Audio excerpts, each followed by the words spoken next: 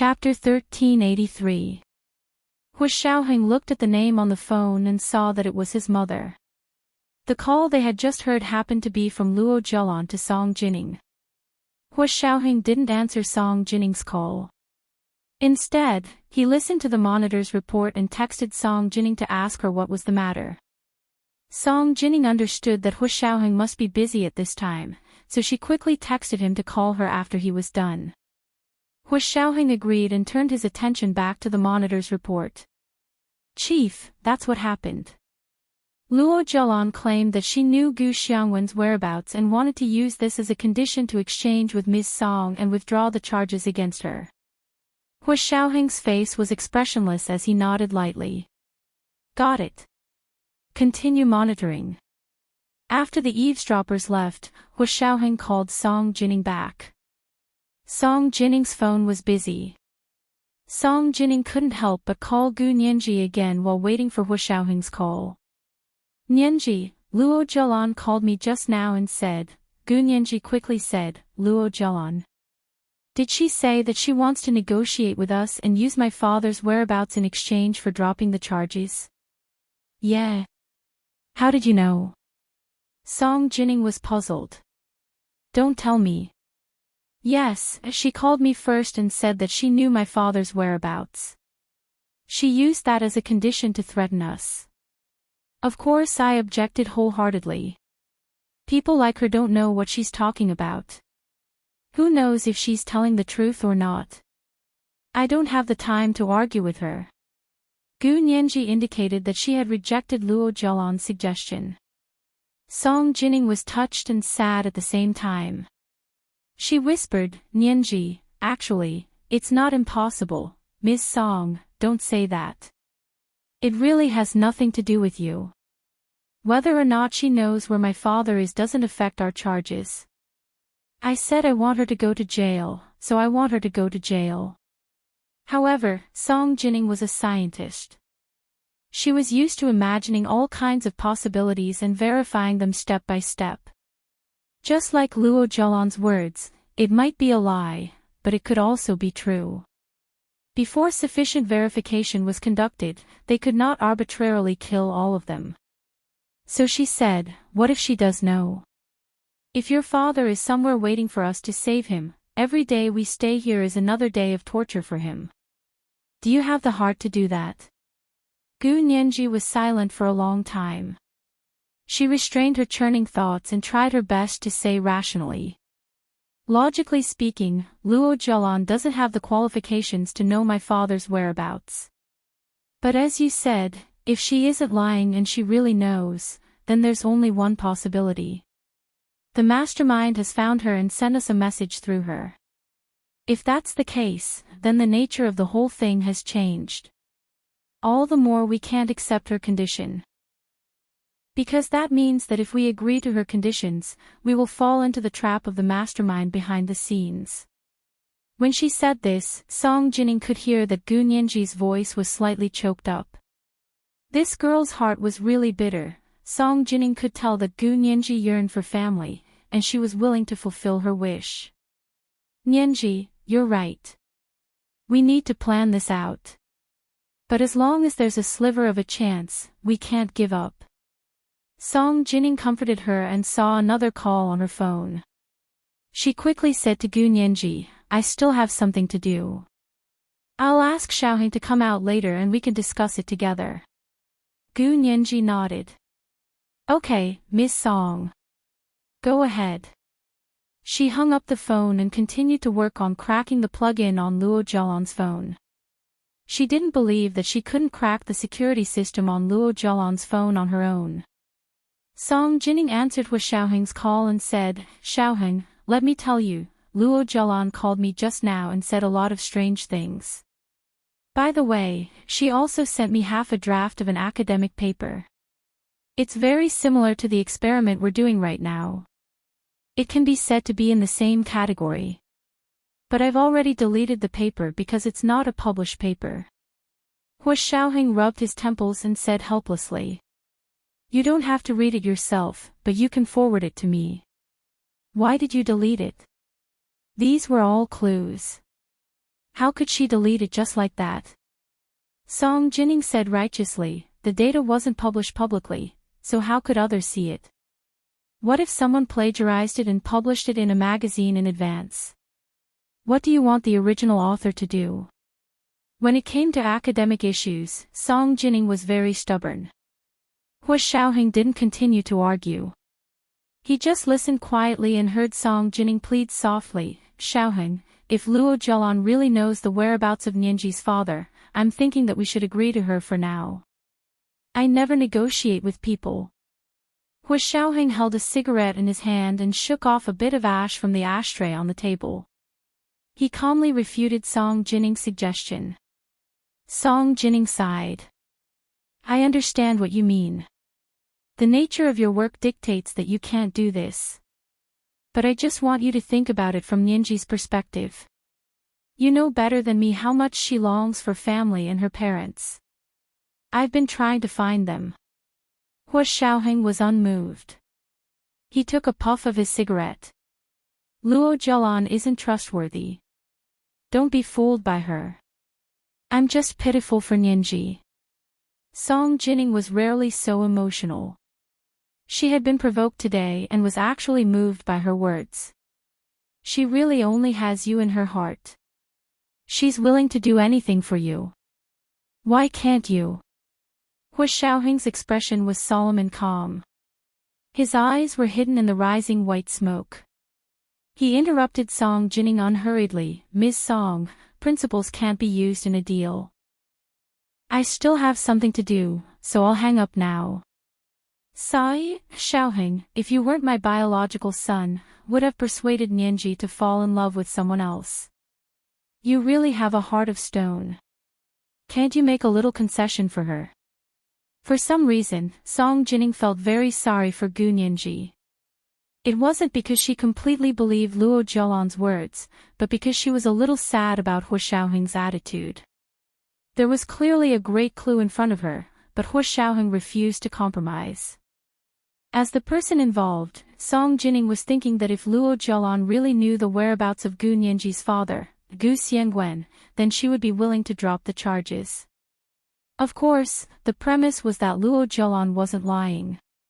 She really knew Gu Xiangwen's whereabouts, no matter how she found out. However, Hua Xiaoheng wasn't even willing to feign civility and quietly verify it. He directly said, I don't negotiate with anyone, and completely blocked this path. Hua Xiaoheng pursed his lips and said, this matter is very complicated. Don't tell Nianji. Do you need me to tell you? Song Jining was furious. Nianji already knew. Before Luo Zhelan called me, she called Nianji first.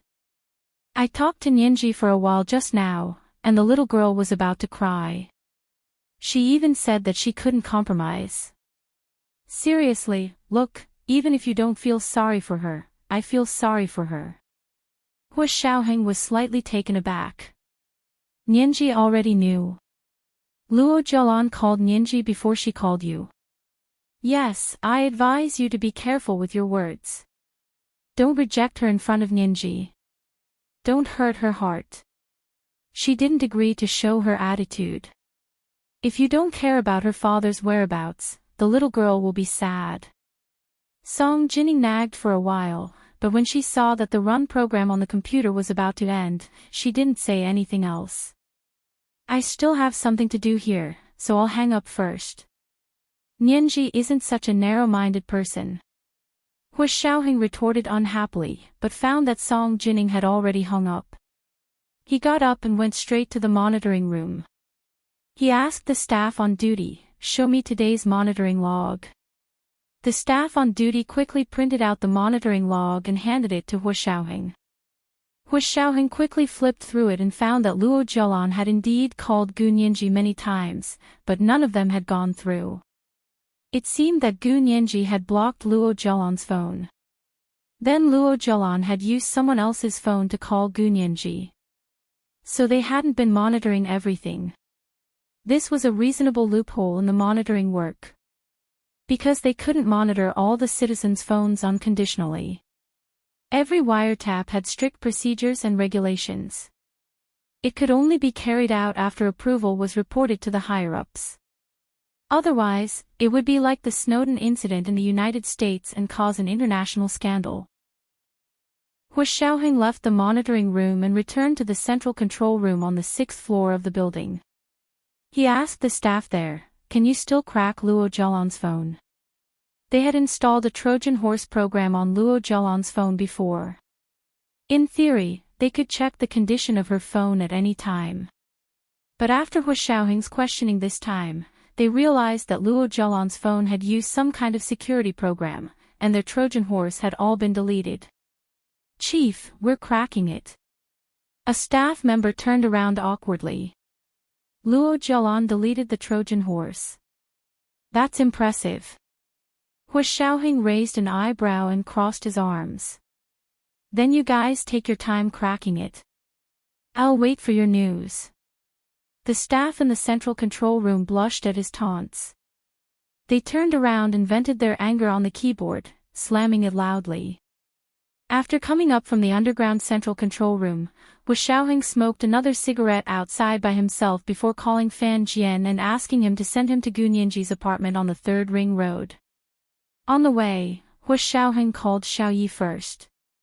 "Major General Hu, what can I do for you?" Xiao Yi's voice came from the phone. It was clear and melodious, and she was very apologetic. Hu Xiaoheng's brows relaxed slightly. He asked calmly, "Where's Nianji? Is she at home?" Xiao Yi looked at Gu Nianji's bedroom and walked out the door with her phone in her hand. She closed the door and whispered, "Major General Hu, I think something's wrong with Miss Gu these 2 days." "What's wrong?" "She's been locking herself in her bedroom and rarely even comes out to eat. A few days ago, she had nothing to do and played games with me every day. She hasn't even logged on to the game for the past 2 days." Hu Xiaoheng frowned. It seemed that Gu Nianji was hiding something from him. Did she want to carry this matter on her own? "I'll be there soon." "Wait a moment." Hu Xiaoheng hung up the phone. His brows were misty, and there was a sense of urgency. This was the first update of the day, Chapter 1372, "If your heart doesn't ache, my heart does." The second update was around 1 in the afternoon, and the third update was around 8 in the evening. Did he need to remind his relatives of their monthly votes and recommendation votes every day? Thank you. Chapter 1384. Half an hour later, Fan Jian's car arrived at the Sanwan apartment where Gu Nianji lived. Hu Xiaoheng got out of the car. His expression was normal as he slowly walked into the elevator. When he arrived at Gu Nianji's floor, Xiao Yi was standing guard at the door waiting for him. Hu Xiaoheng raised his hand. "You can go down." "Yes, Chief." Xiao Yi quickly nodded and walked quickly to the elevator. When the elevator door closed, she saw Hu Xiaoheng push open the door and enter. Gu Nianji sat at her desk, her hands flying across the keyboard of her laptop. Her fingers were slender and slender. Her knuckles were round and soft as if they were boneless. But when she typed, she was very powerful. Just like herself, just from her appearance, she looked like a delicate little girl, the kind that needed to be pampered. But in reality, she was tough and tenacious, not weak at all. Hu Xiaoheng gently pushed open the bedroom door and saw Gu Nianji sitting in front of the computer with her back straight. She was unexpectedly thin. It hadn't even been a week since they last parted, right? How did she become so thin? Hu Xiaoheng stared at her silently and walked over steadily. Gu Nianji was too focused. She was in the middle of the intense calculations of cracking the program. The numbers jumped on her fingertips. Every step she took made her as excited as if she had solved a world problem. She didn't realize that someone had walked in at all. It wasn't until Hu Xiaoheng leaned over from behind her, placed one hand on her chair, and the other forward to hold her mouse that she realized that someone had come. As soon as she turned around, Hu Xiaoheng kissed her on the lips. Hu Xiaoheng retracted his hand and held Gu Nianji's head. He moved his lips around her. The long kiss made Gu Nianji feel suffocated. Her breath was filled with his scent. He was strong and gentle, controlling her body and mind, but still giving her freedom. Gu Nianji retracted her hand and wrapped it around Hu Xiaoheng's neck. She pulled him into her world, gentle and affectionate. Hu Xiaoheng's heart was indeed as cold and hard as Song Jining had said. He gave Gu Nianji the only softness he had. After the kiss, their heads touched and neither of them spoke. Hu Xiaoheng took the opportunity to sit down and put her back to him on his lap. He held her mouse with one hand and looked at her computer. "What are you doing?" His magnetic and deep voice had a captivating charm like a bell. Gu Nianji's ears were burning.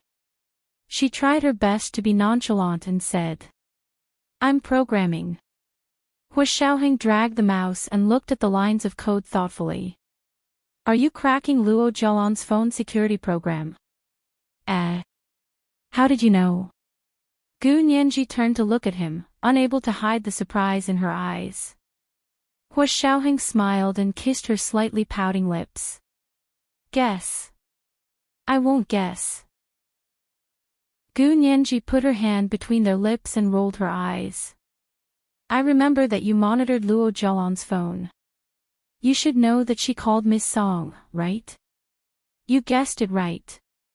I'll reward you with a kiss."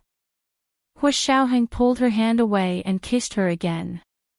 "Gu Nianji," she began to act coquettishly, "if I guess correctly, I'll get a kiss.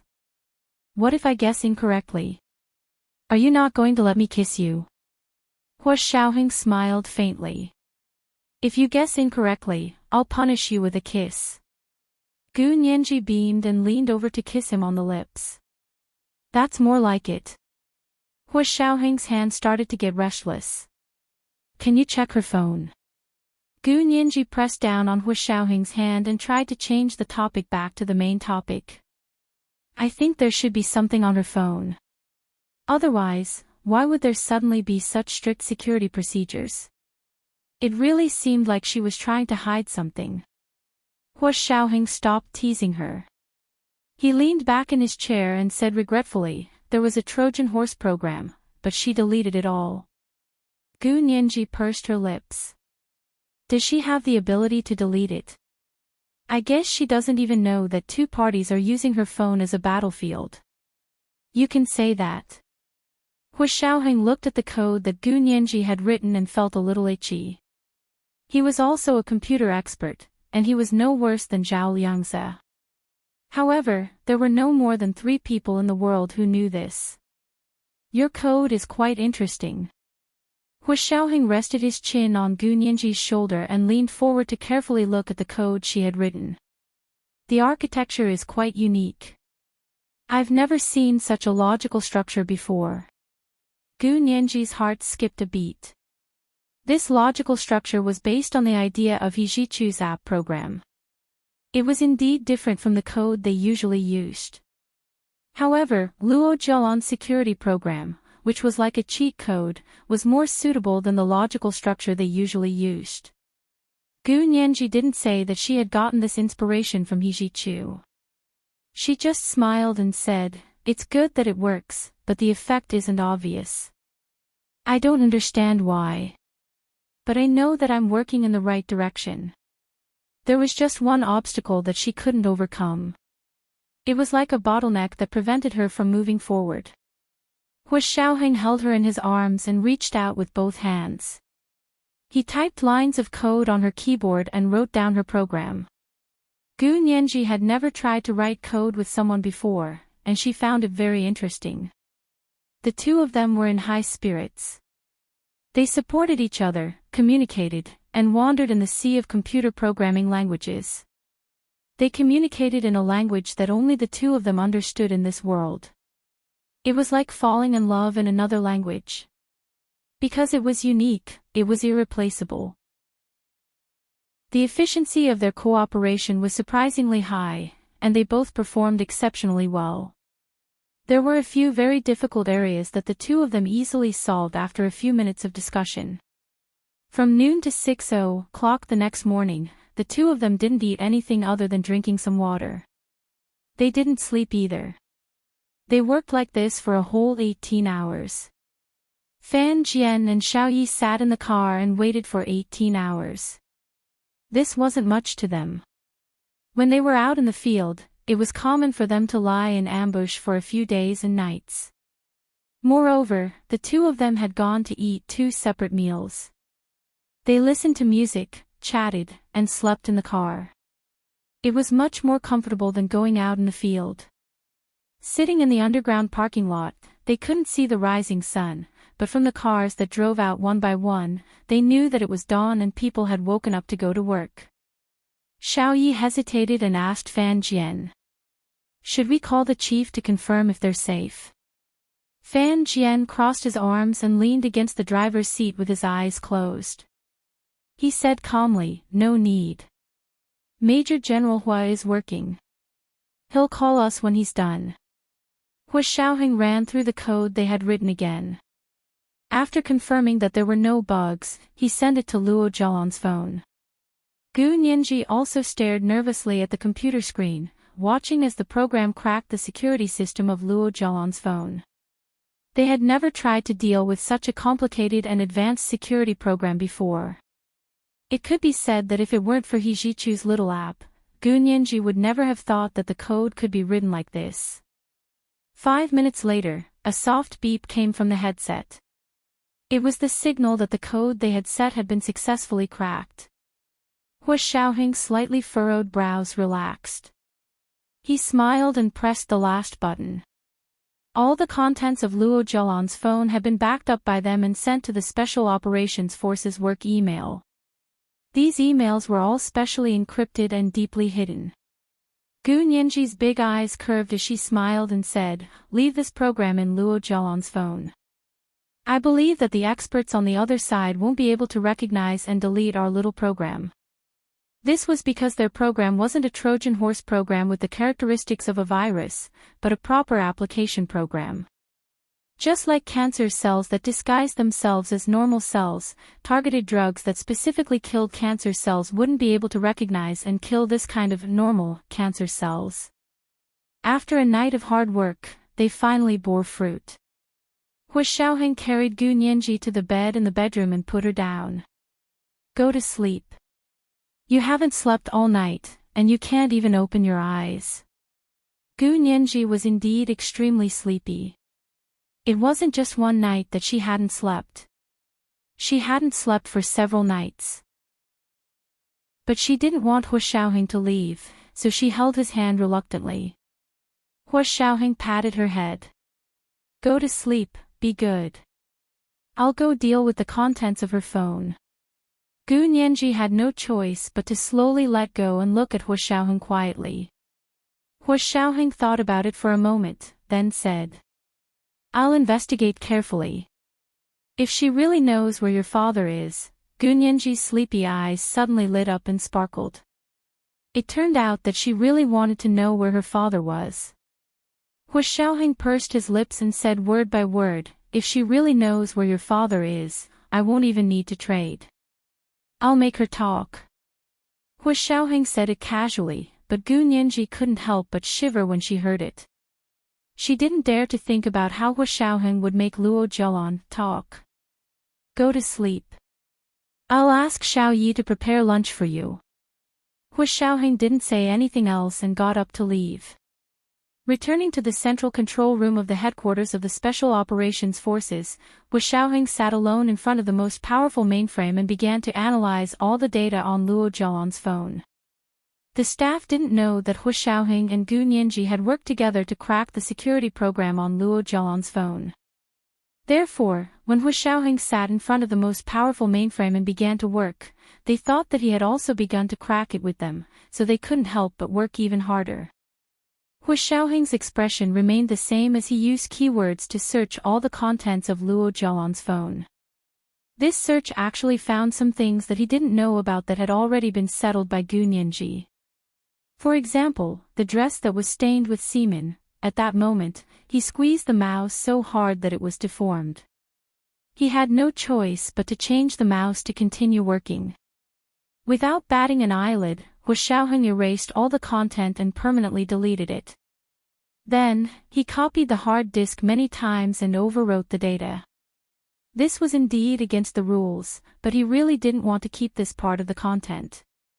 In the future, his political enemies would use it to disgust Gunyinji. Although it had nothing to do with him, it was disgusting to see what Luo Zhelan had said. This was the second update of the day, Chapter 1373, Extraordinary Performance. It was the third update at around 8:00 in the evening. Did he need to remind his relatives of the monthly votes and recommendation votes every day? Thank you. Chapter 1385. After processing this part of the content, Hu Xiaoheng finally saw a few text messages from the invalid number and a screenshot of a shared location. As expected, Luo Zhelan was still in contact with the owner of this invalid number. And the owner of this invalid number was actually Yamaguchi Aiko. She really wasn't dead. Hu Xiaoheng had never believed that Yamaguchi Aiko was dead. Whether she died in the Caribbean Sea or in Europe, he didn't believe it. This was because the news of her death had always been spread by word of mouth. Even if someone had seen her death with their own eyes, no one had seen her body in the end, nor had anyone attended her funeral. And Hu Xiaoheng was in this line of work. He knew how many ways to use death to escape and escape from death. This was the norm for field personnel like them. But this time, Yamaguchi Aiko was connected to that invalid number.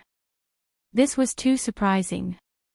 Hu Xiaoheng frowned as he looked at the invalid number displayed on the computer, as well as Luo Zhelan's long text messages. They were all sent to Yamaguchi Aiko. Looking at the screenshot of the shared location, Hu Xiaoheng's eagle-like eyes instantly narrowed. This location looked too familiar. Wasn't this the location of the Cape of Good Hope that they had previously delineated? Zhao Liangze had been stationed there for a year just to search the nearby sea. However, the sea was too big. After a year, they still hadn't had much success. This time, he hoped that their search circle would be narrowed down a little. Hu Xiaoheng sent the latitude and longitude shown on the screenshot of the shared location to Zhao Liangze. At the same time, he ordered him, search this area immediately. If you find anything, report it immediately. He immediately ordered the staff of the Special Operations Forces. Now there is evidence that Yamaguchi Aiko is not dead. Luo Zhelan is involved with Yamaguchi Aiko. Yamaguchi Aiko is a foreign spy wanted by our country. She once gathered intelligence in our country, bribed officials, and cooperated with the former Prime Minister Do Yongxing to interfere in our election. Luo Zhelan is suspected of colluding with and sheltering foreign spies. Immediately go to the court to apply for a search warrant and arrest warrant to search Luo Zhelan's residence and all her electronic network equipment. Hurry! A group of highly efficient Special Operations Forces staff obtained the search warrant and arrest warrant within 15 minutes and rushed to the West Mountain Villa where Luo Zhelan lived. At 8:30 in the morning at the beginning of June, the Shishan Villa area was bathed in the warm morning light. The capital city was already relatively hot, but the West Mountain was surrounded by towering mountains, dense forests, and fresh air. The temperature was about 10 degrees lower than in the city. The climate here was pleasant, neither hot nor cold. Luo Zhelan was still asleep on the bed. She had spent 48 hours in the detention center and was exhausted. She really did not want to go through that kind of life again. Now that she had victory in her hands, it all depended on Gunyinji's reaction, so she slept very soundly.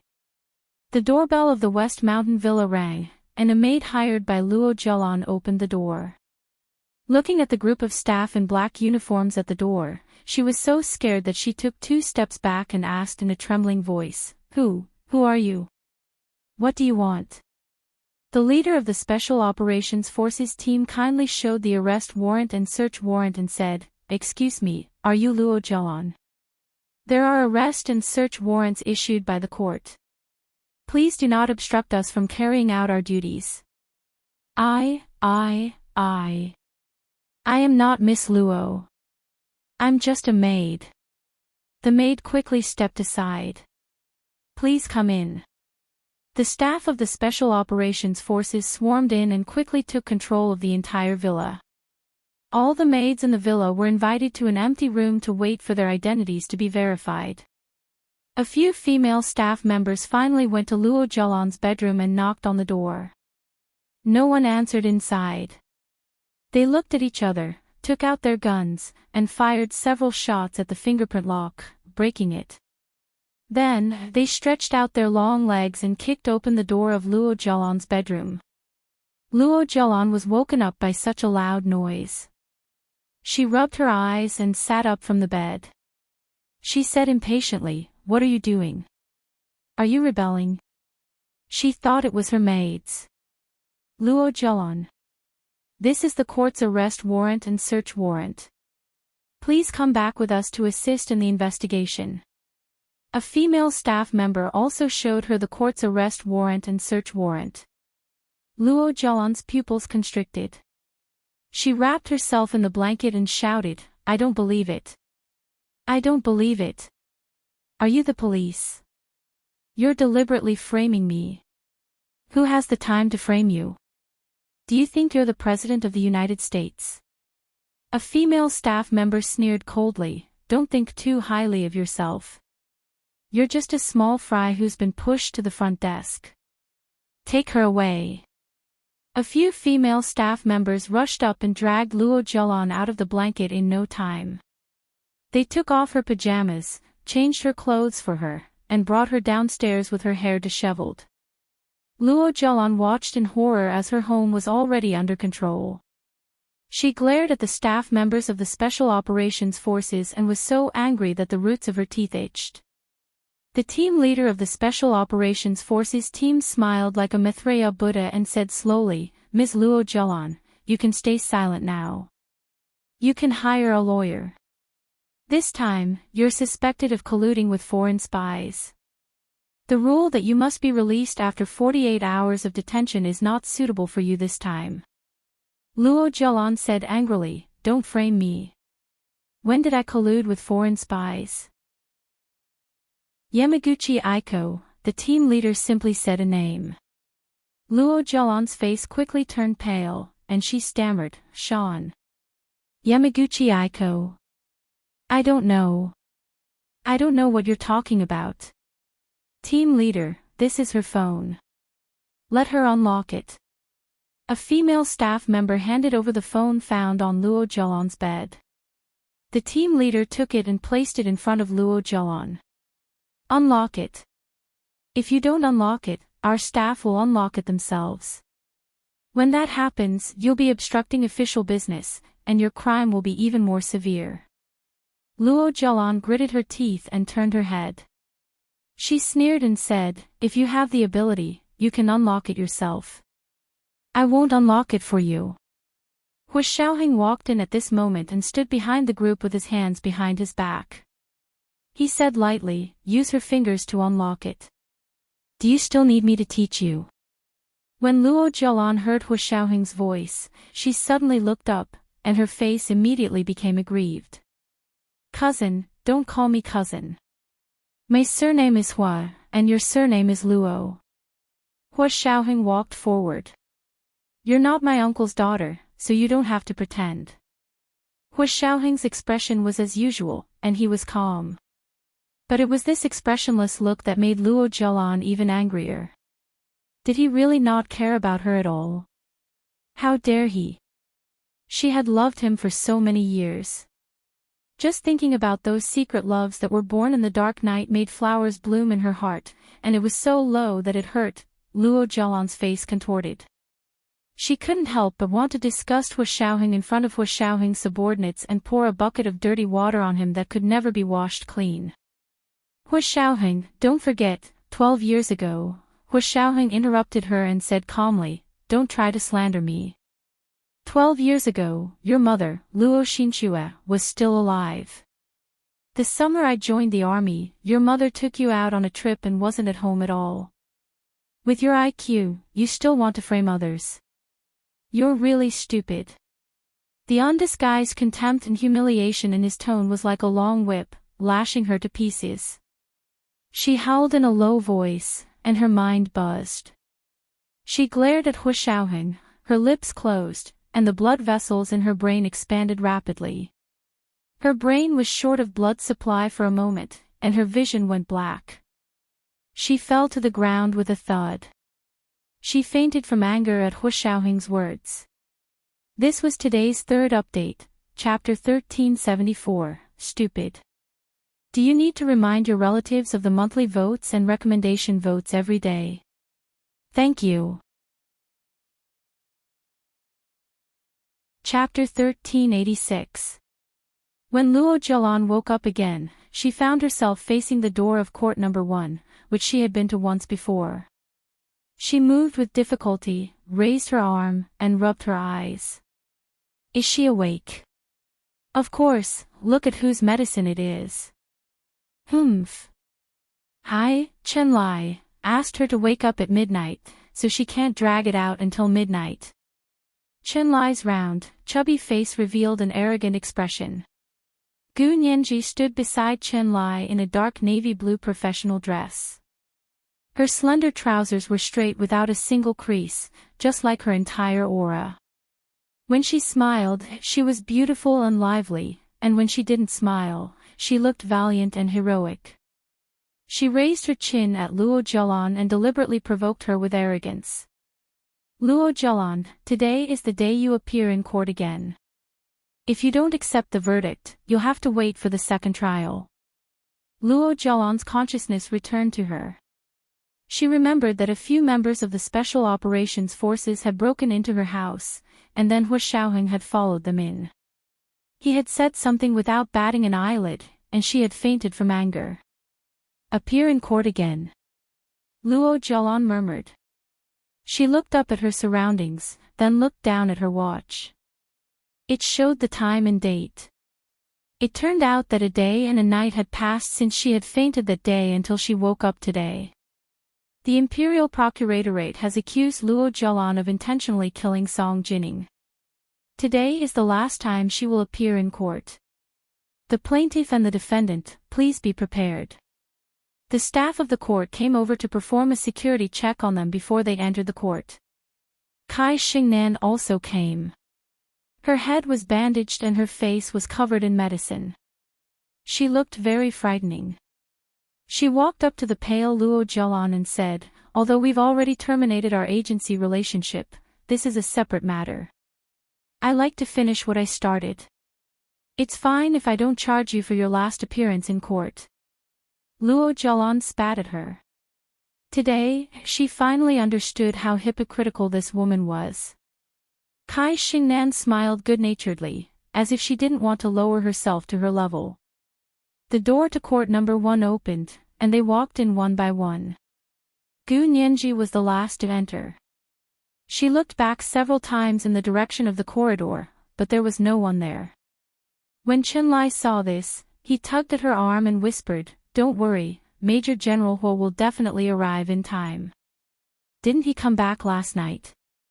Yes, but there's important news from Little Zay. He has to take command. When the matter is settled, he will bring his men over. Gu Nianji nodded. I hope so. However, she also knew that Zhao Liang's business was Hu Xiaoheng's business. Who knew how long it would drag on? She could only do her best. They followed Chen Lai through the doors of courtroom 1. The judge, a court clerk, and other relevant personnel were already seated at the head of the table. Luo Jialan and Kai Xingnan sat in the dock. Neither of them looked at the other. It didn't look like the relationship between a lawyer and a client at all. Gu Nianji sat with the prosecutor. Luo Jining didn't come today.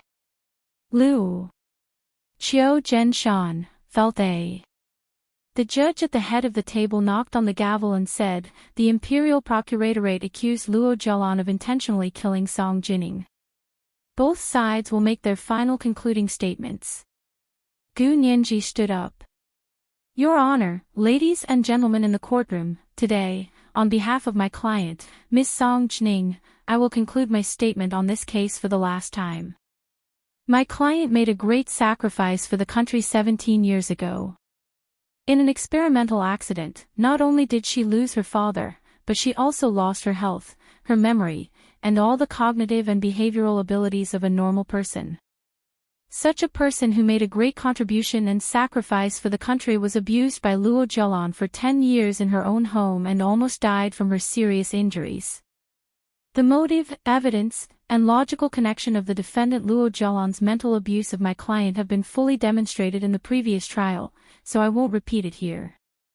I pray that the court will consider my client's great contribution and sacrifice, and consider that the defendant Luo Zhelan has been scheming for 10 years to hide her background and attempt to kill my client, and give her a heavy sentence. After Gu Nianji finished speaking, she bowed to everyone in the courtroom. Everyone was infected by her emotions and looked at Luo Zhelan with disgust. They despised her very much. At this time, it was the defendant's turn to speak. It was supposed to be Luo Zhelan's lawyer, Kai Xingnan, who gave the speech, but because they had already terminated their relationship as attorneys, the judge asked, Defendant Luo Zhelan, do you agree to let your former defense lawyer, Kai Xingnan, make the final concluding statement? Luo Zhelan was now completely awake. She had been unconscious for a day and a night, but her mind didn't seem to be affected much. Perhaps it was because the other party had given her good medicine. Luo Zhelan composed herself and thought to herself that she was already in a quagmire anyway, and there was no hope for her in this lifetime. One case after another, as long as the other party didn't gag her mouth, she would tell them all about it. Hua Xiaoheng's words that day were extremely humiliating.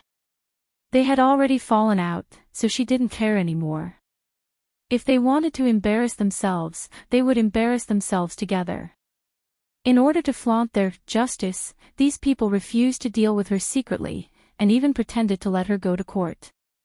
Then she wouldn't be polite. Luo Zhelan stood up and shook her head. I don't trust her. I want to defend myself. The judge raised his hand. Go ahead. Therefore, she imitated Gu Nianji and bowed to the people in the courtroom. She said, Your Honor, what I want to say is that although I have indeed failed to take good care of Ms. Song all these years, I really didn't mean to kill her on purpose. I had no idea that her health had deteriorated because I'm not a doctor. And there's a reason why I treated Ms. Song like this. Luo Zhelan looked at Gu Nianji maliciously. That's because 12 years ago, I was violated. I was still underage at the time. Gu Nianji, F***ck. This woman really didn't give up. Gu Nianji immediately stood up and said calmly, Luo Zhelan, 12 years ago, your mother took you out on a trip to the Rhine Mountains in the south, didn't she? Luo Zhelan's rhythm was interrupted, and she was immediately stunned. She instinctively asked, How do you know? You just have to answer yes or no. Luo Zhelan nodded and said frankly, Yes, my mother did take me to the Rhine Mountains for a trip. But do you know why I went to a remote place like the Rhine Mountains? Because your fiancé, my eldest cousin, Hua Xiaoheng, enlisted in the army that year and went to the Rhine Mountains for recruit training. That year, she couldn't suppress her longing and urged her mother, Luo Xinxue, to take her to the Rhine Mountains to see Hua Xiaoheng. On the surface, she said that she was going to the Rhine Mountains to see what the place Major General Hua was like so that she could explain to the Hua family when she came back. Luo Xinxue didn't suspect anything at the time, and she also wanted to care about Hua Xiaoheng, so she took her to the Rhine Mountains. 12 years ago, that place was very backward and poor. There was only a small, run-down hotel in the mountains for dozens of miles. Luo Zhelan's eyes flashed, and she forced herself to come back to her senses. She continued. It was there that I was violated. Gu Nianji narrowed her eyes. She didn't expect Luo Zhelan to be so good at misleading. She first said that she had gone to the Rhine Mountains, then said that Hua Xiaoheng had gone to the Rhine Mountains for recruit training, and finally said that she had been violated in the Rhine Mountains. If it had been someone with a bad brain, they would have directly made such a logical connection in their mind. Luo Jialan was in the Rime Mountains plus Hu Shaoheng was in the Rime Mountains plus Luo Jialan was violated in the Rime Mountains equals Luo Jialan was violated by Hu Shaoheng in the Rime Mountains. In this way, Luo Jialan didn't say a word about being violated by Hu Shaoheng, but it left such an impression. It could only be said that it was fortunate that they were in court. The people here weren't so simple-minded, and they weren't easily led by Luo Jialan. Gu Nianji coughed lightly and said, "Because you were violated in the Rime Mountains, you have a reason to deliberately abuse and kill Miss Song Jining? I don't understand this logic either." "Huh, you're deliberately not understanding, aren't you?" Luo Jialan sneered. "Anyway, I'm already in your hands. You can judge me however you want. Why are you pretending?" Gu Nianji walked up to her and said with a cold face, "Luo Jialan, you can't leave the training camp during recruit training." "What do you mean?" "Not to mention that the Rime Mountains are so big. Don't deliberately hint at this and that. No one is more stupid than you. You'll insinuate that it's an innocent person." Could it be that I imagined that I was violated in the Rime Mountains?" Luo Jialan was also angry. After so many years of forbearance, she really couldn't accept this outcome. "Yes, let's assume that you were violated in the Rime Mountains. It wasn't your imagination. Then let me ask you, why didn't you call the police 12 years ago? Why did you keep the evidence and wait until today to take it out?" Gu Nianji actually took out Luo Jialan's dress as evidence. "Luo Jialan, take a look. Is it this dress? The semen spots on it were left behind by the person who violated you." Luo Jialan looked at the silk dress that was a mess of red and white flowers stained with ink. It really seemed to be her dress, but she was still worried. She reached out and said, "Let me see." Gu Nianji handed the dress in the plastic bag to Luo Jialan. Luo Jialan pulled out the dress from the bag and shook it open to take a quick look. It was indeed her dress. She had marked it in a secret place, and no one had discovered the secret. She nodded. "Yes, that's the one. Because I always thought it was someone I respected who had done this to me, I didn't tell on him. Of course, I might have been mistaken." Luo Jialan said pitifully, "But I really thought it was him." Although she didn't say who this Keith was, everyone already knew. Gu Nianji looked at her disdainfully and was about to continue speaking when there was a loud bang. The door to the courtroom was pushed open, and Hu Shaoheng, dressed in a handsome uniform, walked in. Behind him were two police officers who were escorting a dejected, balding, greasy, middle-aged man in a prison uniform. He was short and fat, less than 1.6 meters tall. As soon as she saw him, Luo Jialan's pupils shrank to the size of a grain of rice, then quickly relaxed. Even her breathing became labored. Hu Shaoheng raised his hand. A police officer walked up from behind him with a file in his hand and handed it to the court clerk. He said, "This man's name is Hao Yin, and he's the former owner of the Rime Mountain Hotel. He's suspected of being involved in several sexual assault cases. According to his confession, one of them happened 12 years ago. We verified it and found that it was consistent with Luo Jialan's account." The police officer pointed to the file again. "Inside is the DNA sequencing results of this person. It's exactly the same as the DNA test results of the semen stains on the dress provided by Ms. Luo Jialan." In fact, Hu Shaoheng had only found the boss's record after he had entered the DNA sequencing results of the semen stains on the dress into the nationwide police system database. He had already been sentenced to more than 20 years for sexual assault, and had already served 4 or 5 years in prison. And Luo Jialan's case was just one of the many he had committed. Back then, when he ran that small hotel, he had done something to many single women traveling on the Rime Mountain. But in the end, only 2 or 3 women came forward to testify against him. Otherwise, he wouldn't have only been sentenced to more than 20 years. Gu Nianji walked up to him and asked him, "Hao Yin, do you know this person?" She pointed at Luo Zhelan, who was pale in the dock. Hao Yin turned around and grinned at her. "Of course I know her. She's the prettiest, the best figure, the most tender and tightest of all the women I've ever slept with. She's also the only one." "Shut up." Luo Zhelan's face turned from white to red. She was so angry that her hands were trembling. I don't know you. It's not you. It's not you. It's not you. Ha ha ha ha. You think of me as your good brother. That trembling voice isn't bad, right? Although it's been so many years, I've still been thinking about you. The wretched man almost revealed the details of the incident in court. Even the judge couldn't stand it anymore. He quickly knocked the gavel and said, "Enough. After the suspect is identified, take him away and wait for trial." Luo Zhelan couldn't stand the nausea anymore. She covered her mouth and retched. Gu Nianji raised an eyebrow and walked to Luo Zhelan's side. She lowered her voice and said, "You finally understand how we feel. When you made up rumors about my fiancé, I felt the same way you felt when you saw this disgusting, wretched man. It's disgusting."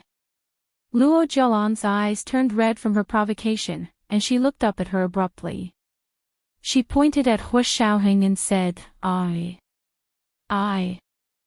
I always thought it was him. I was drugged at the time." She looked at Gu Nianji, then at Hu Xiaoheng, who had an indifferent expression on his face.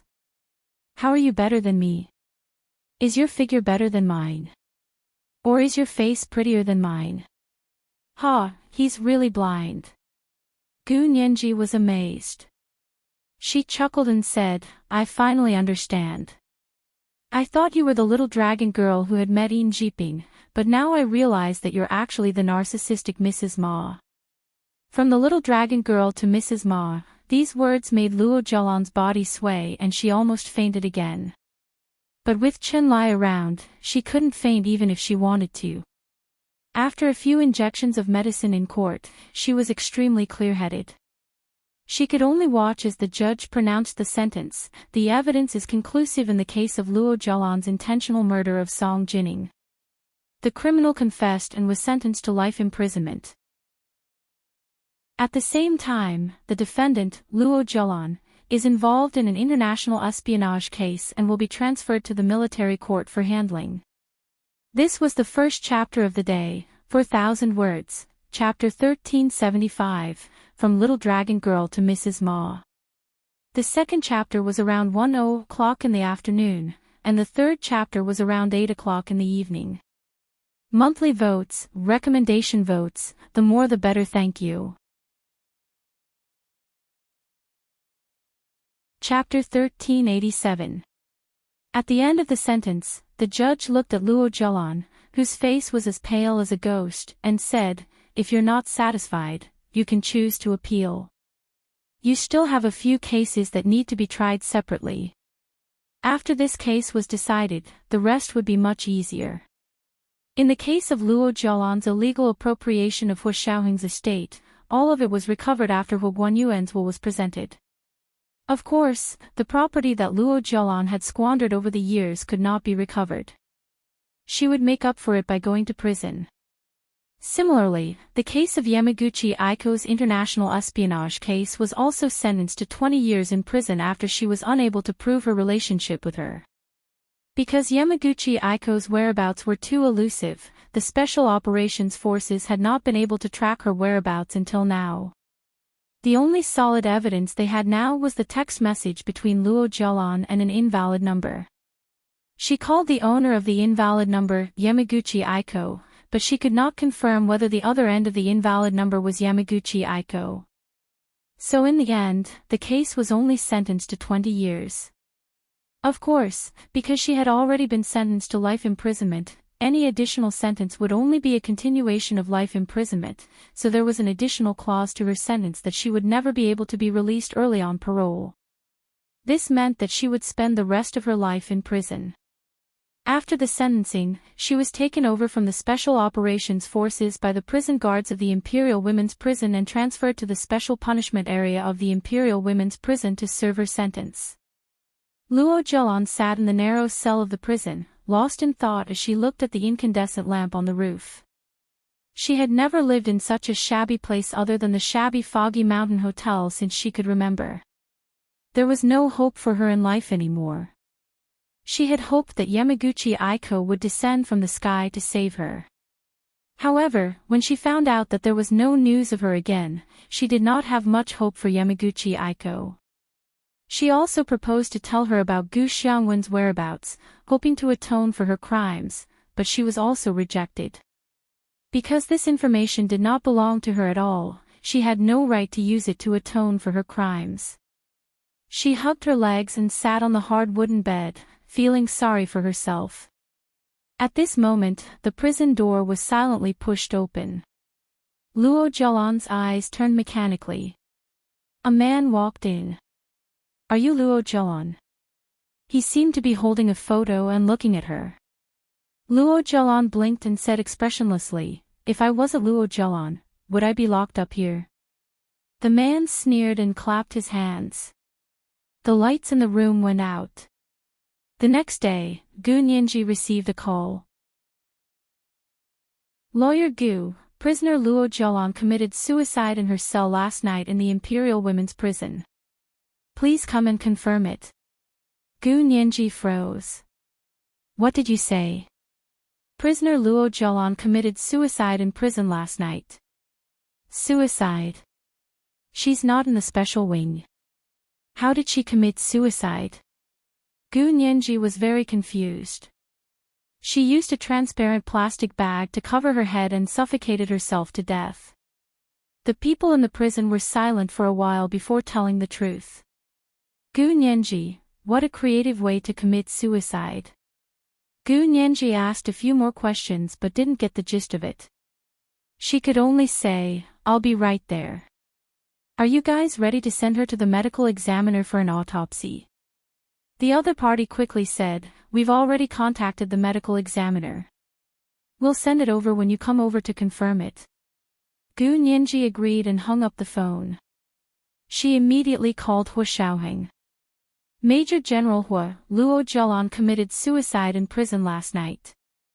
Hua Xiaoheng, she had just been transferred from the Special Operations Forces, and she had already committed suicide. The prison security was really bad. "How did she die?" Hua Xiaoheng asked calmly with his Bluetooth headset on. He played with the lighter Gu Nianji had given him in one hand and held a cigarette in the other. He didn't light it. Gu Nianji whispered, "I heard she suffocated herself with a plastic bag." "Hua Xiaoheng, I'm going to the prison to confirm it right away." Gu Nianji had already started packing her things. "Are you going?" Hua Xiaoheng shook his head. "Let Xiao Yi accompany you. I still have something to do here." He didn't care about the cause of Luo Zhelan's death at all. To him, sentencing Luo Zhelan for all her crimes was already the end of the matter. As for whether she continued to serve her sentence, committed suicide, or was killed, he didn't care at all. He actually wasn't such a cold person, but Luo Zhelan's actions, whether it was the abuse of his mother, Song Jining, or the humiliation of his character, had already crossed his bottom line, so he didn't want to devote any more energy or time to her. Gu Nianji also didn't want Hua Xiaoheng to continue paying attention to Luo Zhelan's case. In her opinion, Luo Zhelan had really gone too far. It wasn't illegal to like a person, but it was really unacceptable to like a person to the point that if she couldn't get that person, she would destroy them by slandering them. Xiao Yi drove Gu Nianji to the Imperial Women's Prison to confirm the news of Luo Zhelan's death. On the way, Gu Nianji propped her head up with her hand and said tiredly, "This Luo Zhelan is really too much." She was adopted by Uncle Hua and became the Hua family's daughter. She's much luckier than many people. Why is she still so insatiable? You've been sentenced, so you should serve your sentence well. You can spend the rest of your life in prison. Why did you have to commit suicide to gain attention? Xiao Yi smiled. Of course, a person's heart isn't enough. When she has nothing, just give her a bowl of porridge and she'll be grateful to you for the rest of her life. However, when you bring her home and share your wealth with her, she will ask for more. She will think, why don't you give her all your wealth? Since you've already given her half, shouldn't you give her the other half as well? Ridiculous. Gu Nianji scoffed. I still think it's because of her personal reasons. At least her biological father and mother are good. She's the only one who's especially greedy. That's also possible. Xiao Yi nodded and skillfully turned a corner. She brought Gu Nianji to the Imperial Women's Prison. Since ancient times, there had been a saying in the imperial capital that, the rich in the east and the noble in the west, the poor in the south and the lowly in the north. The women's prison was located at the foot of Yan Mountain, north of the imperial capital. The gray stone building looked like a gray space fortress, and there were very few windows. The high walls were surrounded by electrified barbed wire, and there were cameras monitoring from all directions. Gu Nianji got out of the car and looked up at the door. She put her hands in her pockets. She had rushed over at the last minute today. She was still wearing a pair of white sneakers and a juicy couture brown velvet sweater. She was wearing a maroon couture velvet sweater and carrying a backpack. She looked like a college girl who had just entered university. Xiao Yi glanced at her and secretly admired Gu Nianji's beauty. She walked into the prison gate with her. Gu Nianji showed her ID and asked to see Luo Zhelan's face to confirm her identity. What if someone secretly made a move and used someone else's body to pretend to be Luo Zhelan? She had to be careful. The prison guard who received them was a chubby middle-aged woman. She eagerly led Gu Nianji and Xiao Yi to the cell where Luo Zhelan was staying. She introduced them, the forensic doctor just came and is examining inside. Then he'll be sent to the hospital for further dissection. Gu Nianji chatted with the prison guard as she listened. She quietly asked for a lot of information. Xiao Yi walked behind them and looked around warily. When they arrived at the door of Luo Zhelan's cell, the middle-aged woman's prison guard stopped and said, "This is the place. The scene hasn't been touched. You can go and confirm it." Gu Nianji poked her head inside and was about to step in. Xiao Yi caught a glimpse of a cold light flashing in the cell from the corner of her eye. Her heart skipped a beat. She suddenly kicked the prison guard beside Gu Nianji away. Then, she pounced over and hugged Gu Nianji from behind.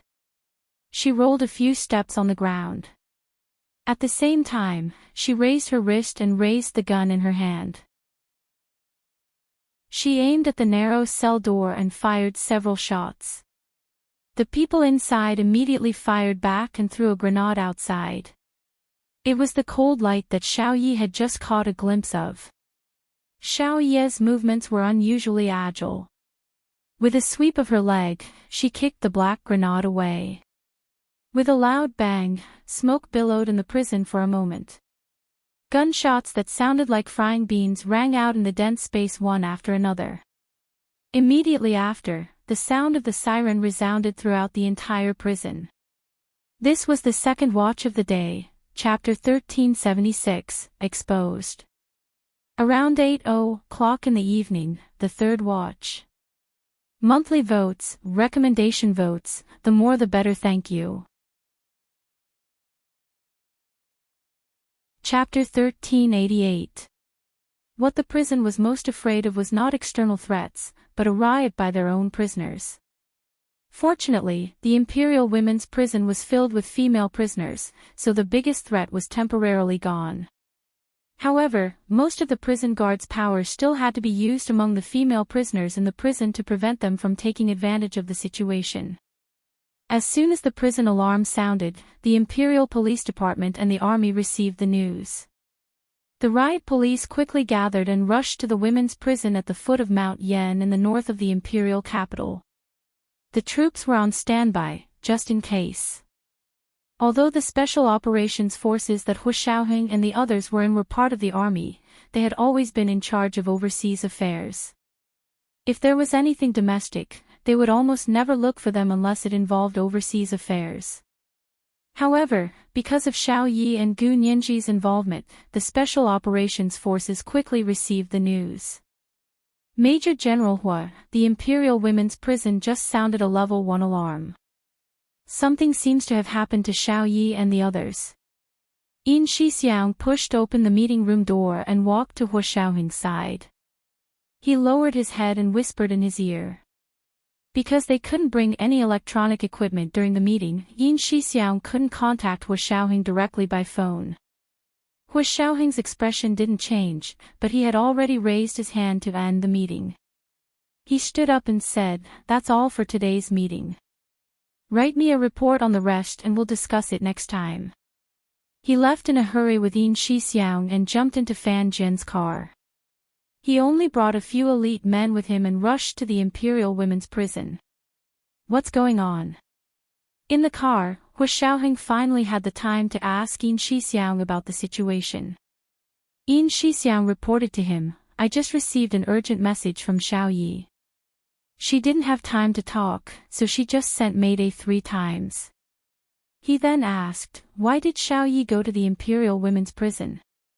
In their line of work, this was considered a more serious distress signal, but it wasn't the most serious. Hua Xiaoheng made up his mind and said, "Nianji took Xiao Yi to the Imperial Women's Prison today to confirm Luo Zhelan's death." Yin Shixiang was stunned for a moment. He patted his head and said in surprise, "Luo Zhelan is dead." And then something happened in the prison. Hua Xiaoheng looked out of the car window and said calmly, "Luo Zhelan probably didn't commit suicide." The other party used the news of Luo Zhelan's death as bait. Fortunately, Xiao Yi followed Nianji. Otherwise, the consequences would be unimaginable. Yin Shixiang clicked his tongue. With Xiao Yi here, they really didn't need to worry too much. If she couldn't even deal with a few thieves who had broken into the prison, Xiao Yi would have wasted her reputation as a night owl. In front of Luo Zhelan's cell in the prison, Xiao Yi had already taken the initiative. The 3 people in Luo Zhelan's cell were all killed by her. Another person rushed out with a semi-automatic modified gun, trying to escape through the door while they were dodging. However, Xiao Yi was extremely valiant. She rolled a few times and rushed to the man's feet in the rain of bullets. She kicked the man's crotch.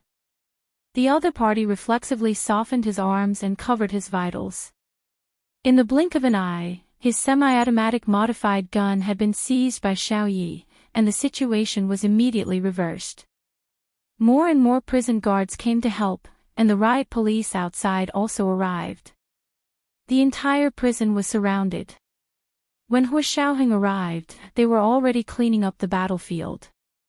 However, Xiao Yi was still very vigilant in protecting Gu Nianji and did not leave the scene for the time being.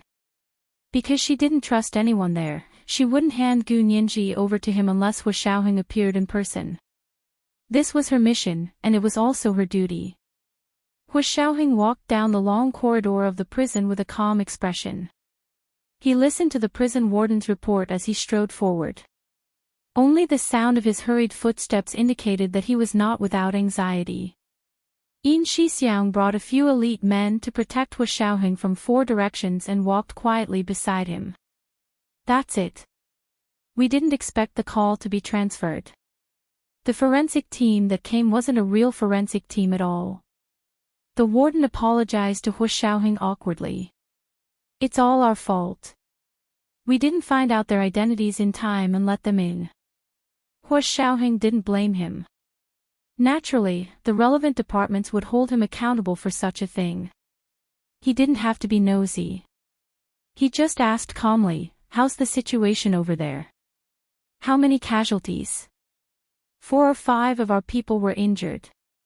They were all minor injuries, but no deaths. The 4 of them were all killed by Lawyer Gu's female bodyguard. The smile on Hua Xiaoheng's face disappeared in a flash. He had handed Gu Nianji over to Xiao Yi. There was indeed no mistake. However, even though he was mentally prepared, Hu Xiaoheng's heart still clenched when he arrived in front of Luo Zhelan's cell and saw the mess in front of him. There were potholes everywhere, and the walls were riddled with bullet holes. He looked up and saw Xiao Yi standing at the door of the cell with a semi-automatic gun in her hand. Gu Nianji was tightly protected behind her. Hu Xiaoheng stopped in his tracks. "It's fine. I'm here to pick you up." Gu Nianji's gaze lingered on Xiao Yi for a while. Gu Nianji could handle the sudden situation today, so she wasn't particularly afraid. However, Xiao Yi's attack really shocked Gu Nianji. Not to mention her agile movements, the key was that Gu Nianji felt that her every move was exceptionally familiar.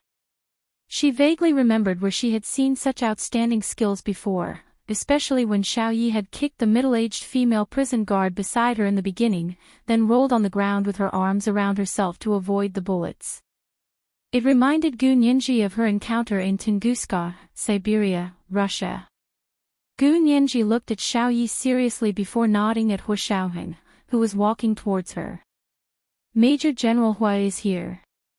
I still have to go inside to confirm the cause of Luo Zhelan's death." As she spoke, she turned around and walked into the cell. Yin Shixiang touched his head in surprise. "Nianji, you're getting bolder." Hu Xiaoheng curled his lips and followed her in. Xiao Yi didn't go in, nor did she greet Yin Shixiang and the others. She raised the semi-automatic modified gun in her hand with a solemn expression and stopped Yin Shixiang and the others. "Stop. Who are you?" Although she knew Yin Shixiang, she was Gu Nianji's bodyguard at this time, so she shouldn't know Yin Shixiang. Yin Shixiang also understood, but he didn't show that he was very familiar with her. He frowned and said, "The chief has gone in. I have to go in to protect his safety." As he spoke, he showed Xiao Yi his ID. Xiao Yi looked at his ID carefully before raising the tip of the gun to let them in. Inside the cell, Luo Zhelan was sitting on the ground with a plastic bag covering her head. She had been dead for a long time. Gu Nianji looked carefully and said, "From the figure, it's indeed Luo Zhelan, but we still have to conduct a DNA test to confirm her identity." Hu Xiaoheng put his hands behind his back and responded. He called Yin Shixiang over to take a sample. They shouldn't have been the ones to do this, but if it weren't for the fact that the forensic doctor had ambushed Gu Nianji today, Hu Xiaoheng wouldn't have intervened. Now, like Xiao Yi, they didn't trust anyone in the prison. "Major General Hua, do you think they accidentally let those people in?" Yin Shixiang asked in a low voice. "Do you think I believe them?" Hu Xiaoheng said calmly. He looked away and glanced at Gu Nianji. "Let's go. I'll leave this to Big Xiong." This was the third update of the day, Chapter 1377, Exceptionally Familiar. Monthly votes, recommendation votes, the more the better, thank you.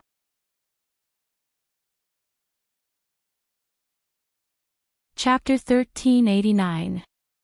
Hu Xiaoheng calmly held Gu Nianji's hand and led her out of the gate of the Imperial Women's Prison. Xiao Yi threw the semi-automatic modified gun to Yin Shixiang and said, "This is the weapon those people brought in. I'm wearing gloves, so I didn't leave any fingerprints."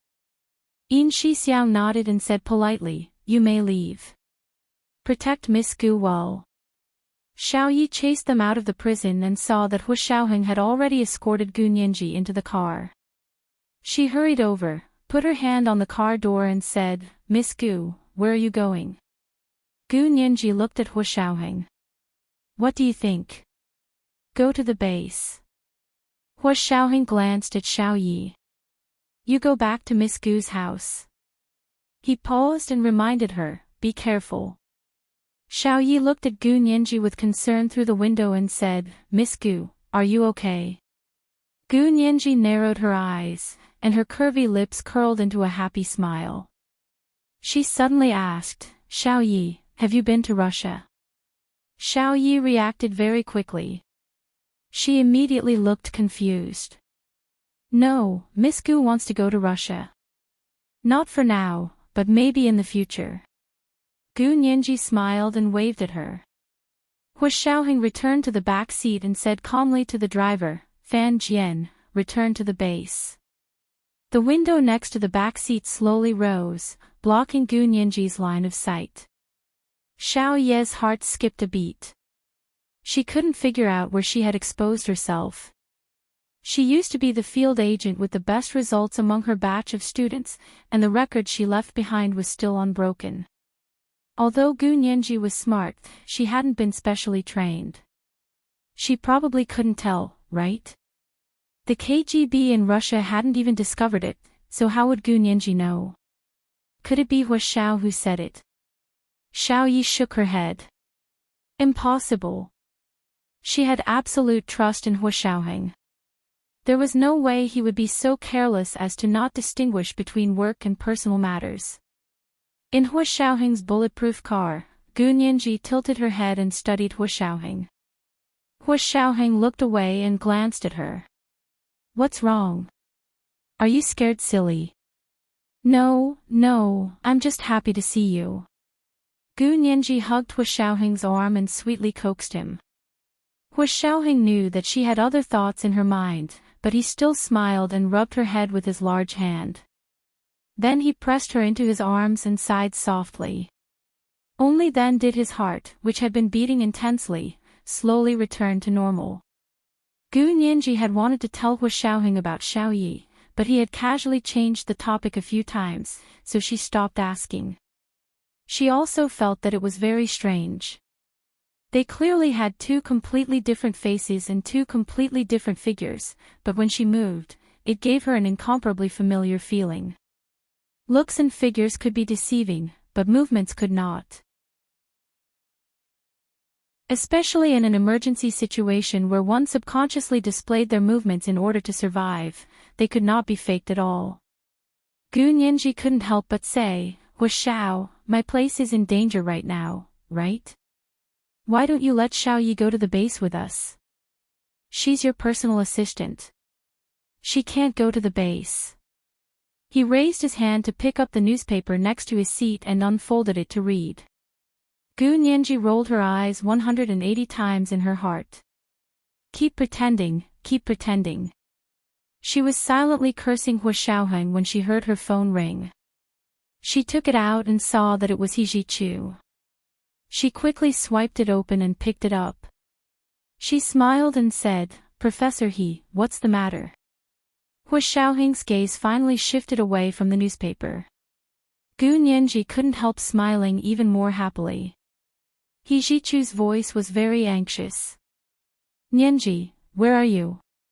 Are you okay? Gu Nianji's heart skipped a beat. She opened the location sharing on her phone and saw the small icon representing He Zhichu flying towards the foot of Yan Mountain. She then looked at the hot news on Weibo. It was densely packed with news of the attack on the Imperial Women's Prison. He Zhichu knew her location.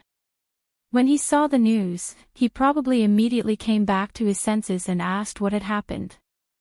Gu Nianji quickly said, Professor He, I'm in Major General Hua's car. Yes, I'm already out. It's fine, it's fine. But Luo Zhelan has something to do. I'll tell you in detail when I get home. He Zhichu was driving on the highway to the Imperial Women's Prison at the foot of Yan Mountain.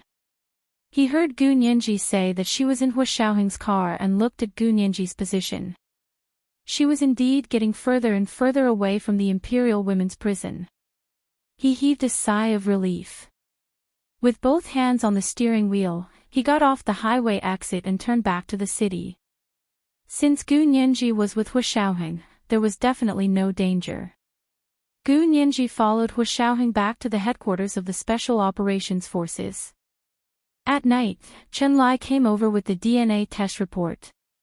Major General Hua, the deceased is indeed Luo Zhelan.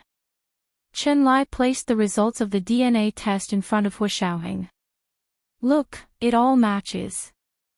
Hu Xiaoheng didn't doubt that the deceased wasn't Luo Zhelan. He glanced at the DNA report and said, Thank you for your hard work. It's a waste of your talent to need you for such a small matter. Chen Lai expressionlessly pushed his round glasses up the bridge of his nose and said, Major General Hua, if you hadn't had such a fake smile on your face when you said that, I would have believed you for a minute. Hua Xiaoheng glanced at him indifferently and said casually, You so wrong. I wasn't smiling. Chen Lai, would it kill him to praise him? The corners of his mouth twitched and he said, Where's Nianji? Is she injured? Hua Xiaoheng pointed to the room upstairs. Go see for yourself. Chen Lai thought about it and went upstairs with Yin Shixiang. He knocked on Gu Nianji's door. Gu Nianji took a shower and slept again. She was about to call He Zhichu. When she heard someone knock on the door, she looked at the surveillance video and saw that it was Chen Lai and Yin Shixiang outside. She quickly opened the door and said with a smile, Brother Qin, Brother Xiong, why are you guys here? Chen Lai walked in first, carrying his small medical kit. He said, Let me examine you. Did you get injured in prison today? Gu Nianji stretched out her wrist. I rolled on the ground a few times, and my arms and legs are bruised. Chen Lai examined her carefully and saw that there was only a slight redness and swelling. After confirming that there was no major problem, he gave her a bottle of medicine. If you want to apply it, then apply it. If you don't, it's fine. Your injury will heal on its own in 2 days. Actually, it didn't need to take 2 days. It would probably be fine by the time she went to bed at night. Because before she went to bed in the afternoon, Gu Nianji still remembered that her wrists and legs were bruised and bruised. They looked quite serious. After she woke up from her sleep, there was only a small area of redness and swelling. The bruises were no longer visible. Chen Lai had a lot of things to do, so he was temporarily pulled over by Hua Xiaoheng to work for a few days. After that, he returned to his medical laboratory. Yin Shixiang held his coffee cup and sat on the sofa in Gu Nianji's room. He said lazily, Remember not to act alone in the future. Xiao Yi is quite skilled. Did you see it today? Gu Nianji rolled her eyes and said with a smile, I saw it all. I think I saw it once in Russia. It was exactly the same as hers. Gu Nianji raised her long legs and kicked twice in the air. I remember this move too clearly. Yin Shixiang didn't say anything else. He just looked at Gu Nianji and smiled. Gu Nianji was embarrassed by his smile. She sat over and pushed his shoulder. She whispered, Brother Xiong, tell me honestly. Has Xiao Yi always been one of your people? Yin Shixiang rubbed his chin and stared in the direction of the windowsill. He said with a half smile, Don't worry about who she is. She's always been one of us. Gu Nianji confirmed what she was thinking. She nodded vigorously and said excitedly, Oh my, I should have thought of it. I was wondering why I liked that girl so much. What girl? Yin Shixiang flicked Gu Nianji's forehead with his finger. Don't talk nonsense. She's your personal assistant and your bodyguard. She's doing a good job. Don't sell her out. Of course I won't. Gu Nianji quickly sat up straight. Isn't it just acting? Who isn't an actress? Yes, you're the only one who's acting. Yin Shixiang stood up and observed Gu Nianji repeatedly. Seeing that she really wasn't scared, he rubbed her head and said, You've indeed grown up. You're much braver than before. He was worried that the bloody scene in the prison today would give Gu Nianji nightmares. He even wanted to find a psychiatrist to relieve her, but he didn't expect that he was thinking too much. He went downstairs with a fatherly smile. Yin Shixiang came to the living room and saw Hua Xiaoheng standing next to the sofa in the living room with his back facing him. He had one hand in his trouser pocket and the other holding a cigarette. It was obvious that he was wearing a Bluetooth headset and talking to someone. Yin Shixiang stood still next to the spiral staircase. Hu Xiaoheng's expression was solemn as he listened to his subordinate's report. Chief, today's incident was quite a big deal. In addition to the pressure from our department, the Ministry of Justice conducted a comprehensive review of the Imperial Women's Prison. In the end, they found that 34 of the 346 felons imprisoned there had been replaced. Among them was Dou Qinyan, the daughter of the former Prime Minister Dou. Because Dou Qinyan's case was related to Hu Xiaoheng, the subordinate investigated very carefully. Hu Xiaoheng took a puff of his cigarette and exhaled a ring of smoke. He said calmly, "Did you find out where she went?" The Ministry of Justice has formed a special task force to be stationed in the Imperial Women's Prison. Everyone in the prison, from the warden to the cleaners, is under investigation. Hu Xiaoheng frowned impatiently and said, "Don't wait for them. Give me the order to put a global bounty on Dou Qinyan's head. Just say that she just escaped from the prison's internal strife. Send all her information to all our field agents and Interpol." Although Dou Qinyan had been replaced a long time ago, in order to hide the truth, they used today's incident in the prison to bring the matter of Dou Qinyan's arrest to the public. "Yes, Chief." Hu Xiaoheng asked again, "What about those fake forensic doctors?" "They're all dead." The subordinate couldn't hide his admiration. Miss Gu's female bodyguard was really amazing. She killed all those people. If she hadn't made the prompt decision to kill them all, our casualties would have been higher. Later, they found a few semi-automatic submachine guns with heavy firepower in Luo Zhelan's cell. They were much more powerful than the modified guns they used. The reason why they hadn't been used was probably because Xiao Ye's reaction speed was too fast. Those people didn't have time to change their guns before she took care of them one by one. A smile flashed in Hu Xiaoheng's eyes. He said, "Write a report and submit it. Focus on Miss Gu's female bodyguard." He wanted to ask for credit for her. This was the first major chapter of the day, chapter 1378, Who's Not a Drama Queen. The second chapter was around 1:00 in the afternoon, and the third chapter was around 8:00 in the evening. Monthly votes, recommendation votes, the more the better, thank you. Chapter 1390. After Yin Shixiang left, Gu Nianji returned to her bedroom and sat on the bed to call He Zhichu. "Professor He, are you free now?" He Zhichu had been waiting for Gu Nianji to call. If he hadn't seen Gu Nianji at the headquarters of the Special Operations Forces the entire afternoon, he wouldn't have been able to resist calling her. When he finally saw Gu Nianji's call, he quickly answered, but his tone was indifferent. "I'm fine." "What's up?" Gu Nianji pursed her lips and whispered. Luo Zhelan had just been sent to the Imperial Women's Prison yesterday, and she suffocated herself with a plastic bag in the prison. He Zhichu, is that why you went to prison today? And then you were ambushed. As expected, they're coming for you. Why are you meddling in the affairs of the Hu family? He Zhichu was a little angry. He looked at today's news coldly. It was all about the gunfight, grenades, and smoke in the Imperial Women's Prison. Gu Nianji laughed and said mischievously, "But the devil is 10 times stronger than the righteous. I have powerful bodyguards by my side." Not only did they not gain any advantage, but they were also completely defeated by my bodyguards. They were completely wiped out. He Zhichu turned off the TV in front of him and said coldly, "That's because your bodyguard is powerful. Why are you so smug? Professor He, don't be a wet blanket. I really like my bodyguard." After saying that, Gu Nianji felt a little strange and immediately added, "This girl is pretty and good at fighting. She's my idol."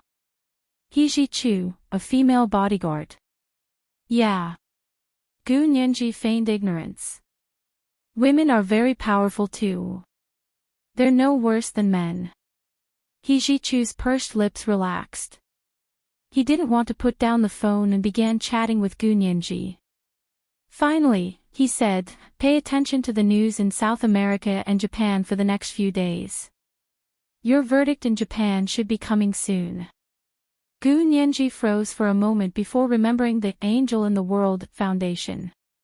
Are they still dragging it? How annoying.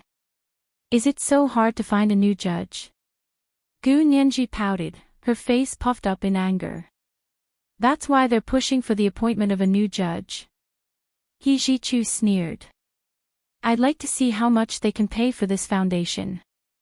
Gu Nianji didn't understand what He Jichu meant at the time, but she understood the next day. News related to this suddenly popped up on Weibo like mushrooms after the rain. #Brazilian government changes, claiming that the cooperation between the former government and Japan has serious problems, withholding $750 billion of mineral investment from the Japanese government. Brazil's largest gathering of Japanese expatriates has been closed down by the police on suspicion of drug and human smuggling. Japan's biggest ambush in Peru, the president of Yamaguchi Corporation was killed on the spot. Brazil's richest man, Real, breaks off investment talks with a Japanese consortium, claiming that Japan is not a country friendly to foreign businessmen. News like this took up a lot of space. Brazil was Japan's biggest interest in South America, followed by Peru. This time, both countries suffered heavy losses. Every day, everyone watched how much money the Japanese government and the Japanese people lost as if it was a festival. The Japanese stock market was also facing a large-scale sell-off. The stock price plummeted, and it became a carnival for short-selling merchants. Gu Nianji couldn't help but feel itchy.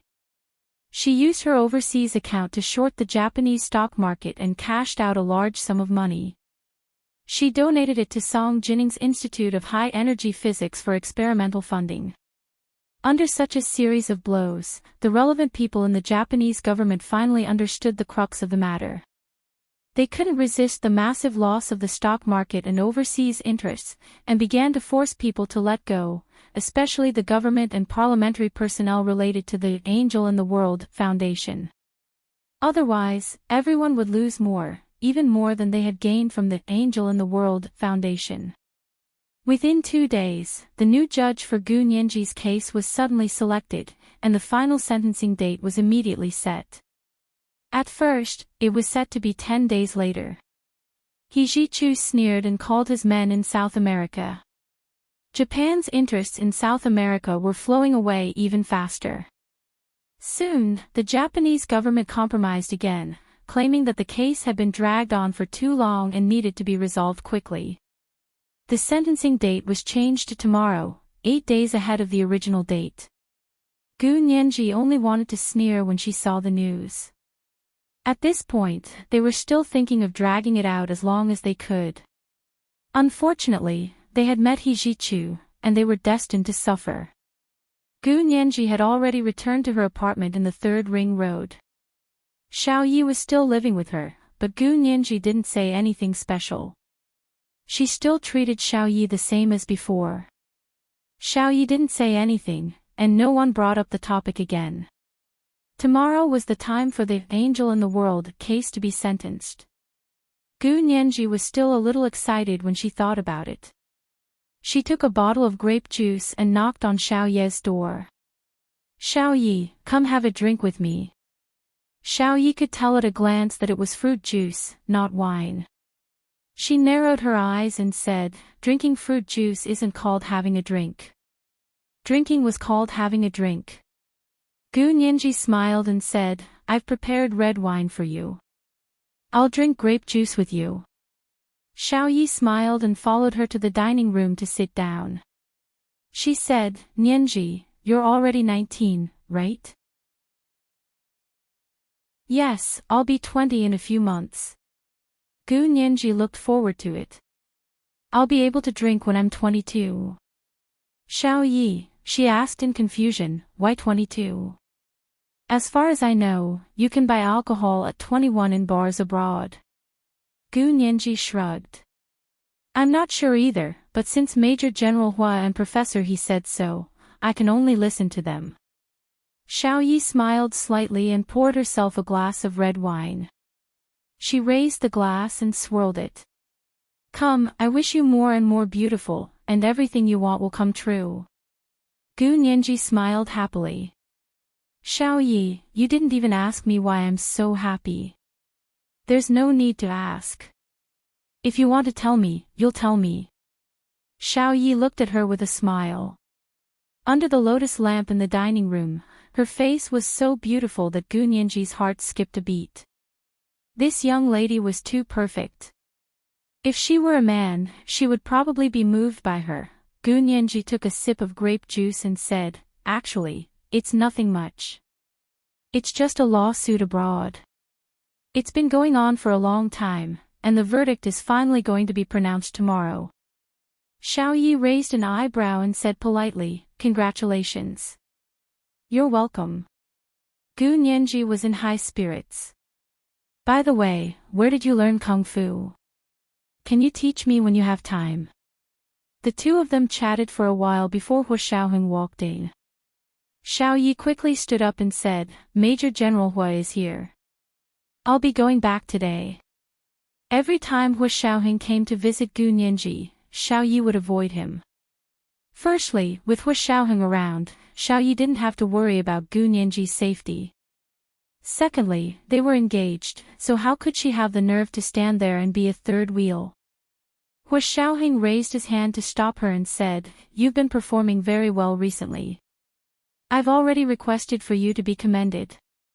The organization just approved it. I came here today to tell you. Gu Nianji's eyes lit up.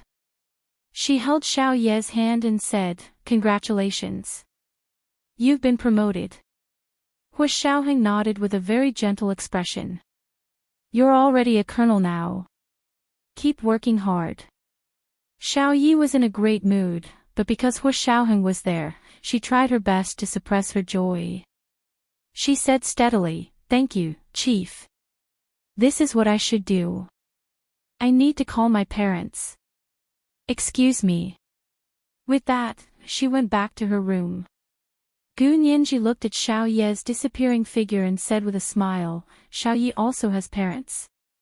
What do you mean by that? It's not like she jumped out of a rock. How could she not have parents? Hua Xiaoheng pinched Gu Nianji's nose in amusement. Colonel Zhao's father is General Xiao of the General Assembly, and her mother is the principal of the military university. They are both dedicated to their country. These words made Gu Nianji sad. She buried her head in Hua Xiaoheng's arms and muttered. I feel like I jumped out of a rock. Hua Xiaoheng was speechless. He had planned to leave after telling her the news, but now he had no choice but to hug Gu Nianji and comfort her. The two of them returned to Gu Nianji's bedroom and lingered for a while. Hua Xiaoheng watched her go to the bathroom to wash up when he heard a phone call. Major General Hua, the Japanese field office has important news to report. Put it through. Hua Xiaoheng put on his Bluetooth headset and walked to the window to make a call. What's the situation? Mr. Hua, we've just received news that we've located Do Qinyan. The Japanese field agents seem to be in a spacious area outside, and their voices traveled quite far. Where? Kyoto's Shimizu Temple. The Japanese field agent said nervously, she lives with a middle-aged woman. This person looks similar to Yamaguchi Aiko and Yamaguchi Yuko. This is the second chapter for today, chapter 1379, Jumping Out of the Rock. Around 8:00 in the evening, the third watch. Monthly votes, recommendation votes, the more the merrier, thank you. Chapter 1391. Hua Xiaoheng's expression froze when he heard about Yamaguchi Aiko's whereabouts. Are you sure? Do you have a photo? Yes. The other side quickly sent a photo. The photo was taken in the morning. The early morning sun automatically added a layer of soft light to the photo. The photo was of a wooden tank-style 3-story building. The wooden window on the third floor was slanted open with a thin bamboo stick. A few cherry blossoms bloomed vigorously outside the window. Two women in kimonos sat opposite each other and drank tea under the flowers. A beautiful long-haired woman sat on the left side of the window with her hand supporting her chin as she looked at the person opposite her. The woman opposite her wore black-rimmed glasses and looked to be in her 40s. The crow's feet on both sides of her cheeks were obvious. The two of them happened to look at the cherry blossom smiling through the window at the same time, so their faces were illuminated. The young long-haired woman was indeed Do Qingyan, and the middle-aged woman opposite her looked very similar to Yamaguchi Aiko. Hua Xiaoheng looked at the photo and immediately decided, "You guys keep an eye on her. I'll send someone to pick her up right away." He hung up the phone and had already decided to go to Japan himself. If he guessed correctly, Do Qingyan had been with Yamaguchi Aiko ever since she was released from prison. Hua Xiaoheng couldn't believe his luck when the people he had been tracking for so long suddenly appeared one after another. But when luck came, he wouldn't deliberately go against it. Hua Xiaoheng said to Gu Nianji through the bathroom door, "I still have something to do. I'll be leaving first." By the time Gu Nianji came out, he was already on his way to the airport. When Gu Nianji called him, she heard the wind outside and asked in confusion, "Major General Hua, where are you?" Hua Xiaoheng said calmly, "I suddenly received a notice to go to the grassroots level. You should sleep early." Gu Nianji also understood the nature of Hua Xiaoheng's work, so she quickly said, "Then be careful and don't stay up late." She paused and whispered, "Call me tomorrow." Tomorrow was the day of the Angel and the World Foundation's verdict. Gu Nianji really wanted to share this joy with Hua Xiaoheng. "Okay, be good. I'm hanging up." Hua Xiaoheng walked out of the car. In front of him was a flight to Tokyo, Japan. Because there was no direct flight from the imperial capital to Kyoto, they could only go to Tokyo first and then to Kyoto. His procedures had been completed a long time ago. His face was disguised, and he did not look like himself at all. His passport and credit cards were also his current appearance and identity. 10 minutes later, the plane roared into the sky and flew toward Tokyo. 3 hours later, they arrived at Tokyo International Airport. Hua Xiaoheng took Yin Shixiang out of the airport and didn't stop for even a second. He called a taxi and rushed to the Shinkansen train to the capital. By the time they were done, the sky was already bright. Early in the morning, the capital was shrouded in a light purple mist. Qingshui Temple was famous for praying for marriage. It was the oldest temple in the capital. It was made entirely of wood and sat at a high place, overlooking the entire capital government. There were cherry blossoms in spring and maple leaves in autumn. The scenery was very beautiful. It was early June, and the cherry blossoms had already withered. It was different from the photos. However, the eaves were high and the trees shaded the place, giving it an ancient solemnity and solemnity. It was just that no one knew what kind of evil was hidden under this solemnity and solemnity. Hua Xiaoheng and Yin Shixiang met up with the field personnel in the capital and asked, "Have they been here all this time? We received a report yesterday and checked. They are indeed here, but the middle-aged woman seems to have just arrived. She hasn't been here all this time. Do Qingyan has been here all this time." Hua Xiaoheng narrowed his eyes and looked up at the tall temple in front of him. "Have you verified Do Qingyan's identity?" "Yes. Our people sneaked in yesterday and got some of her hair. We've already done a DNA test." The field personnel took out the DNA report and showed it to Hua Xiaoheng. Hua Xiaoheng's current identity was only one of the field personnel. Even his own field personnel didn't know that he was the commander of the Special Operations Forces. Hua Xiaoheng glanced at it quickly and asked the man to send the report back. He worked out a plan with him. He looked at his watch. It was already 6 in the morning when Qingshui Temple opened. "Let's go." Hua Xiaoheng took the topographic map and tickets that the field personnel had prepared for him. He and Yin Shixiang followed the crowd into Qingshui Temple. Do Qingyan lived in a meditation room in a small building in the back. Of course, ordinary people wouldn't be able to live in a 1,000-year-old temple like this.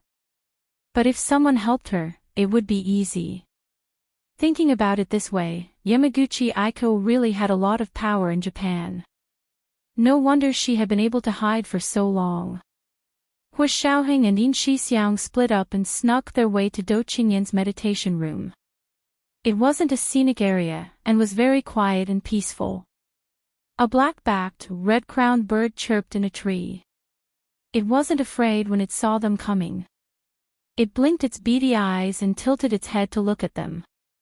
Hu Xiaoheng put a finger to his mouth and shushed it. The bird cooed and spread its wings to fly into the blue sky. The window of Do Qingyan's small building creaked open, and a middle-aged woman wearing black-rimmed glasses leaned out to look. She had short hair and thick bangs that rested on her forehead. Her skin was a delicate milky white. Hu Xiaoheng felt a strange sense of vigilance in his heart. He stopped and stood under a big tree, motionlessly looking in the direction of the small building. Yin Shixiang had already snuck over and climbed up the small building from the wall.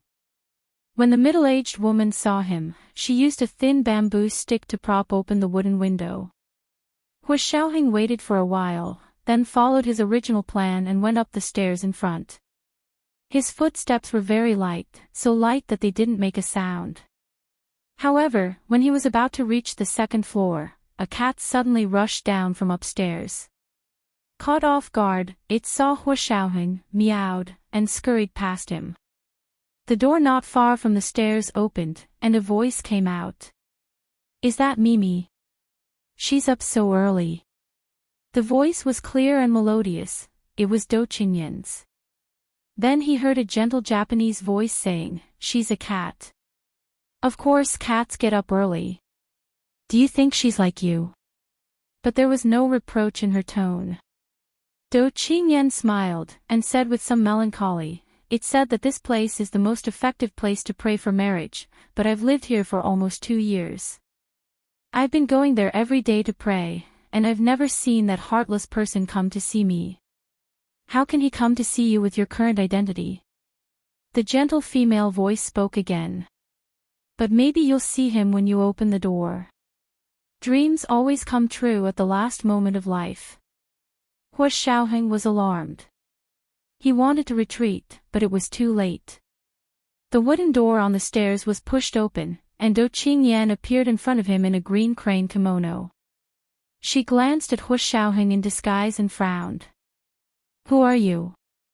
You must have lost your way. This isn't a scenic area." She thought he was a tourist. Hu Xiaoheng was about to speak when the sound of a silent pistol suddenly rang out from behind Do Qingyan. Several bullets were fired in rapid succession, all of them entering Do Qingyan's back, straight to her heart. Do Qingyan fell to the ground without even closing her eyes. Her vision was fixed on Hu Xiaoheng's tall and handsome figure. This figure was so familiar. In the last moments of her life, Do Qingyan thought that the Qingshui Temple's Stone of Love was indeed the most efficacious. The stairs were narrow, and Hu Xiaoheng couldn't dodge or retreat. As soon as Do Qingyan fell, a middle-aged woman in black was revealed behind her. She held a gun in her hand and stared at Hu Xiaoheng in astonishment, as if she hadn't expected someone to come to such a secluded place at this time. Who are you?" She clutched her chest and asked in a trembling voice. She raised her hand and fired several shots at him. Hu Xiaoheng remained silent. He twisted his body and fired a shot with his wrist against the staircase railing. There was a muffled bang, and the bullet hit the woman's wrist. The gun in her hand fell to the ground. She clutched her wounded wrist with her other hand and knelt on the ground in pain. Hu Xiaoheng looked up and saw Yin Shixiang climb in through the window behind her, nimble as a monkey. This was the third chapter of the day, chapter 1380, The Stone of Love to Pray for a Good Fate. Are you guys not going to vote for me because I'm always at the third chapter? Or do you want to keep your monthly votes and vote at double the amount at the end of the month? Thank you. Chapter 1392. Hu Xiaoheng took a step forward and placed his hand in front of Dou Qingyan's face. He found that she was no longer breathing. Even an immortal wouldn't be able to escape being shot in the back by the middle-aged woman. As soon as Yin Shixiang jumped into the room, he immediately rushed behind the middle-aged woman. He reached out and grabbed her left and right shoulders. With a tug and pull, both of her arms were dislocated. Hu Xiaoheng followed suit. He reached out with his transparent plastic glove, grabbed her chin, and pulled it down, dislocating her chin as well. At the same time, Yin Shixiang took out an instrument and carefully scanned the middle-aged woman's face. A holographic image of the woman's facial bones quickly appeared on their phone screens. Very good. There were no signs of surgery on the bones of her face, and there was nothing hidden in her teeth. Hu Xiaoheng raised his hand and put the middle-aged woman's chin back in place. The dragging and pulling, dislocating and putting back, were all excruciating pain. The middle-aged woman was in so much pain that large beads of sweat broke out on her forehead. Her face was pale. She was already pale to begin with, and now her face was even paler than before. She was like a female ghost in the night, eerie and chilling. What should we do? Yin Shixiang communicated silently with Hu Xiaoheng in sign language. He also saw Dou Qingyan lying in a pool of blood, and then looked at the middle-aged woman with the gun. He knew that their previous plan was useless. Hu Xiaoheng frowned and looked somewhere. The surroundings were very quiet. There had been a few birds chirping just now, but now there wasn't even a trace of the wind. After a while, Hu Xiaoheng raised his hand and made a gesture to Yin Shixiang. Yin Shixiang understood and pulled up the middle-aged woman, who was lying on the ground in pain. She knelt in front of him and patted her face with the gun. He lowered his voice and said, "Are you Yamaguchi Aiko? Why did you kill Dou Qingyan?" The middle-aged woman opened her eyes and spat out a string of gibberish in Japanese. Yin Shixiang sneered and punched her shoulder where it had been dislocated. He said, "Don't play tricks on me. I know you can speak Chinese." The pain seeped into her bones, and the middle-aged woman almost fainted from the pain. When Yin Shixiang raised his hand again, the woman said weakly in Chinese, "No. I'm not Yamaguchi Aiko." "You're not." Yin Shixiang took out a few photos. "Look at this yourself. Don't you look exactly like this person?" They both had thick bangs, big black-rimmed glasses, round faces, and small mouths. Of course, there were slight differences, but those were minor differences in their expressions and had nothing to do with their appearance. Ordinary people couldn't make every selfie look exactly the same, let alone photos downloaded from the surveillance system. The middle-aged woman averted her eyes and refused to look at the photo in Yin Shixiang's hand. She stammered for a long time before saying, "The person looks similar. I don't know this person." "You don't know him. If you don't know her, why are you with Dou Qingyan?" Yin Shixiang squatted down and looked at the kneeling middle-aged woman. He raised the photo in front of her eyes. "Open your little mung bean eyes and look carefully. How dare you deny it? Should I call you Yamaguchi Aiko or Yamaguchi Yuko?" The middle-aged woman's body shrank and she knelt down on the ground. She turned her head and said fearfully, "No, it really isn't me." The more she tried to quibble, the more Yin Shixiang felt that she was pretending. He was furious and slapped her. "I'll give you a minute to think about it. If it weren't for Yamaguchi Aiko, I would have sent you to hell right now." Hu Xiaoheng walked around the house alone and looked at the furnishings. Finally, he found a safe in the storeroom at the back of the house. Hu Xiaoheng was best at opening safes. He stared at the combination lock expressionlessly for a while, then took out an instrument and began to decode it. In less than a minute, the safe opened, revealing passports, identity documents, bank cards, jewelry, cash, and several share certificates. Hua Xiaoheng was wearing plastic gloves, so he wasn't afraid of leaving fingerprints. He reached in and took out all the identity documents, passports, and share certificates. He opened them and saw that they were indeed Do Qingyan, Yamaguchi Aiko, and Yamaguchi Yuko's passports and identity documents. They had already bought passports from a South American country, and it seemed that they wanted to go to South America.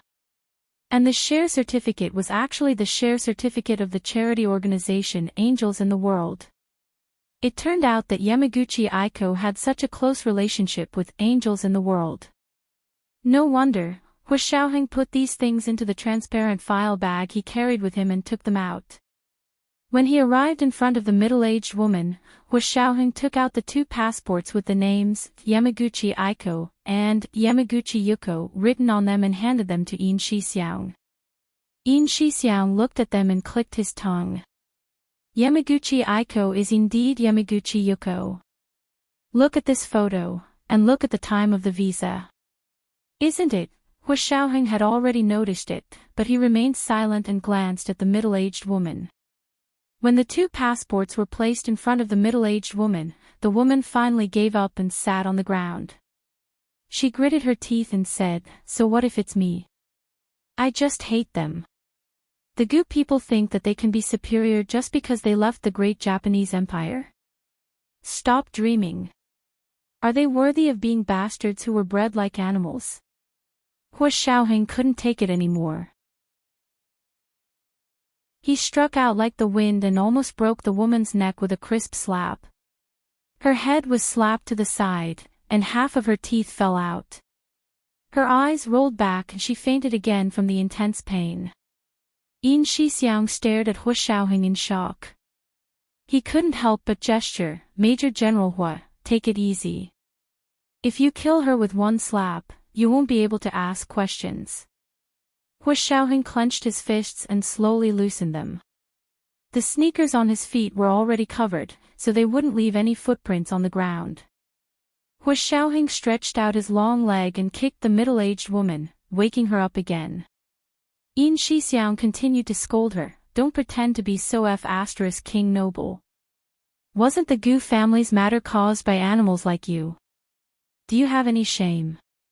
You call others animals, but animals really don't know how to speak human language. Look at you. You're worse than a beast. I don't know how your parents made it to give birth to an animal like you." When it came to scolding people, Yin Shixiang was also one of the best.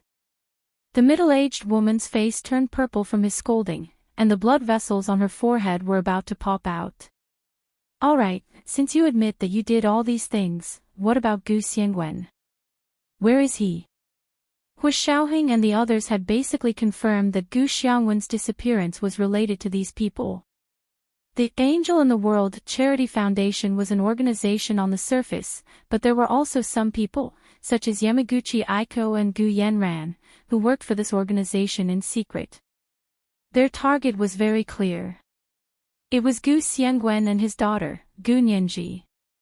The middle-aged woman was quite tight-lipped. No matter how hard Yin Shixiang tortured her, she gritted her teeth and didn't say anything.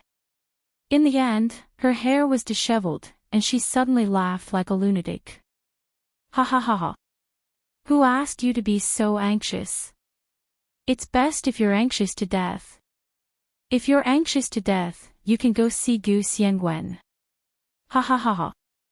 If he can't be used by me, what else do I need him for?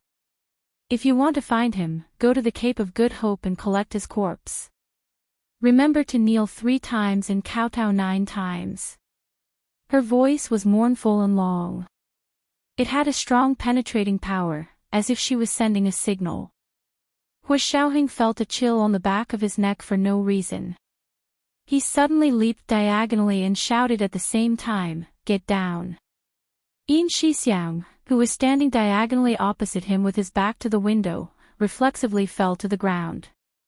Pfft! A sniper bullet brushed past his scalp and hit the middle-aged woman in the middle of her back. If Hua Xiaoheng hadn't reacted quickly, the bullet would have hit Yin Shixiang in the back. There's an ambush. Let's go. Hu Xiaoheng suddenly pushed open the door and left in a hurry with Yin Shixiang. Not long after they left, an ear-piercing alarm sounded in the capital's Shimizu temple. The two of them blended into the crowd of tourists and were evacuated from Shimizu temple by the police. The people around them panicked, and 4 or 5 people snatched taxis together. The two of them found their own people and left in a private car. The two of them didn't stop anywhere. They took the Shinkansen back to Tokyo and bought tickets from Tokyo International Airport. It was only noon the next day when they returned to the Huaxia Empire's imperial capital international airport. Fan Jian picked them up in front of the terminal. Sitting in the car, Hu Xiaoheng asked Yin Shixiang, "Have you collected their blood samples?" "I've collected them. I'll test Chen Lai's DNA later." Yin Shixiang scratched his head as he spoke. But there's no comparison for Yamaguchi Aiko. The news of their deaths should have spread by now. Yamaguchi Aiko's identity should be confirmed. Send a message to the field personnel in Japan and ask them to sample Yamaguchi Aiko based on the news confirmed by the police. They should be able to compare it. Hu Xiaoheng really didn't believe that Yamaguchi Aiko had also jumped out of a rock. They had a record of Do Qingyan's DNA here, so they would know if it was her or not. As for Yamaguchi Aiko, they would have to wait for their field personnel in Japan to provide Yamaguchi Aiko's identity verified by the police before they could get a DNA sample for comparison. Yin Shixiang understood and nodded. "Then I'll wait first." They didn't speak again on the way back to the headquarters of the Special Operations Forces. Both of them didn't feel very good. They had chased all the way to Japan, thinking that they could get to the bottom of Yamaguchi Aiko's matter. In the end, the mantis stalked the cicada, unaware of the oriole behind. They had almost been buried in a trap. Fortunately, the other party didn't know that Hu Xiaoheng had gone personally. If they had known, they probably wouldn't have only sent a sniper to clean up the aftermath. If they had known that Hu Xiaoheng had gone personally, they would have done everything they could to make sure he didn't leave Japan alive. After breakfast that day, Gu Nianji went to the B University professor's building and went to Hijichu's professor's suite to wait for the verdict of the case with him. She had wanted to experience this important moment with Hu Xiaoheng. However, Hu Xiaoheng had to go down to the grassroots level at the last minute, so there was nothing she could do. However, she wasn't angry. She only felt a little regretful. However, this regret disappeared without a trace after seeing Hijichu. At least she had Professor He, who was like family, to wait for the verdict with her. Because Hijichu had been guiding their legal team behind the scenes with this case, Hijichu paid more attention to it, even more so than Gu Nianji herself. He took out the snacks that he had specially prepared for Gu Nianji. "These are blueberries from my organic farm. I baked a few blueberry snacks. Try them." Of course, he hadn't baked them, but the raw materials were from his family. Rounding things up, they could be considered as snacks that he had personally made. Gu Nianji ate a blueberry muffin. It was fragrant in the mouth and had a sweet aftertaste. There was also a faint milky fragrance. It was delicious. Gu Nianji licked her fingers exaggeratedly and said, "Professor He, your blueberry muffin is amazing." I almost swallowed my finger. Hijichu pursed his lips and chuckled. "You can't eat too much even if you like it. This thing has too much sugar. It hurts your teeth." Gu Nianji nodded with a smile and took a sip of milk. The two of them chatted for a while. At 9:00, the court finally opened and officially announced the verdict. Gu Nianji's lawyer played it for them on his phone. After the lawyers from both sides arrived, the new judge pretended to go through the motions and said a series of polite words before he began to announce the verdict. The Angel in the World Foundation accepted unknown donations. Established. The Angel in the World accounts were unclear. Established. The angel and the world concealed the use of funds. Established. The verdict is that the Angel and the World Foundation will return $20 billion to Gu Xiangwen and Gu Nianji. Of this, the Angel and the World Foundation only has $3 billion left. The remaining $17 billion have already been squandered and cannot be repaid. The foundation is ordered to go bankrupt and liquidate. The person in charge of the Angel and the World Foundation said that they would not be able to repay it even if they went bankrupt. The court could only sentence them to jail. Gu Nianji didn't have any expression when she heard the result because it was completely within her expectations. If she had known earlier, the $20 billion that Gu Yanran had donated to the Angel and the World Foundation would have been squandered in the past 7 years. She said calmly, "They can go to jail, but all the projects supported by Angel and the World will be transferred to me. I'll send someone to lead their bankruptcy and liquidation." He Jichu nodded. That should be the case. He turned to look at Gu Nianji inside. "Nianji, you've really grown up." She was much more thoughtful than before, and she didn't cry and make a scene whenever she was unhappy. Gu Nianji cupped her face with both hands and sighed. "Professor He, I've aged a lot. I'll be 20 in a few months. How can I not grow up?" He Jichu, who was about to turn 30, silently touched his chest. This stab was so painful. It was already noon by the time he finished listening to the verdict. "Shall we go to lunch to celebrate the closure of the case?" He Jichu stood up and looked at his phone. "I have class in the afternoon. How about we go to a restaurant near the school?" "Sure. I'm fine with that," Gu Nianji said cheerfully. "My case is over, so I can report to the Senate tomorrow." "So soon?" "Rest for a few more days." He Jichu gave her an idea. "Why don't you wait until after your engagement party with Major General Hua before going to work at the Senate?" If there was still someone who was blind enough to stand up and pick on Gu Nianji, He Jichu would respect her for being a man.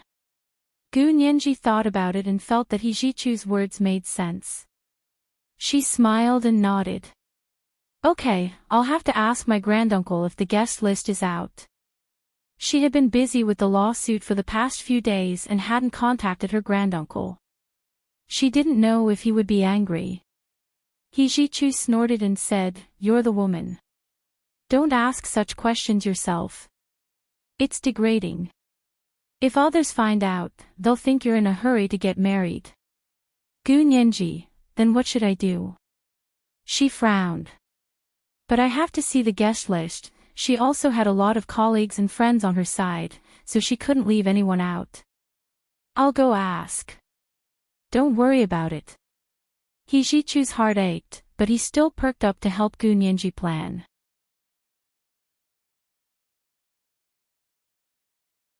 Chapter 1393. After lunch with He Jichu, Gu Nianji drove back to the Special Operations Forces headquarters. After entering Hua Xiaoheng's official residence, Gu Nianji saw Hua Xiaoheng's orderly, Fan Jian, coming out of the kitchen. She asked casually, "Brother Fan, you didn't go to the grassroots level with Major General Hua?" She knew that Fan Jian usually drove when Hua Xiaoheng went to the grassroots level. Fan Jian, he scratched his head and helped Hua Xiaoheng with a smile. Major General Hua just came back from the grassroots level." Gu Nianji was delighted. "He's back. So soon." He hadn't called her. "Is he upstairs?" Gu Nianji wanted to see Hua Xiaoheng immediately and tell him about the Angel and the World case. After dragging it out for so long, there was finally a result. She was also very emotional. Fan Jian shook his head with a smile. How could he be at home in the middle of the day? He went to the office building. "Oh." Gu Nianji instantly became listless. "Then I'll go up." She couldn't disturb Hua Xiaoheng's work. In the office building of the Special Operations Forces headquarters, Hua Xiaoheng was holding a team meeting to review the recent work. Yin Shixiang and Zhou Qiyuan were sitting in the meeting room. Zhao Liangzi, who was far away on the small island in the Cape of Good Hope, was also participating in the meeting remotely via online video. The other members of the meeting included their teams from the past few operations, as well as Xiao Yi, who had just returned to the team. Yin Shixiang first reported the situation of their trip to Japan. He said with a pained expression, "We were too impatient this time. We thought we could catch them all in one fell swoop, but we were almost caught in one fell swoop." Zhou Qiyuan frowned. There was such a big mistake in the intelligence work this time. What exactly is the problem? The team leader in charge of the dispatch this time was also very confused. But we did make full preparations this time. All the clues in Japan were cross-confirmed, and neither Do Qingyan nor Yamaguchi Aiko were fake. How could there be such a big problem? They couldn't understand why Yamaguchi Aiko wanted to kill Do Qingyan at this time, nor did they understand the meaning of the sniper who appeared at the end. Xiao Yi also found it unbelievable, but she was experienced and knowledgeable, so she analyzed, if we leaked the news, then Yamaguchi Aiko wouldn't have foolishly killed someone right under our noses. Because in that kind of situation, she wouldn't be able to escape. She would simply be throwing her life away. And that last shot almost seemed tailor-made for her. Maybe the sniper wasn't targeting Big Xiong, but Yamaguchi Aiko. Xiao Yi did not know that Hu Xiaoheng had personally gone to Japan this time. Even within the system, they all thought that Yin Shixiang was the one leading the team, so there was almost no possibility of any leaks. Moreover, from the looks of it, the sniper's target was indeed not Yin Shixiang, because after shooting Yamaguchi Aiko, the person did not make another move. Otherwise, if they had continued to ambush Yin Shixiang and Hu Xiaoheng, they wouldn't have been able to slip away so easily. Hu Xiaoheng's emotions were extremely complicated. If the owner of the invalid number was Yamaguchi Aiko, then how many secrets had been buried with her death? What was the other party's goal? Yamaguchi Aiko, who had been on the run for so long, had suddenly appeared to kill Do Qingyan. She had done it just as they arrived, and there was no leak in their system. Her methods were truly unimaginable. Yin Shixiang would not say that Hu Xiaoheng had personally gone. He only looked thoughtfully at Zhao Liangzi on the big screen, who was a darker shade than before, and asked, "Little Zhe, what do you think?" After experiencing Bai Shuang's death, Zhao Liangzi had not only become much darker, but also much rougher. He had grown a beard on his face. The handsome young man of the past had now become a tough man who had been tempered by life. Zhao Liangzi was expressionless. He looked at Hu Xiaoheng, who was even more expressionless, and gave an irrelevant answer. "It's not going well on your side, but it's going quite well on my side." Hu Xiaoheng looked up in his direction and nodded calmly. "Speak." Zhao Liangzi's profile picture quickly disappeared from the video, and was replaced by a comparison of two magnificent sea maps. His voice sounded like a narrator from the stereo Bluetooth speakers installed in the four corners of the roof of the conference room. "The map on the left is the sea area I've searched this year, and the map on the right is the sea area I've recently searched according to the range given by Major General Hua." Then the two maps began to overlap and merge. The sea map on the left swallowed the sea map on the right. In other words, the sea map on the right became a small circular area in the middle of the sea map on the left. It was like a small circle within a large circle. A small red dot appeared in the small circle in the middle. It was the specific coordinates given by Hu Xiaoheng, which was also the range shown in the screenshot of the shared location they had obtained from Luo Jialan's phone. "I just discovered that there's a different sound wave at the bottom of the sea in the core area on the right." They searched the sea area mainly relying on sonar and the underwater drone, the Flood Dragon, to cooperate with the detection. However, the sea was so big that it wouldn't be possible to search it in a short period of time with just the people stationed on the island. Hu Xiaoheng had originally estimated that it would take 5 years. In other words, Zhao Liang's team would have to stay on this small island for a full 5 years before they could completely search this area. In the end, with the help of the shared location on Luo Zhelan's phone, they actually made new discoveries in less than 10 days. They recalled that before Yamaguchi Aiko was killed by the sniper, she had also called for them to go to the Cape of Good Hope. Could it be that the location that Yamaguchi Aiko had shared with Luo Zhelan was really related to Gu Xiangwen's whereabouts? What did you find? Tell me. Yin Shixiang couldn't wait any longer and anxiously slammed the table. The image on the big screen changed again, and this time, a color image of the underwater sonar appeared. Under the vast ocean, all kinds of aquatic creatures swam around. On the image displayed by the color sonar technology, they still looked like dark shadows. Finally, the image froze on a dark object at the bottom of the sea. It looked like an olive. Of course, it was a large olive. Zhao Liang's voiceover sounded again. After sonar detection and imaging processing, we found that this is a small submarine. It's about 4 meters in diameter, about 40 meters in length, and 5 meters in width at its widest point. It can be said to be a mini submarine. Are you kidding me? There's a submarine here. And it's a small mini submarine. The conference room was in an uproar. If it was a large submarine here, they wouldn't be surprised. Countries with submarines would send their submarines out to the 5 oceans from time to time. However, the appearance of a small mini submarine here was somewhat interesting. Basically, it could be ruled out that it was the work of the militaries of various countries. Firstly, for a small mini submarine to dive to such a deep seabed, the technical difficulty required was not ordinary. Just as sustainable power support was a huge problem. At present, no country in the world had made a breakthrough in this area, so a normal submarine was very large. Whether it was a nuclear submarine or a conventionally powered submarine, a large part of the design was to provide space for the submarine to support its power. Secondly, the strategic significance of that place was almost non-existent. Even if a country achieved a technological breakthrough and built a small mini submarine that could dive to such a deep depth, it wouldn't be placed in such a place. So whose small mini submarine was this? With one hand on the conference table and the other playing with the lighter, he asked in a deep voice, "Did you send the Zhao Dragon down?"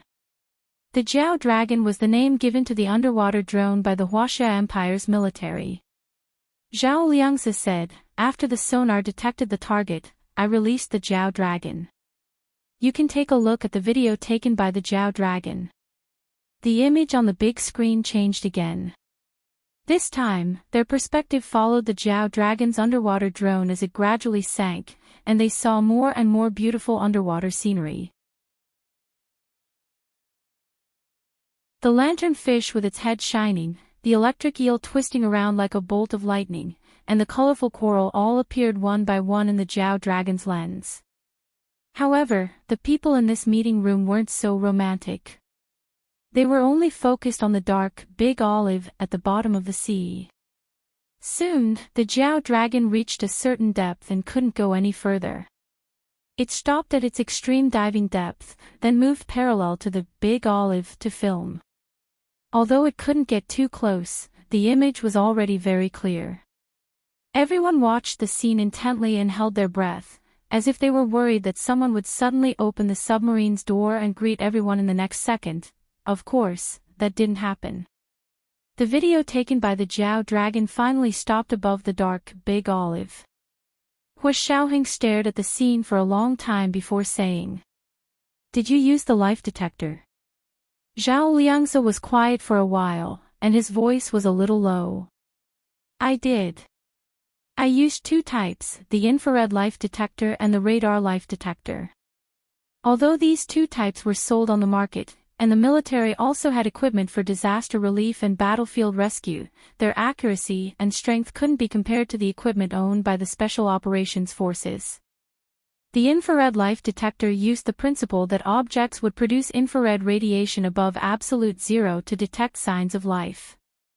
The infrared radiation emitted by the human body and objects that could generate heat was stronger, while other objects were weaker.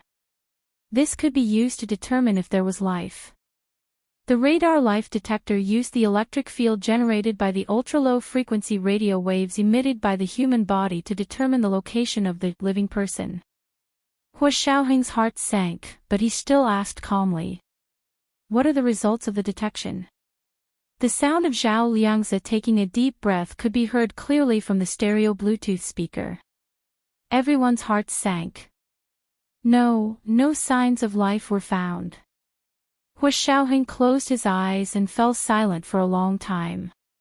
Yin Shixiang sensed that something was wrong and immediately said, "Maybe it's too far away, and this is a submarine. Maybe the materials and coatings used are too powerful and completely block the infrared radiation and electric field, so it's possible that it can't be detected." Zhao Liangzi said, "That's not impossible. So in the end, we still have to fish this submarine out of the seabed and carefully examine it. Fish it out. Could it be that this submarine is broken?" A member of the operation team asked in surprise, "Then what should we do?" The normal operation of a wrecked submarine was to quickly float to the surface, unless it was so broken that it couldn't float anymore. Everyone knew that if the wrecked submarine stayed at the bottom of the sea, the people inside would only have one way to go, and that was death. The sonar detection shows that this submarine has no signs of power, so it's inclined to have sunk to the bottom of the sea. Based on the analysis of the submarine's condition at the bottom of the sea, it has been at least 6 or 7 years. Zhao Liangzi finished speaking and turned off the video playback. His head appeared on the big screen again. This was the first update of the day, Chapter 1382, Signs of Life. At around 1:00 in the afternoon, there was an additional update for the first full moon of the little princess, Qian Mo. At 8:00 in the evening, the third update.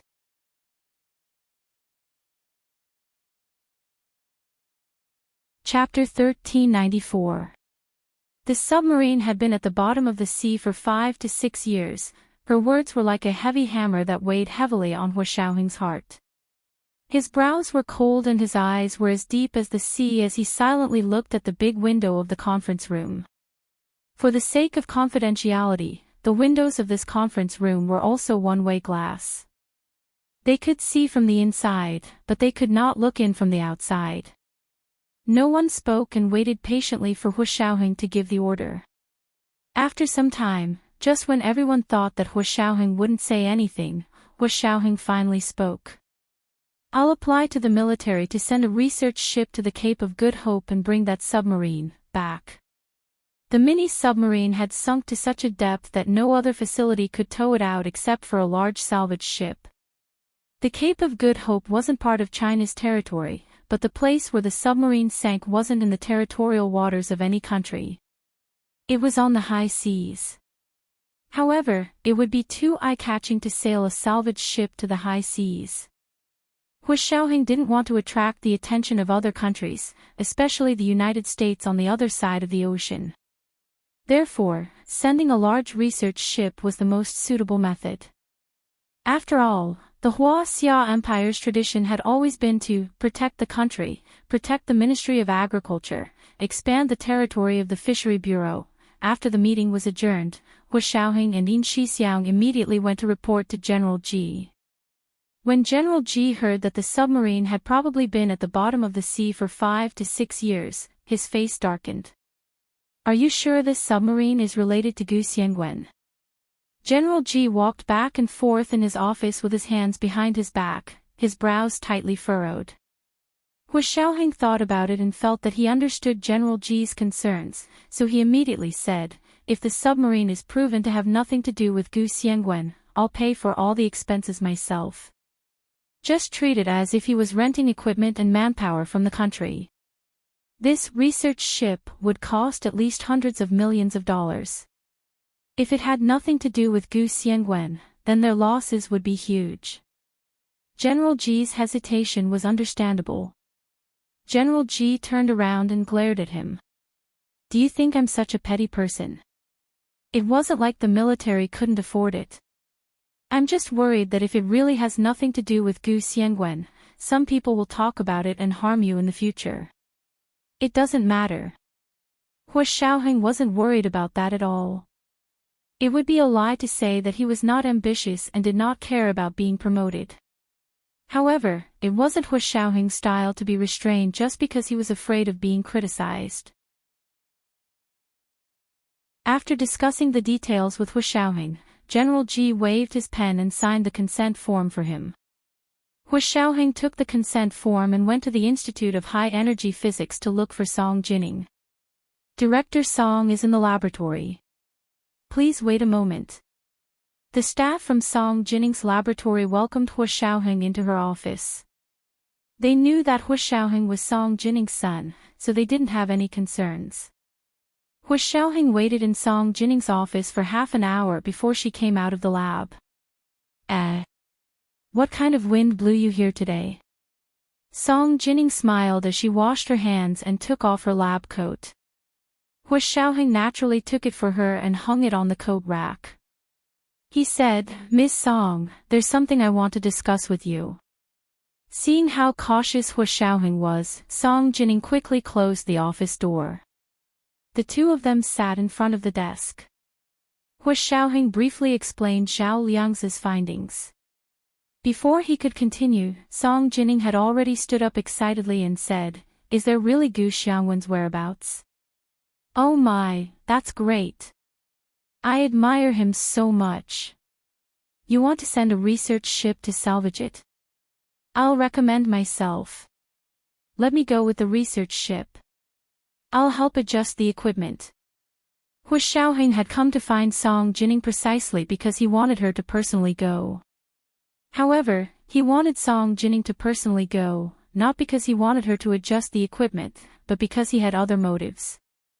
Miss Song, if that submarine really has something to do with Gu Xiangwen, I'm worried that there might be something else inside, so I need you to check it out.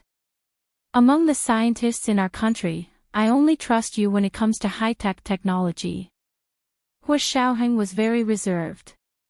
Song Jining didn't quite understand at first, but she smiled and said, You can't say that. The scientists who have the most knowledge about submarines are all in your military. Hua Xiaoheng looked at her with a faint smile. Song Jining suddenly came back to her senses. Are you worried that those people will be tempted by Gu Xiangwen's technology? We have to be on guard. After all, Yi Zidan's mistake was there for all to see. Song Jining nodded and said thoughtfully, You can rest assured in this regard. I will never take other people's research results for myself. I know, so I hope you can go. Hua Xiaoheng showed Song Jining the consent form signed by General Ji.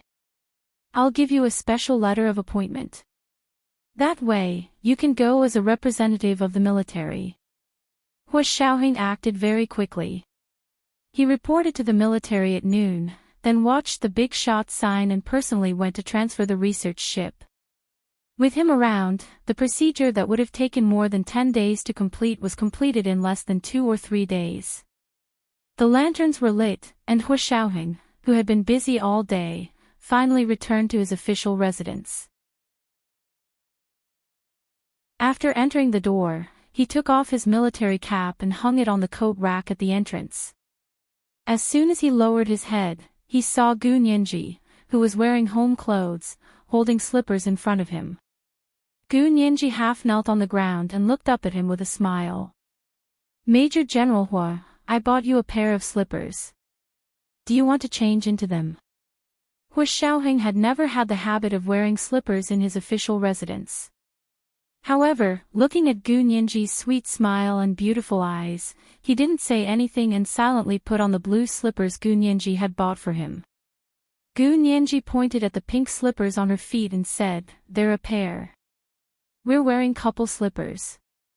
Only then did Hua Xiaoheng realize that Gu Nianji's slippers had a pink rabbit painted on them. His slippers had a blue rabbit painted on them. Hua Xiaoheng, don't they look good? Gu Nianji wasn't sure what Hua Xiaoheng was thinking. Don't tell me you think it's too childish. I still spent a long time picking out the more mature and stable couple slippers. Hua Xiaoheng. When did this kind of cute rabbit become mature and stable? Hua Xiaoheng looked down at the cute blue rabbit on his feet. He rubbed his temples and asked Gu Nianji, "Did you go out shopping today?" Gu Nianji nodded. "I woke up at noon and you weren't back yet. I was bored here alone, so I drove out for a walk." "You went out by yourself?" Hua Xiaoheng's expression became serious. "How many times have I told you to take Xiao Yi with you when you go out?" "I forgot." Gu Nianji smiled embarrassedly and shook Hua Xiaoheng's arm. Major General Hua, I'm sorry. I didn't mean it." Gu Nianji acted coquettishly as she carefully observed Hua Xiaoheng's expression. She saw that he was still unsmiling, and there seemed to be an indescribable sense of exhaustion between his brows. Gu Nianji was puzzled. "Was work tiring today? Do you want to rest for a while? I'll give you a massage." Hua Xiaoheng curled his lips and bent down to pick her up from Gu Nianji's legs. He carried her horizontally and said, "Do you want to see if your man is tired?" Gu Nianji was shocked and quickly hugged his neck tightly. She said angrily, "You can't ambush me." Hua Xiaoheng kissed her face and carried her upstairs. Yin Shixiang, who followed him in, clicked his tongue and said loudly, "We haven't even had dinner yet, and you two are already showing off your affection. Luckily, I'm no longer single." This was the second update of the day, Chapter 1383, Surprise Attack. It was delivered to the little princess's full moon celebration by the alliance leader, Qian Mo. It was the third update at around 8 p.m.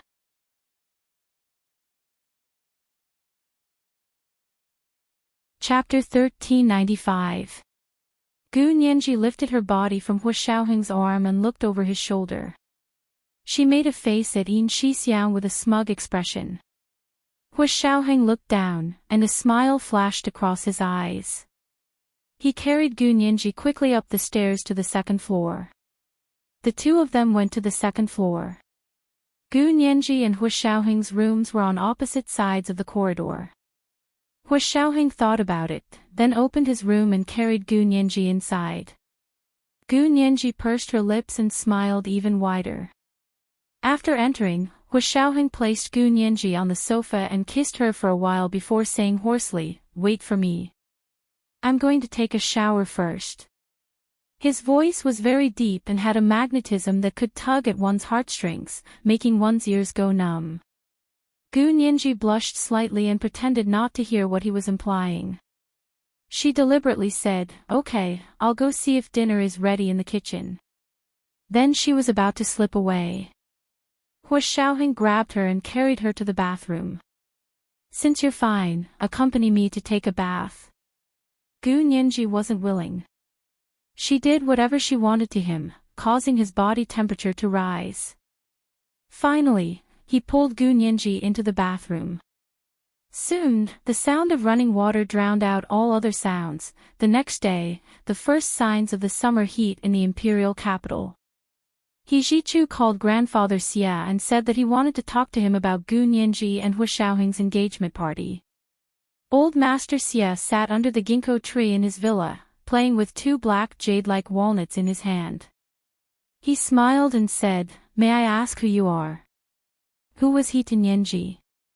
How come I didn't know Nianji had a relative like you?" It wasn't that he didn't know about He Jichu. He even knew a little about He Jichu's feelings for Gu Nianji. However, if he were to show it now, he would be dwarfed by He Jichu. He Jichu knew what the old man was thinking. He snorted dryly and said, "I am He Jichu. My ancestors were family friends with the Gu family. Nianji doesn't have any other relatives, so I'm part of her family." "So what?" Old Master Xie denied it. "Ha ha ha ha, young man, don't be so rash. You're from her side of the family. That's good. You should know your place so that we can talk, right?" He Jichu pursed his lips and said coldly, "I just wanted to ask how the engagement party you prepared was going." Our Nyenji also has a lot of friends and colleagues to invite. Can you show me your list so I can help you fill in the gaps? The guest list. I'll have my assistant contact you. Old Master Xia wouldn't do it himself. He would let his subordinates handle it. He was even more interested in He Zhichu. Before He Zhichu could put down the phone, Grandfather Xia asked him again, Mr. He, right? Where did you grow up? Your He family used to be a big family, but it declined later. I'm sorry. It sounded like he knew a lot about the He family. He Zhichu became vigilant and said sullenly, if the descendants don't work hard, no matter how big the family fortune is, it will still decline. Is the Xia family different? All that's left of your ancestors' business is money. He hung up the phone. Grandfather Xia looked at his phone in shock. After a while, he couldn't help laughing. He tapped the armrest of the rattan chair with his hand and said thoughtfully, this He Zhichu is quite interesting. Not long after He Zhichu hung up, Grandfather Xia's assistant contacted He Zhichu. Not only did he exchange the list with him, but he also discussed the details of the engagement party. This was a great respect for the woman. A family like the Xia family was indeed impeccable in etiquette. He Zhichu's mood improved a little, so he didn't care about the sharpness in Grandfather Xia's words. After finalizing the details of the engagement party, He Zhichu took Gu Nianji to Japan to take over the remaining assets of Angel in the world. Hu Xiaoheng sent Xiao Yi to follow them and also sent several field personnel to secretly protect them. However, with He Zhichu around, Hu Xiaoheng's arrangements were a little redundant. They had a smooth journey in Japan and didn't encounter any problems. Even when crossing the road, there were Japanese police motorcycles clearing the way. It was like a visit from the head of state. Gu Nianji was secretly surprised, but she didn't show it on her face. They went straight to the headquarters of the Angel in the World Foundation and watched He Zhichu's staff go in and out to move the information. One of the people in charge of the foundation was escorted by the police. He personally handed Gu Nianji the key and password to a safe and said in Japanese, "This is our foundation's most precious asset and Mr. Gu's masterpiece. Please be sure to check it."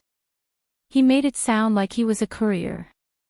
They were clearly taking over someone else's property and research results, but now they looked like they were returning it to its rightful owner. It was really amazing how thick-skinned they were. Gu Nianji took the key and said with a half-smile, "You've illegally taken over my father's research results for so many years. What exactly have you researched?" The person bowed even deeper and kept saying, "We're researching biology." Mr. Gu didn't have much results. Why do I sound like you're very regretful? Gu Nianji looked away and looked at a safe welded in the wall of the room. Fortunately, there weren't many results. Otherwise, you guys would really be in heaven. Gu Nianji held the key and looked at it for a while. She walked to the safe and inserted the key, then entered the password. After a series of complicated procedures, she opened the safe. There was nothing special in the safe, only a heavy cylindrical object. Gu Nianji put on insulated gloves and reached out to touch the cylinder. It was very hard, like it was made of some kind of alloy. She opened her fingers and took out the cylindrical object. The upper part of the cylindrical object was designed like a telephone dial microphone. When the keys were pressed one by one, a beep could be heard. What is this? Gu Nianji was surprised. What can it do? It's so heavy. The man's eyes flashed with excitement, and he said repeatedly, "This is a quantum communicator. As long as I know your phone model, I can call you at any time without relying on the phone network." He Zhichu's face instantly turned livid. He snatched the quantum communicator from Gu Nianji's hand, but as soon as he held it in his hand, he knew he was overthinking. Gu Nianji was shocked by He Zhichu's action and quickly said, "Professor He, what's wrong?" He Zhichu nonchalantly placed the quantum communicator in Gu Nianji's hand and said, "I'm worried that there's something wrong with this thing. I'll help you check it. Is there a problem? No. He Ji-chu smiled and shook his head. The charity foundation, Angels in the World, had been operating for so many years. Although it was now bankrupt and liquidated, a starving camel was still bigger than a horse. There were still quite a few things. He Ji-chu and Gu Nyenji only stayed in Japan for 2 days. They sealed up the things in the foundation's headquarters and took them away. He Ji-chu entrusted his legal team members to continue receiving the assets of the other branches. He took Gu Nyenji back to the Huaxia Empire. Gu Nyenji took the quantum communicator to Song Jining. This is the quantum communicator? Song Jining held the cylindrical object and couldn't bear to put it down. I'll go check it out. Sigh, I've never seen a real quantum communicator before. She used all kinds of instruments in the laboratory for a day and night before she came up with the results. Hu Xiaoheng also attached great importance to this thing, so he came with Gu Nyenji to listen to Song Jining's lecture. Song Jining said excitedly, "This quantum communicator is indeed a genius invention. It's a genius application of quantum theory. Only someone like Gu Xiangwen can think of it and put it into practice. It's that amazing." Gu Nyenji raised her long eyebrows. I heard from the Japanese that as long as you know the phone model, you can make calls without relying on the phone network. Song Jining and Hu Xiaoheng both thought of the invalid number that the mobile company couldn't find at the same time. However, the invalid number that Song Jining saw was on Hu Guanyuan's phone. Hu Xiaoheng had found out about the invalid number from Hong Kongguan, Tan Dongbang, and Luo Jialan's phones. Song Jining said thoughtfully, "This quantum communicator can disguise a normal number as an invalid number. Using quantum theory, it can achieve real-time communication between 2 phones. But unfortunately..." "What's wrong?" Hu Xiaoheng's heart sank. "This device is already broken. It can't test the effects you mentioned," Song Jining said regretfully as she handed the quantum communicator back to Gu Nyenji. "And its technology is too advanced. I don't know how to repair it. Let's wait for your father to find it and let him repair it himself." Gu Nyenji stared blankly at the cylindrical object in front of her. She rubbed it with her hand and hugged it tightly in her arms. This was the third thing she had from her father other than the doll and the pink diamond crown, right? This thing was extraordinary. It was even more precious than the doll and the pink diamond crown. This was because her father had personally made it. This was his invention and creation. It was a technological achievement that was decades or even hundreds of years ahead of the world. Hu Xiaoheng glanced at the quantum communicator in Gu Nyenji's arms. He still had doubts in his heart, but he thought that as long as the submarine was salvaged immediately, these doubts should be solved. After He Ji-chu brought Gu Nyenji back from Japan, he threw himself into the preparations for Gu Nyenji and Hu Xiaoheng's engagement banquet. He had just discussed the details with the Xia family, but Hu Xiaoheng was up to no good. That night, he received a call from Grandfather Xia's assistant saying that Hu Xiaoheng had something urgent to attend to and had to postpone the engagement banquet for a month. In addition, Grandfather Xia's son, Xia Beichen, was entangled in an acquisition in Europe and couldn't get away for the time being. He also agreed to postpone it for a month. He Ji-chu's expression turned cold. What was so great about Hu Xiaoheng that even the engagement banquet had to be postponed? This is today's third update, Chapter 1384, from the Father. Today's third update, I'm asking for a wave of monthly votes and recommendation votes. PS, has everyone seen the new cover? This is an exclusive copyright. It cost me a lot of money. If everyone sees the same picture, please report it. It must be a stolen picture. Mwah, everyone.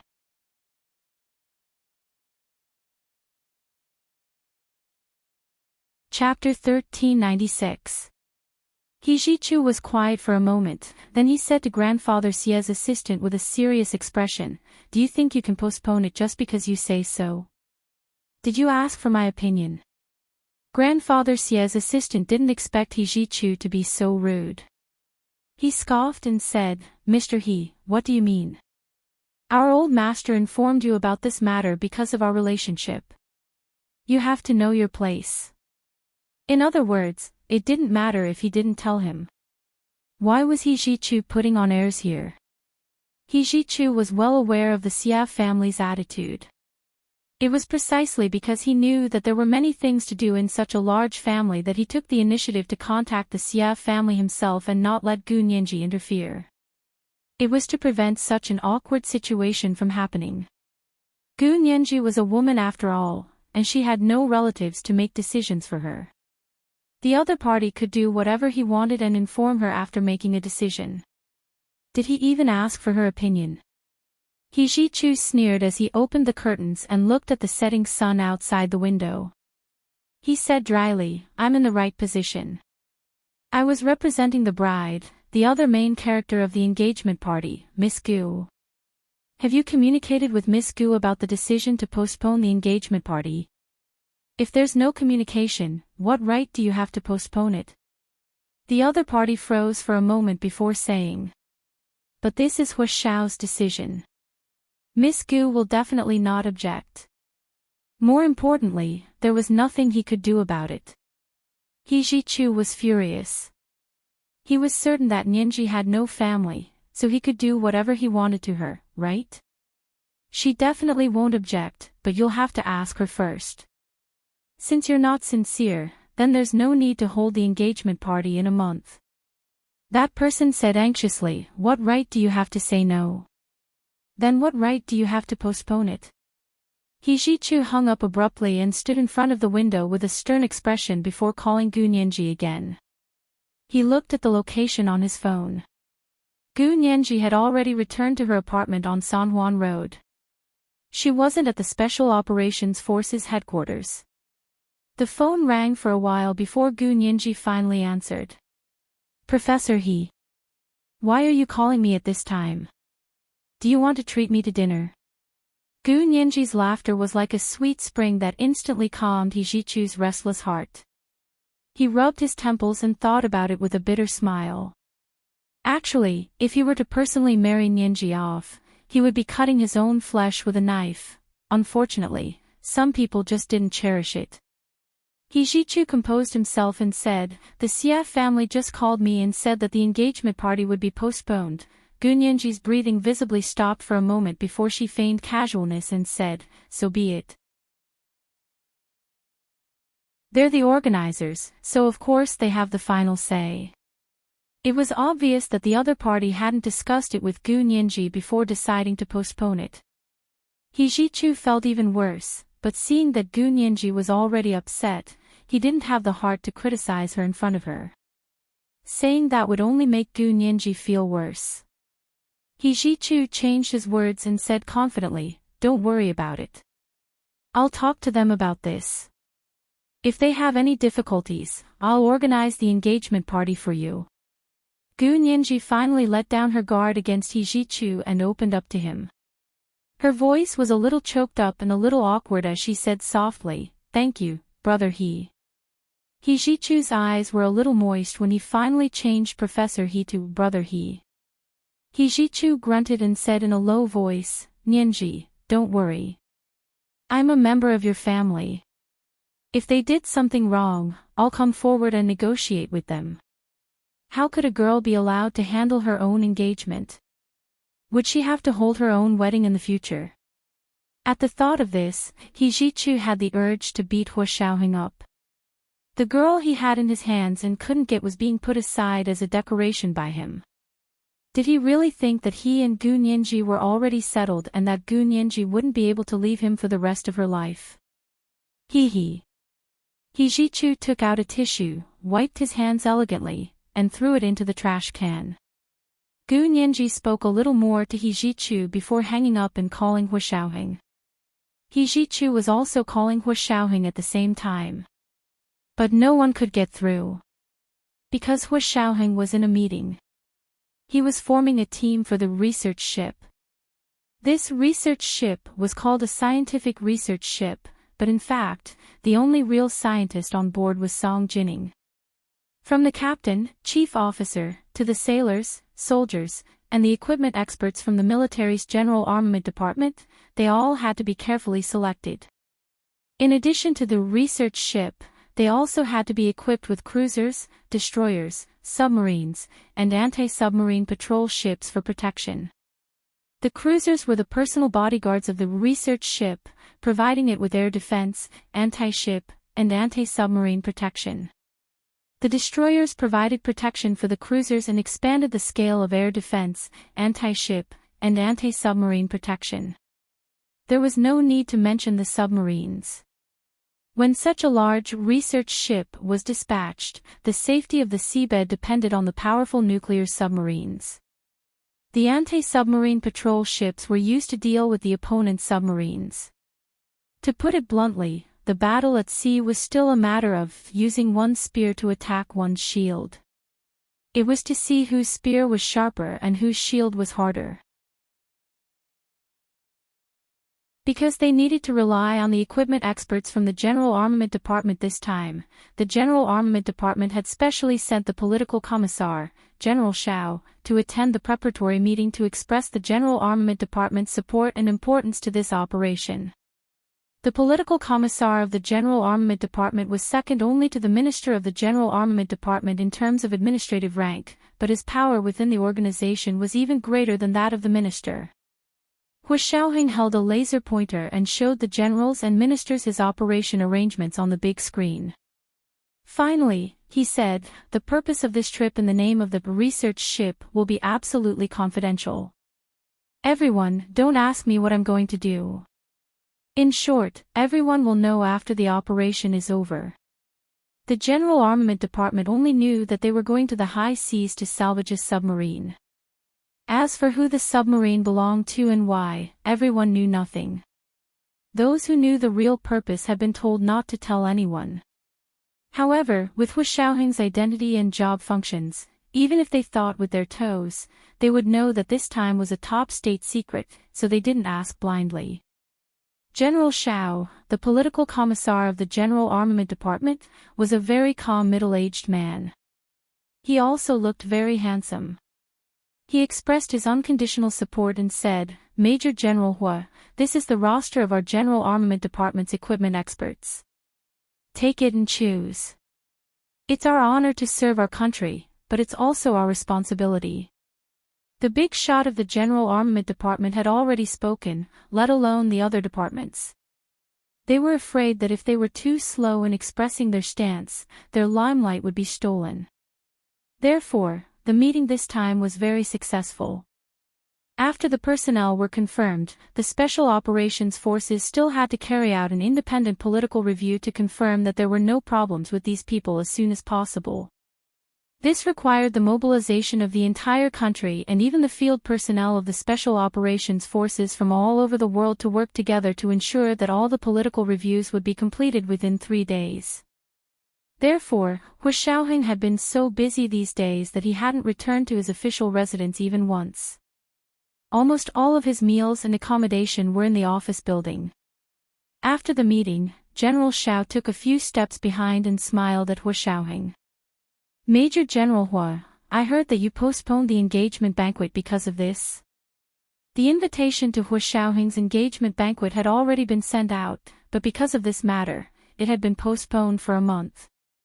Hua Xiaoheng nodded with a smile. The mission is more important. The engagement banquet isn't in a hurry. We'll do it when I get back. Although he also felt that changing the time at the last minute was a little unfair to Gu Nianji, he couldn't continue waiting when he thought that Gu Xiangwen's whereabouts were finally clear. Even though he knew that Gu Xiangwen's chances of survival were very slim, he still couldn't help but hope that if he rushed over earlier, that slim chance of survival would increase a little. General Shao patted him on the shoulder and said with emotion, "It's not easy for you either. Your fiancée can understand, right?" "She understands." Hua Xiaoheng was very at ease with Gu Nianji. She understood his work and what it meant to be the family of a soldier. That's good. Your Auntie Chin and I have already prepared gifts. Both the engagement and marriage are double. We're just waiting for you to do something big. General Xiao smiled boldly and left.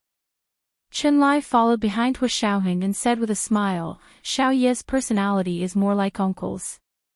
General Xiao, the political commissar of the General Assembly, was Xiao Ye's father. Xiao Ye's mother, Principal Chen, was Chenlai's aunt. Chenlai would also be going on this operation. He was the best doctor, and taking him out to sea was also a precaution. Hu Xiaoheng had made the most thorough preparations for this time. It could be said that he had been preparing for this day for 7 years. After 7 years of sharpening his sword, he was finally going to unsheath it. Hu Xiaoheng's expression was as usual. He chatted with Chenlai as he walked out of the office building. He could finally go back and take a shower. As soon as he walked out of the office building, the ban on his phone was lifted, and calls came in one after another. He took out his phone and glanced at it.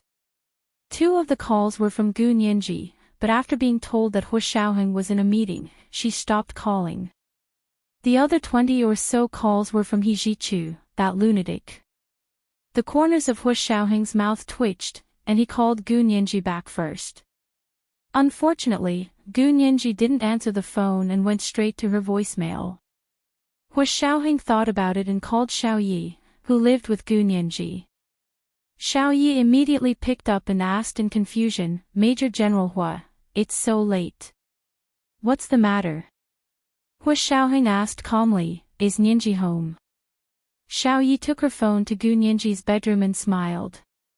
Miss Gu is taking a shower, no wonder he called her. It was probably because no one picked up Gu Nianji's phone. Hu Xiaoheng was relieved. Okay, it's fine. He immediately hung up on Xiao Yi. At that moment, He Zhichu called again. He didn't know what was wrong with He Zhichu again. Hu Xiaoheng cursed silently. He quietly put on his Bluetooth headset and transferred the call to a private channel so that it wouldn't be monitored. Professor He, what's the matter? Hu Xiaoheng walked to a spot not far from the entrance of the official residence. He wasn't in a hurry to go in. He took out a cigarette, lit it, and stood under the tree to smoke. He Zhichu asked immediately, Hu Xiaoheng, did you discuss with Nianji beforehand about postponing the engagement party? Hu Xiaoheng, he blew out a smoke ring and said calmly, I'll tell her. Tell her. He Zhichu sneered. What kind of tone is that? Is Nianji a pet that you can summon at will? Have you ever thought of respecting her? Hu Xiaoheng's face turned cold. This is between me and Nianji. It has nothing to do with you. It has nothing to do with me, but if you want to postpone your engagement party with Nianji, it has something to do with me. He Zhichu put one hand in his trouser pocket, his face as cold as snow. What the hell is the big deal with you? You even have to postpone the engagement party. Hu Xiaoheng ignored him. Did he need to explain his actions to He Zhichu? What a joke. You're not going to speak. Ha, you postponed the engagement, but why didn't you postpone the sex?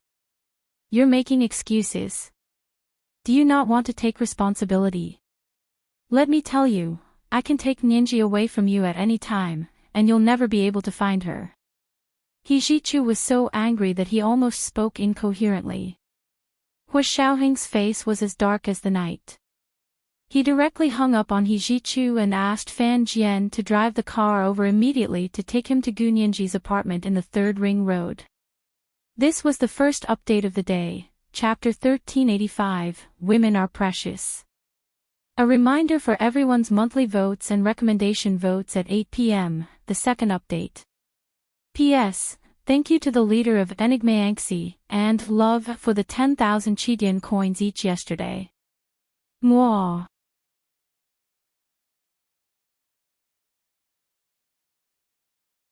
Chapter 1397. Hu Xiaoheng's expression didn't change much, but as his orderly for many years, Fan Jian could sense that Hu Xiaoheng wasn't in a good mood. He stole a glance at Hu Xiaoheng through the rearview mirror. It was common for people in their line of work to not sleep for a few days, but the human body was not made of iron. He could tell that Hu Xiaoheng was still exhausted. Hu Xiaoheng propped his head up with his hand and rested his elbow on the edge of the car window. Fan Jian could only see the side of his face. His jawline was very strong and clean, but now it was a little tight. There was a murderous aura about him, and he exuded a strong aura of "stay away from strangers." Fan Jian shrunk his neck and didn't dare to say anything. He just drove fast and arrived at Gu Nianji's apartment complex in 15 minutes. Usually, it would take half an hour to get there. The car was parked in the parking lot, but Hu Xiaoheng was in no hurry to get in. He sat in the car and pondered silently. Finally, he called Gu Nianji. "Nianji, are you done showering?" Hu Xiaoheng asked nonchalantly. It was impossible to tell what he was feeling from his voice alone. Gu Nianji had just finished showering and was wrapping her hair up as she sat in front of the vanity to apply a facial mask. She responded and said faintly, "Were you in a meeting just now?" "Yeah." Hu Xiaoheng closed his eyes, crossed his arms, and leaned back in his seat. After a moment of silence, he said, "I have a temporary mission. The engagement party will be postponed for a month." Gu Nianji's hand paused, but she quickly pretended to be relaxed and said, "Really? You must be careful. Also, since everyone is so busy, just cancel the engagement party." Hu Xiaoheng didn't really care about the engagement party. He had already proposed, so the most important thing now was to have a wedding. As for the engagement banquet, it was just to satisfy old Master Xie's request. It was just a treat. Since it was a treat, of course, the host was the most important. Hu Xiaoheng really didn't see himself and Gu Nianji as the main characters of this banquet.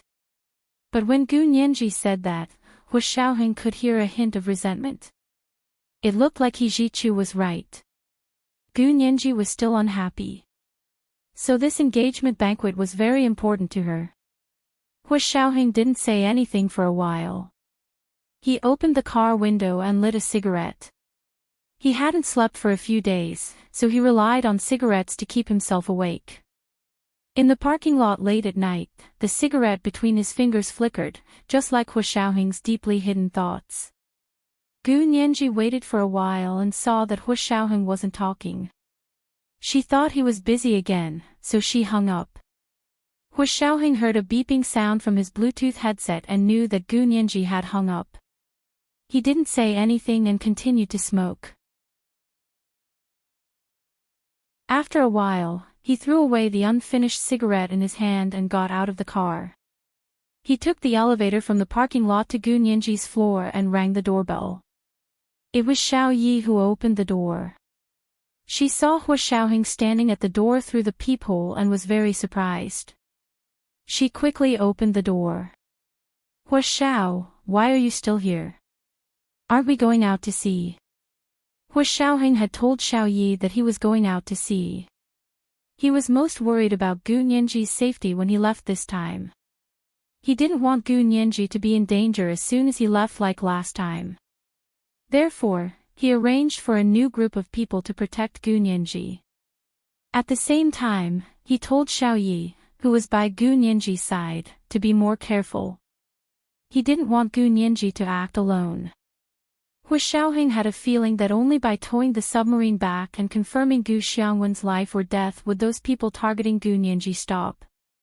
He had always thought that those people were interested in Gu Nianji because of Gu Xiangwen, who was behind her.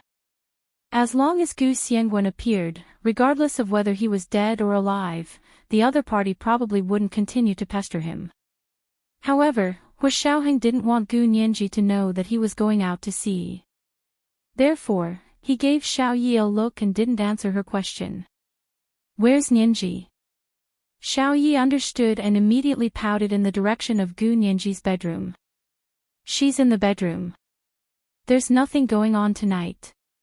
It's just that professor he called her in the evening that made her a little depressed." Hu Xiaoheng nodded and walked towards Gu Nianji's bedroom. He knocked on the door. Gu Nianji's sweet and soft voice came from inside the door. Is that Xiaoyi? The door isn't locked. Come in. Xiaoyi smiled at Hu Xiaoheng's back and turned to return to her room. Hu Xiaoheng placed his hand on the doorknob of Gu Nianji's bedroom and gently pushed it down. The doorknob made a clicking sound. He pushed open the door of Gu Nianji's bedroom and quietly walked in. Then, he closed the door behind him. Gu Nianji saw it was Hu Xiaoheng in the three-sided mirror on the dressing table. She turned around in surprise. Major General Hua. Why are you here? Were you downstairs just now? The two of them hadn't spoken much before hanging up the phone. It hadn't even been 5 minutes, right? Hu Xiaoheng took off his military cap and walked over.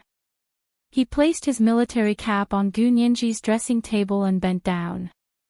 He wanted to kiss her face, but when he saw the facial mask on her face, he only hugged her shoulder. Gu Nianji had just taken a shower, and there was a faint scent of roses on her body. Hu Xiaoheng sat down on the soft stool next to her and leaned his back against the dressing table. He lowered his eyes and said, "Time is tight this time." The engagement party was granduncle's good intentions. It's not good to cancel it. Gu Nianji could tell that he was here to explain to her. She smiled and looked at the mirror on the dressing table. Actually, I didn't have to hold this engagement party. But if you wanted to postpone it, you had to at least tell me first. I heard from someone else that you wanted to postpone it. Did you think about how I felt? Hu Xiaoheng pursed his lips and thought that Gu Nianji really valued this engagement party. He said slowly, "It's just a meal for everyone. I didn't tell you in advance. I was negligent." Gu Nianji didn't know whether to laugh or cry. It turned out that in Hu Xiaoheng's heart, this engagement party was just like a banquet that old Master Xiao wanted to treat everyone to. He really didn't have the self-awareness that he was one of the main characters. It was just a meal for everyone. He couldn't go at the last minute, so of course he had to inform the host to postpone it. Because he subconsciously didn't think of himself as the main character, he naturally didn't think of Gu Nianji as one of the main characters. Therefore, he only told the Xia family that he wanted to postpone the news. Gu Nianji naturally had someone inform her. Therefore, it was normal for the Xia family's assistant to call He Zhichu. Normally, if there was a change in the time of a meal, wouldn't it be a last-minute notice? Hu Xiaoheng was very disgusted by He Zhichu's constant criticism of him. Understanding what Hu Xiaoheng meant, Gu Nianji pursed her lips and teased, "Major General Hua, are you explaining and apologizing to me?" TSK, it's really not easy. Major General Hua, who is used to giving orders and not going back on his word, has a day when he has to humble himself and explain to someone. I'm really flattered. Hu Xiaoheng turned to look at the mirror on the dressing table and met Gu Nianji's angry gaze in the mirror. His heart skipped a beat and he thought, so Nianji is so beautiful when she's angry. Then he realized that he really loved this girl. Even when she was angry, she looked so lively. He smiled and turned to pick up the hairdryer. He stood up to dry Gu Nianji's hair and said, "This time, it's actually just a meal for everyone. The so-called engagement party is just an excuse. Don't be angry. When we hold the wedding, we'll listen to you. You can do whatever you want." Foreign weddings were all organized by the bride. Of course, the bride was also paying for the wedding, so the bride had the absolute right to decide. The groom just had to be careful not to run away before the wedding. Hu Xiaoheng had been on missions abroad all year round, so he had a very thorough understanding of foreign customs. Gu Nianji pursed her lips and said, "You're spouting nonsense again. Can I make the decision about the wedding?" Because President Putin of Russia had said that he would be their witness, the Huaxia Empire was already making preparations to make the wedding a diplomatic feast. Hu Xiaoheng felt even more guilty. He hadn't thought about it at all. Recently, all his thoughts had been occupied by the small mini-submarine at the bottom of the Cape of Good Hope. He leaned over and hugged Gu Nianji. He wanted to tell her about the small mini-submarine. However, he was worried that Gu Xiangwen wasn't alive inside. He couldn't give her false hope first and then shatter it with his own hands. That would be worse than having no hope. Pursing his lips, Hu Xiaoheng pushed the matter aside and changed the topic. I'll explain the wedding to General Ji and Speaker Long. You're the leader, and they're just supporting you. They can't take over the role. When Hu Xiaoheng said that, Gu Nianji was worried about him again. She turned to look at him and whispered, "Will you offend them by talking to them like that?" "It's fine." Hu Xiaoheng thought to himself, "As long as I don't offend you, it doesn't matter if General Ji and Speaker Long offend me 100 times. This was the second update of the day, Chapter 1386, in living color. A reminder for everyone's monthly votes and recommendation votes moi.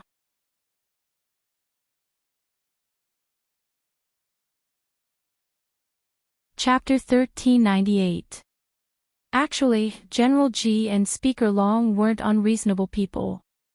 Gu Nianji was even more so. Her maturity made his heart ache. Thinking about the understanding and support the people around him had for him, Hu Xiaoheng's heart gradually warmed. He put down the hairdryer and stroked her smooth hair that had just been washed. He whispered in her ear. "Wait for me to come back." Gu Nianji nodded.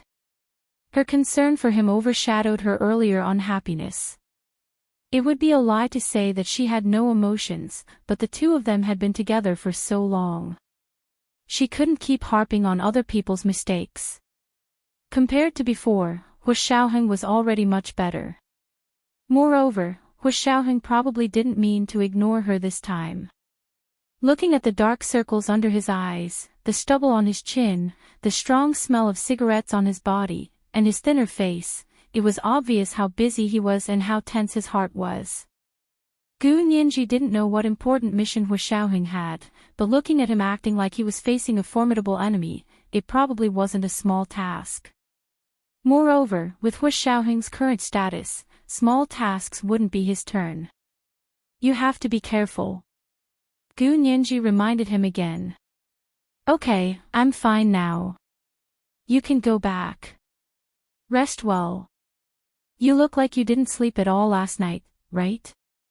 Hu Xiaoheng's eyelids were actually so heavy that he almost couldn't keep them open.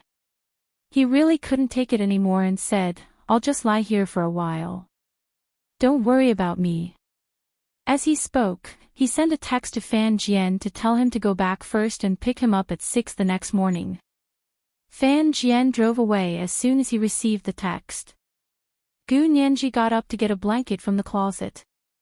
When she turned around, she saw that Hu Xiaoheng had already fallen asleep on the couch in the bedroom. She wanted him to sleep on the bed, but he wouldn't wake up no matter how hard she tried. Hu Xiaoheng seemed to have fallen asleep in a second. Gu Nianji could only carefully take off his shoes and lift his legs onto the couch. She covered him with the blanket and quietly returned to bed to sleep. Lying on the bed, she looked in Hu Xiaoheng's direction and sighed softly in her heart. Then she closed her eyes and fell asleep. When she woke up the next day, it was already 8 in the morning. The couch on the other side of the bedroom was empty. It was clean and tidy, not even a blanket. It was as if everything that had happened last night was just her imagination. Hu Xiaoheng didn't come. He didn't apologize to her, and he didn't sleep on the sofa. Gu Nianji blinked and climbed out of bed. She went to the closet and opened it to take a look. The quilt she had taken out of the closet last night was folded neatly on the closet lattice like a piece of tofu. Gu Nianji smiled. It wasn't her imagination. Hu Xiaoheng had indeed been here last night. Other than Hu Xiao, no one else would be able to fold this into a standard tofu block. Gu Nianji smiled and had just closed the closet door when her phone rang again. She walked over to pick up her phone and saw that it was He Jichu's call. She quickly swiped to answer it. Good morning, Professor He. He Ji-chu frowned. He had been Big Brother He yesterday, but now he was back to Professor He. However, he didn't say much. He felt that Nianji was just used to calling him that. Nianji, about the engagement banquet, Gu Nianji quickly said tactfully, Professor He, Hu Xiao has already told me about this. It's fine to postpone it for a month. I'm not in a hurry anyway. Her tone was very different from yesterday. He Ji-chu was quick-witted and quickly thought of the reason. His face darkened as he said, Hu Xiaoheng looked for you yesterday. Nianji, you can't be like this. You won't be angry just because he coaxed you a few times. If you do this, he'll ignore you more and more in the future. They were both men. How could He Ji-chu not know the bad habits of men? Gu Nianji smiled slightly and said, Brother He, I know you're doing this for my own good, but Hu Xiao does have a mission right now. I understand. Even if we want to fight, scold, or quarrel, we have to wait until he comes back. I don't want to be at odds with him when he's about to go out on a mission and distract him. She was unhappy, and Hu Xiaoheng hadn't completely coaxed her last night, but she knew the severity of the situation. In her heart, nothing was more important than Hu Xiaoheng's safe return. He Ji-chu was speechless, but he couldn't say that Gu Nianji was wrong. Although he still felt uncomfortable, he could only say, It's good that you've thought it through. I'll follow up on the rest, and I'll tell Grandfather Xia about this. Gu Nianji quickly said, Forget it, Grandfather Xia might not know. Why cast a shadow over his good intentions? She didn't want He Ji-chu to be unhappy, so she quickly changed the topic and said, Brother He, I've been studying the quantum communicator that my father invented recently. I really regret not studying high-energy physics in college. He Ji-chu, his anger was instantly extinguished by the quantum communicator. After a moment of silence, he said, Take your time studying it. I still have things to do. With that, he hung up the phone. Gu Nianji didn't mind. She took out a high-energy physics textbook that Song Jining had forced on her in the past and planned to study it by herself. However, she probably didn't have the talent for it. After reading for a while, she felt sleepy again. She threw down the book and went back to bed. Hu Xiaoheng did wake up on time at 6 in the morning. He washed up quietly, tidied up the sofa, and kissed Gu Nianji on the forehead before leaving quietly. Xiao Yi was waiting for him in the living room. She whispered, Don't worry, Major General Hua. I won't leave Miss Gu's side. If anyone wants to harm Miss Gu, they'll have to step over my dead body. Hu Xiaoheng was slightly taken aback. He said amiably, I know Colonel Zhao's abilities. I believe that you can protect both Nianji and yourself. Yes, Chief. Xiao Ye's heart warmed up, and she stood at attention and saluted excitedly. With such a boss, why didn't they follow him wholeheartedly? They would do their best until the day they died. Hu Xiaoheng came out of the elevator of Gu Nianji's Sanwan apartment and went straight to the parking lot at the bottom of the building. Fan Jian's car stopped there on time and took him back to the headquarters of the Special Operations Forces. He went back and continued to work for 2 more days. The results of the political investigation returned one after another, and all the personnel were confirmed. The research ship and the escort fleet were already in place. They were quietly moored at the southernmost military port of the Huaxia Empire, ready to go. Before leaving, Hu Xiaoheng stood in front of the window in his office. He looked at the blue sky and red sun outside the window and narrowed his eyes. For some reason, he felt that something was wrong. But he couldn't tell what was wrong. Everything made sense, and it matched all the clues they had found in the past 7 years. If he had to say that something was wrong, it was probably that many clues that they had not found in the past 7 years had suddenly appeared in the past 2 months and finally gathered in the Cape of Good Hope that they had already confirmed. But it could also be said that quantitative change had caused qualitative change. Their 7 years of hard work had finally paid off at this moment. Hu Xiaoheng looked down at the empty square outside the window. He put on his Bluetooth headset and said to Zhou Qiyuan, "Make the arrangements. I want to see Gu Yanran immediately." He still needed to confirm it one last time. The whole world had been searching for that plane for so many years, but only Gu Yanran claimed that she had seen the crashed plane. However, the father she had saved wasn't Gu Xiangwen. She had already confessed during her trial last year. When she found the wreckage of the crashed plane, her father had already been killed, so she cremated him and his wife and threw their ashes into the sea. The place where the plane crashed was in the Cape of Good Hope. This was also the reason why Hu Xiaoheng still sent Zhao Liangzi to search the islands in the Cape of Good Hope even though he didn't believe her. Because they had found out through the lie detector that Gu Yanran's words were still partially true. For example, the place where the plane crashed was most likely on that island. However, Zhao Liangzi still hadn't found out which island in the Cape of Good Hope it was. Before he found the island where the plane crashed, Hu Xiaoheng had obtained another coordinate from Luo Zhaolan's phone. Zhao Liangzi used this coordinate to find a small submarine that had sunk to the bottom of the sea, but he didn't find the wreckage of the plane. From all aspects, only Gu Xiangwen had the ability to build this small submarine. Therefore, they felt that salvaging this submarine was the closest clue to Gu Xiangwen. However, Hu Xiaoheng felt that there was still an important link in how Gu Xiangwen had changed from the plane to the submarine. The only person who could possibly know what was going on was Gu Yanran. Perhaps there had been Yamaguchi Aiko in the past, but according to the resume investigation and DNA comparison blood sample sent back from Japan, it was proven that the middle-aged woman killed by the sniper at the temple of Kayamizadera in the capital was Yamaguchi Aiko. Hu Xiaoheng pressed down on his military cap, turned around, and walked out of the office building to where Gu Yanran was being held.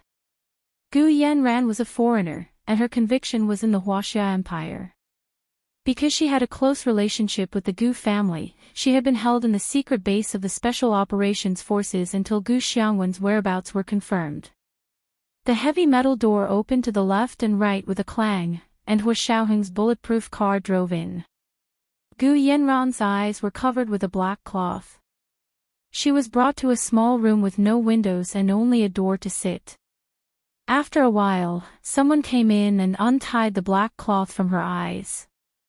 The sudden light was too bright, and Gu Yanran quickly covered her eyes with her hands. After a while, her eyes adjusted to the light and narrowed.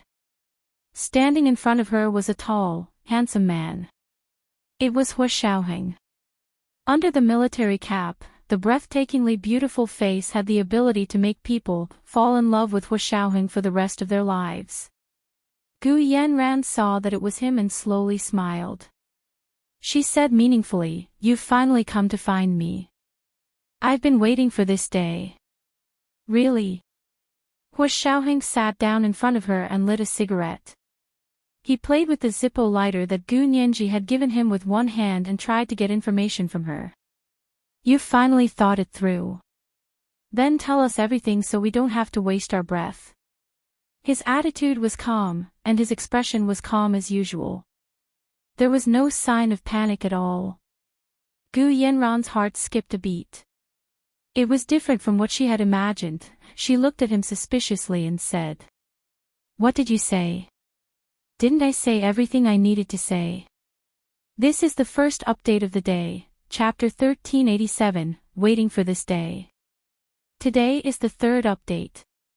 A reminder for everyone about the monthly votes and recommendation votes. It's Monday, especially the recommendation votes. The next update will start at around 1 p.m., and the third update will start at 8 p.m. Mwah.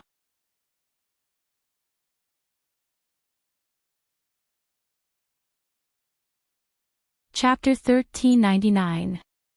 I told you everything. Weren't you waiting for me to ask you? Hu Xiaoheng didn't miss the fact that Gu Yanran had blurted out, "I was waiting for this day." Gu Yanran looked down and smiled. I thought you thought it through and came to let me out. Hua Xiaoheng's lips twitched. He knew she wasn't telling the truth, so he asked calmly, I'll give you one last chance. Where is Gu Xiangwen? Gu Xiangwen. You're asking me about Gu Xiangwen. Gu Yanran seemed very disappointed. After a while, she shrugged.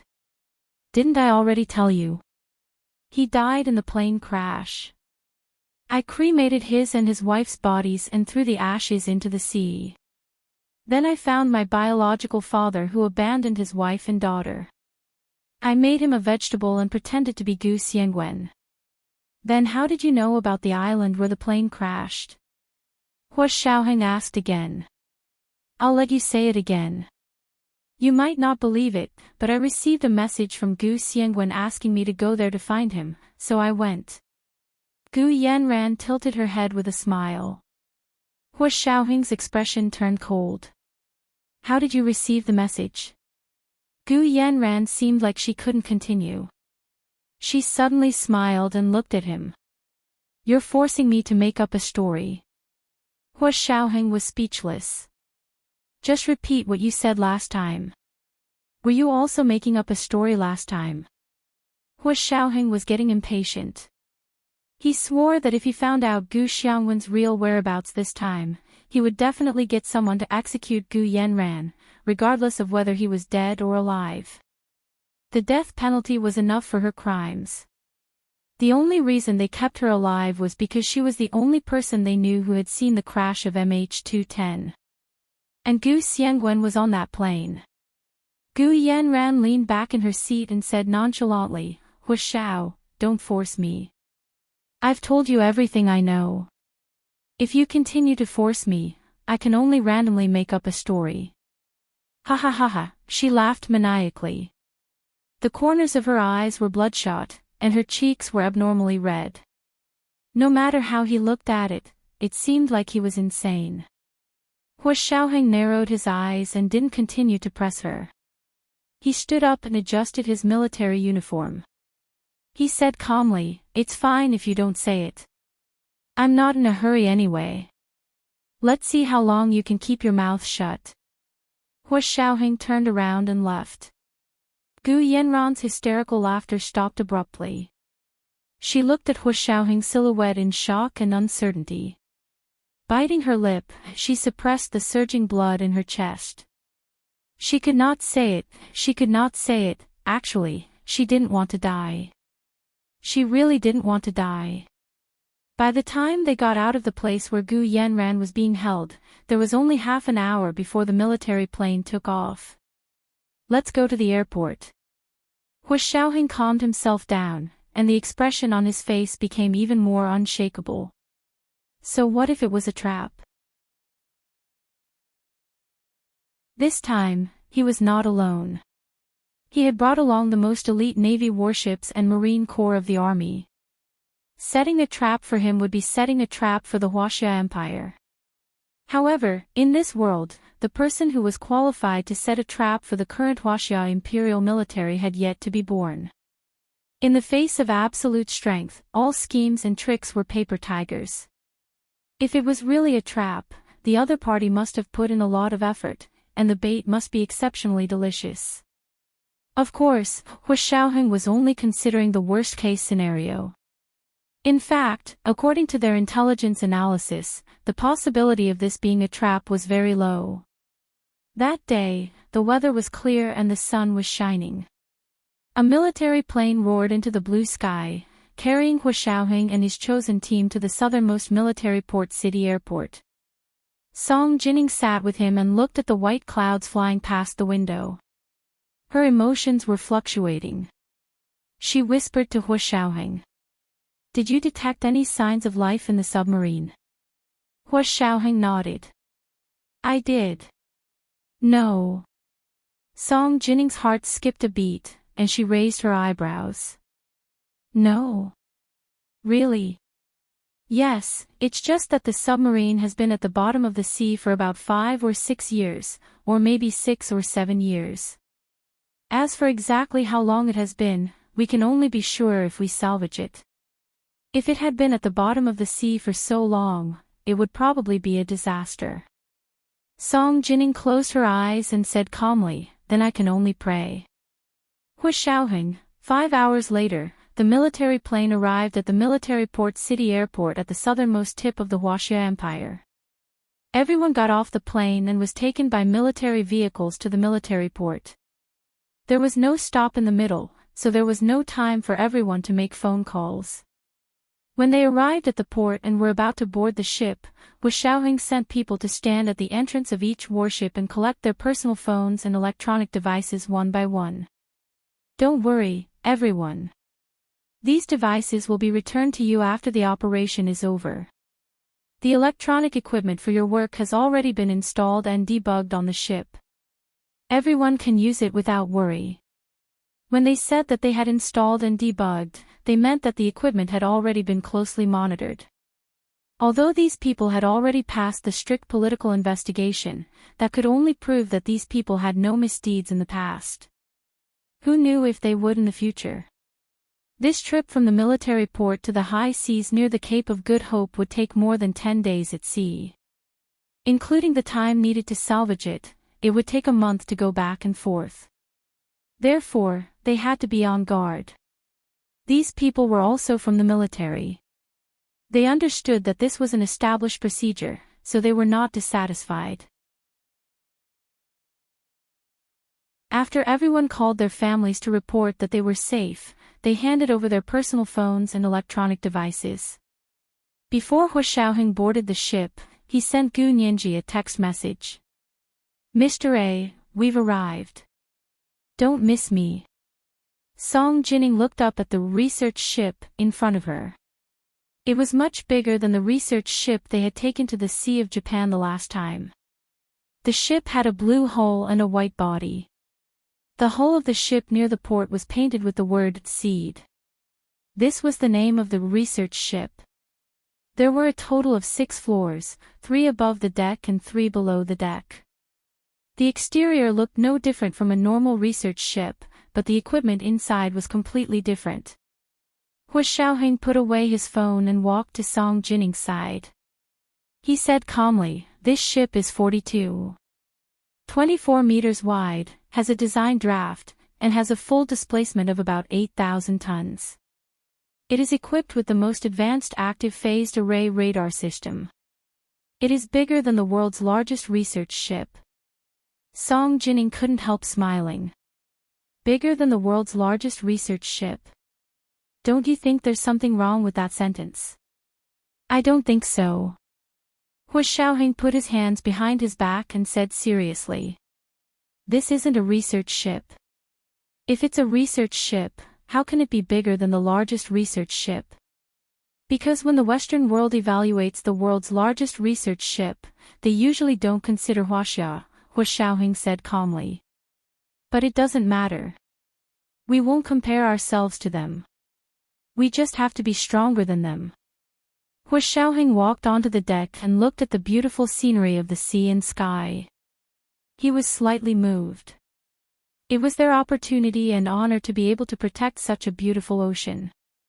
The research ship fleet moved forward, cutting through the waves on the vast sea. The submarine at the bottom of the sea silently swam at the bottom of the sea. Cruisers, destroyers, and anti-submarine patrol ships followed. The sea, land, and air were combined into one to form an omnidirectional, deep, multi-level, all-weather, and 3-dimensional target identification, positioning, and strike system. Under such almost all-encompassing conditions, the ships and planes that attempted to follow them were quickly discovered by them. During the 10 days of sailing at sea, the captain of the fleet had to shout at the tracking ships almost every day to tell them not to obstruct the freedom of navigation on the high seas. The ships did not dare to act rashly. They could only look from afar and did not dare to follow too closely. 10 days after leaving the military port, the Huaxia Empire's research ship, Seed, was about to reach the area where the small mini-submarine had sunk. It was finally detected by the Japanese Secret Service elites from the satellite cloud map. Mr. Yamaguchi, the satellite cloud map shows that a series of fleets from the Huaxia Empire are approaching our key observation area. An intelligence officer from the Secret Service placed the satellite image in front of their chief, Hideta Yamaguchi. Hideta Yamaguchi was the supreme commander of the Japanese Secret Service. He was in his 60s and looked very smart and capable. He stood up abruptly and said nervously, "Have you observed clearly? Did they really go to the Cape of Good Hope?" "Yes." "What fleet is it?" "A warship." According to the analysis of the satellite image, it should be a Huaxia Empire scientific research ship escorted by a series of warships. Scientific research ship. A Huaxia Empire scientific research ship. Don't tell me it's a scientific research ship with a phased array radar that has a tonnage larger than a warship. The chief is wise. It's such a scientific research ship. This was the second update of the day, Chapter 1388, Seed. The second 50,000 Chidian coins that President Gu had tipped in August had been delivered. Today was the third update to remind everyone of the monthly votes and recommendation votes. It was Monday, especially the recommendation votes. At 8 p.m., the third update. Mwah.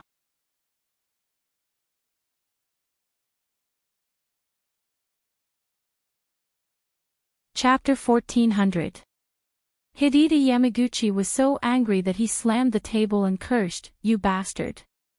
Why's my ass? They're going to rob us. Mr. Yamaguchi, what should we do?" The intelligence officer who was monitoring the satellite cloud map asked nervously.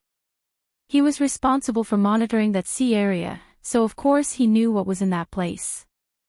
Unfortunately, Japan had held on to this secret for 7 years, but they were still unable to salvage that thing from the bottom of the sea. 7 years ago, the Secret Service had carried out an epic hijacking and kidnapping operation, but in the end, they had underestimated that person's cunning and failed at the last step. Hideta Yamaguchi obviously thought of the achievements from 7 years ago. He was so angry that his face turned red. It's all because of those bastards from Kobe Steel. Our salvage ships have had accidents several times, and we can't salvage them at all. It's because they use substandard steel to build warships. His face was ferocious.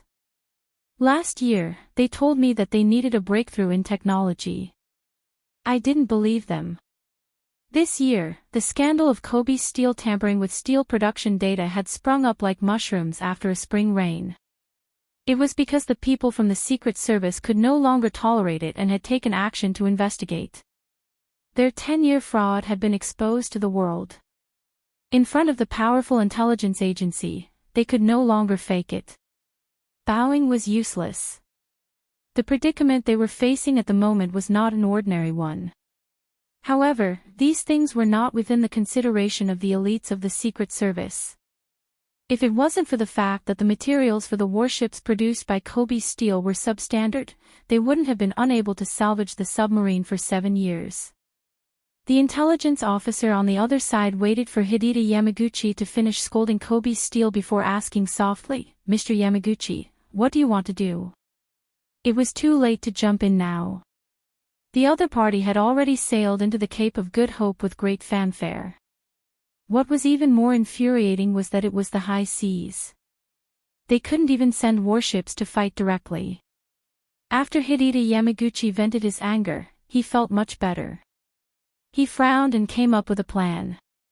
The more he thought about it, the more excited he became. He suddenly waved at his intelligence officer and said, "Gather everyone for a meeting immediately. Hurry." 5 minutes later, the most elite 5-man team of the Secret Service sat in the most confidential conference room and held a meeting for the entire day. There's a saying in Huaxia.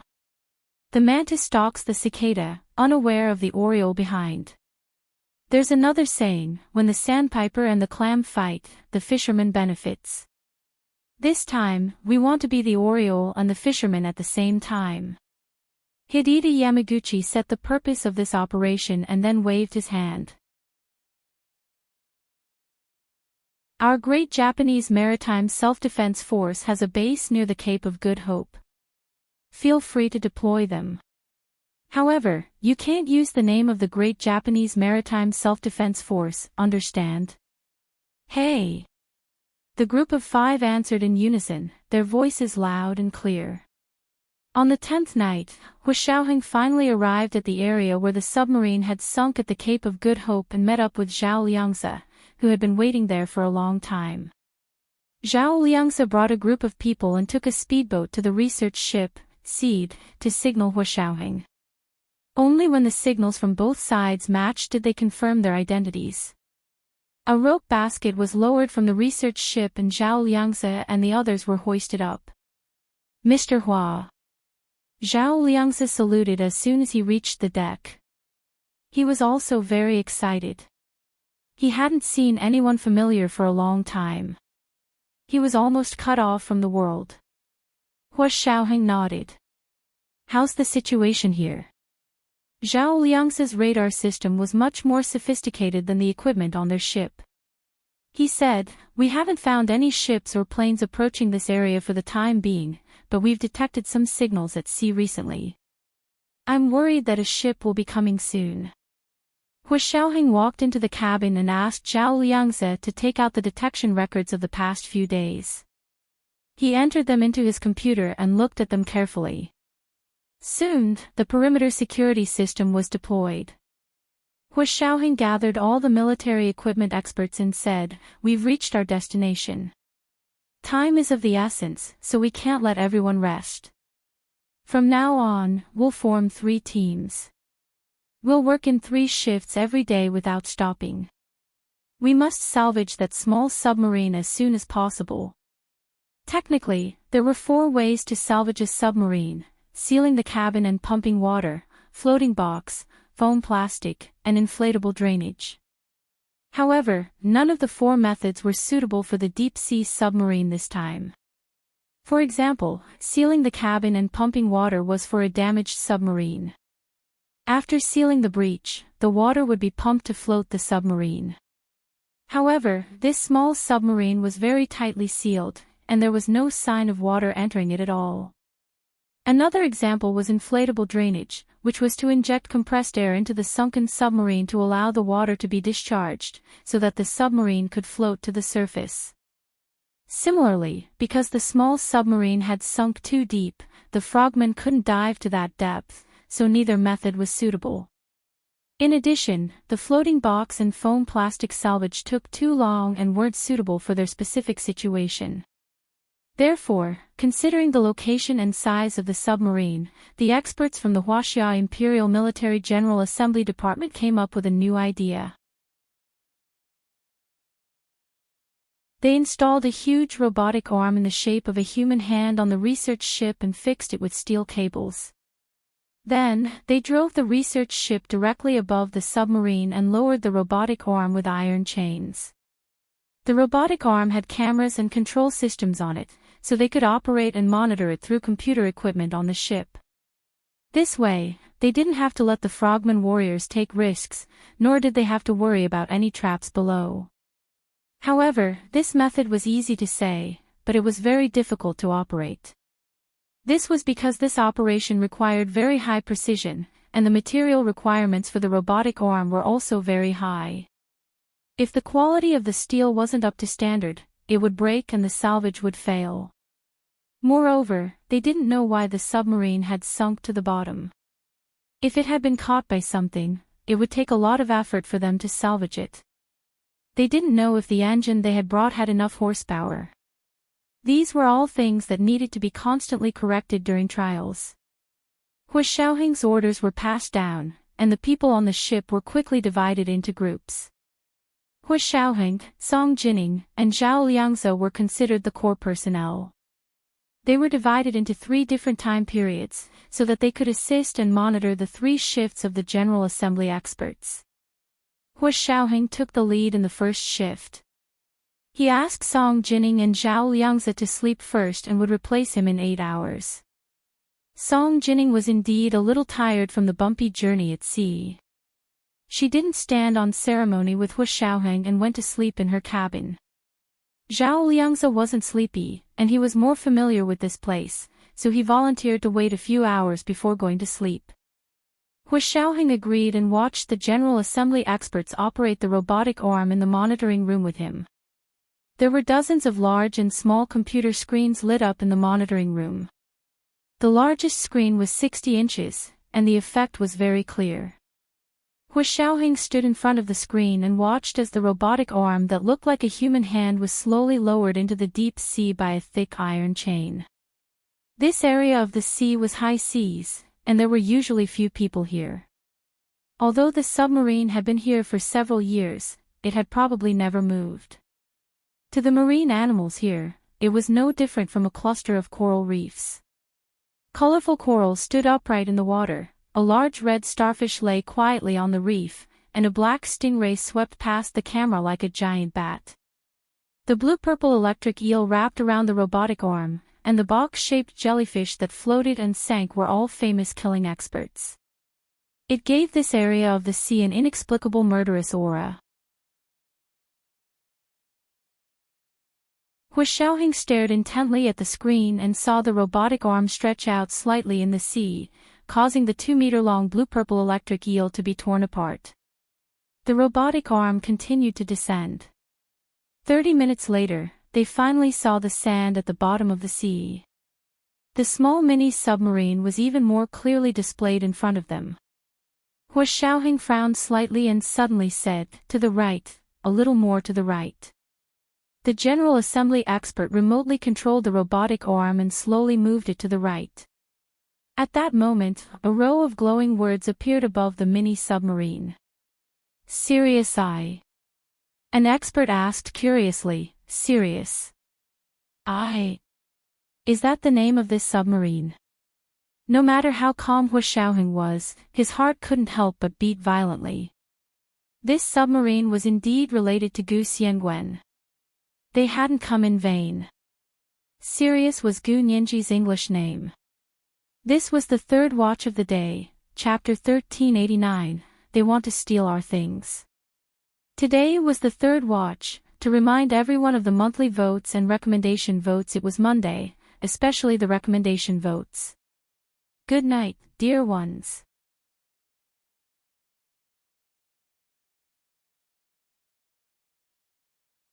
Chapter 1401. Although Hu Xiaoheng was excited, his expression remained calm. "I think so," he said calmly. "Can the mechanical arm find a position and fix it?" The assembly expert's idea was to use this mechanical arm to grab the small submarine and then use mechanical strength to fish it up. It didn't sound like there was any technical content, as long as there was enough horsepower. However, when it was actually implemented, it was not only a matter of strength, but also a matter of skill. First, they had to control the camera on the mechanical arm to take a full picture to obtain more data and parameters. Otherwise, if they grabbed the wrong place, it would cause great damage to the submarine. Secondly, the mechanical arm had to carry out metal detection on the seabed around the submarine to prevent any traps or explosives. It was better to be safe than sorry. Finally, the mechanical arm had to grasp the most firmly and effortlessly from which positions it could grasp. It also had to ensure that the steel thorns could pierce into the submarine for internal sampling. This was a comprehensive knowledge that involved material engineering, fluid dynamics, marine geology, and other aspects. The assembly experts controlled the mechanical arm to take pictures of the small mini-submarine as they analyzed. "It looks like this submarine has been here for many years. Look at the shellfish and seaweed on the submarine. It's black like a large piece of dried rock. TSK, a good titanium alloy material has been ruined like this." The main material of the submarine was titanium alloy. The better the quality of the titanium alloy, the higher the performance of the submarine. Sometimes, technology was no longer a barrier, but materials were always. Large countries did not block technology, only materials, and small countries could only watch helplessly. Hu Xiaoheng's face darkened and he didn't say anything. For hours passed, and the camera on the mechanical arm finally captured the small mini submarine from top to bottom. Then, it went to detect if there were any mines or other explosives on the seabed around the submarine. At this time, the other assembly experts, Hu Xiaoheng and Zhao Liangzi, played back the images they had just taken. Even Zhao Liangzi had never taken these close-up high-definition images before. That was because he didn't have a large device like the mechanical arm that could dive into the deep sea to take close-up shots. He only had the underwater drone, the Flood Dragon, which could only sink to 5,000 meters before it could sink any further. The place where the submarine had sunk happened to be a trench. It was at least 8,000 meters from the surface of the sea. It was almost one of the few deep-sea trenches in the world. He focused on the high-definition pictures displayed on the 60-inch large screen and silently compared them with the pictures he had taken. The assembly experts were professionals after all. They could roughly analyze the materials and structure of the mini-submarine with just a glance at the high-definition pictures. When the experts saw the high-definition pictures and preliminary technical analysis of the mini-submarine in front of them, their eyes almost popped out of their sockets. This submarine is not made of titanium alloy. Could it be a concrete submarine? Oh my God! For the rest of his life, I thought I would never be able to see a concrete submarine in service.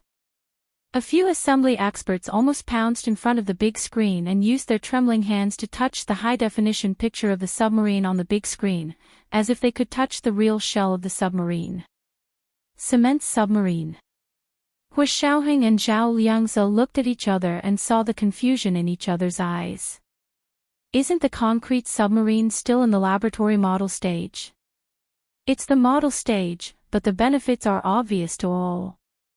We all know that no matter how powerful a submarine is, as long as it's discovered, it can only become a target for the enemy. Therefore, how to conceal oneself has always been the most important part of submarine research and development. When looking for all kinds of concealment materials, the German cement anti-magnetic armor from World War II came into everyone's sight. This is simply a genius invention, and it has also inspired weapons experts from all countries. If special cement with special chemical ingredients is used to make the submarine's shell and cover the submarine's outer layer with silencer tiles, the outer layer of the submarine can be painted with a double anti-submarine effect of soundproofing and degaussing. This is because the cement shell can not only absorb the sound waves of the enemy's detection sonar, but it can also shield itself from the sound waves produced by itself. Moreover, it will not cause the magnetic field abnormalities caused by traditional titanium alloy submarines when they are diving at the bottom of the sea. Existing submarines are all made of special titanium alloy materials. This material has its good side, such as being light, strong and durable, but it also has many congenital defects that countries can't overcome. For example, it can't shield sound waves, and it can't eliminate the magnetic field variations produced when it moves. It wasn't until a few years ago that Russia's Ruby Central Weapons Design Bureau came up with the idea of a cement submarine that these problems were easily solved. Because a submarine with a cement shell can first easily break through the diving limit of an ordinary submarine of 1,800 feet and sink to the deepest seabed by its own gravity. Secondly, its coating can make all detection anti-submarine systems that rely on sound and magnetic fields ineffective. Finally, it's a cement fortress. It's an indestructible shield. If it's built properly, even nuclear weapons can't blow it up. The General Assembly expert's eyes lit up like a tomb robber who had seen a rare treasure. He began to talk at length about the benefits of the cement submarine. Hu Xiaoheng had heard a little about the cement submarine. He had sent his own people to infiltrate the Russian KGB a few years ago, partly because of the new type of submarine, the cement submarine. However, as far as he knew, the Russian cement submarine was still in the blueprints and models. They had not developed a submarine that could be used in actual combat.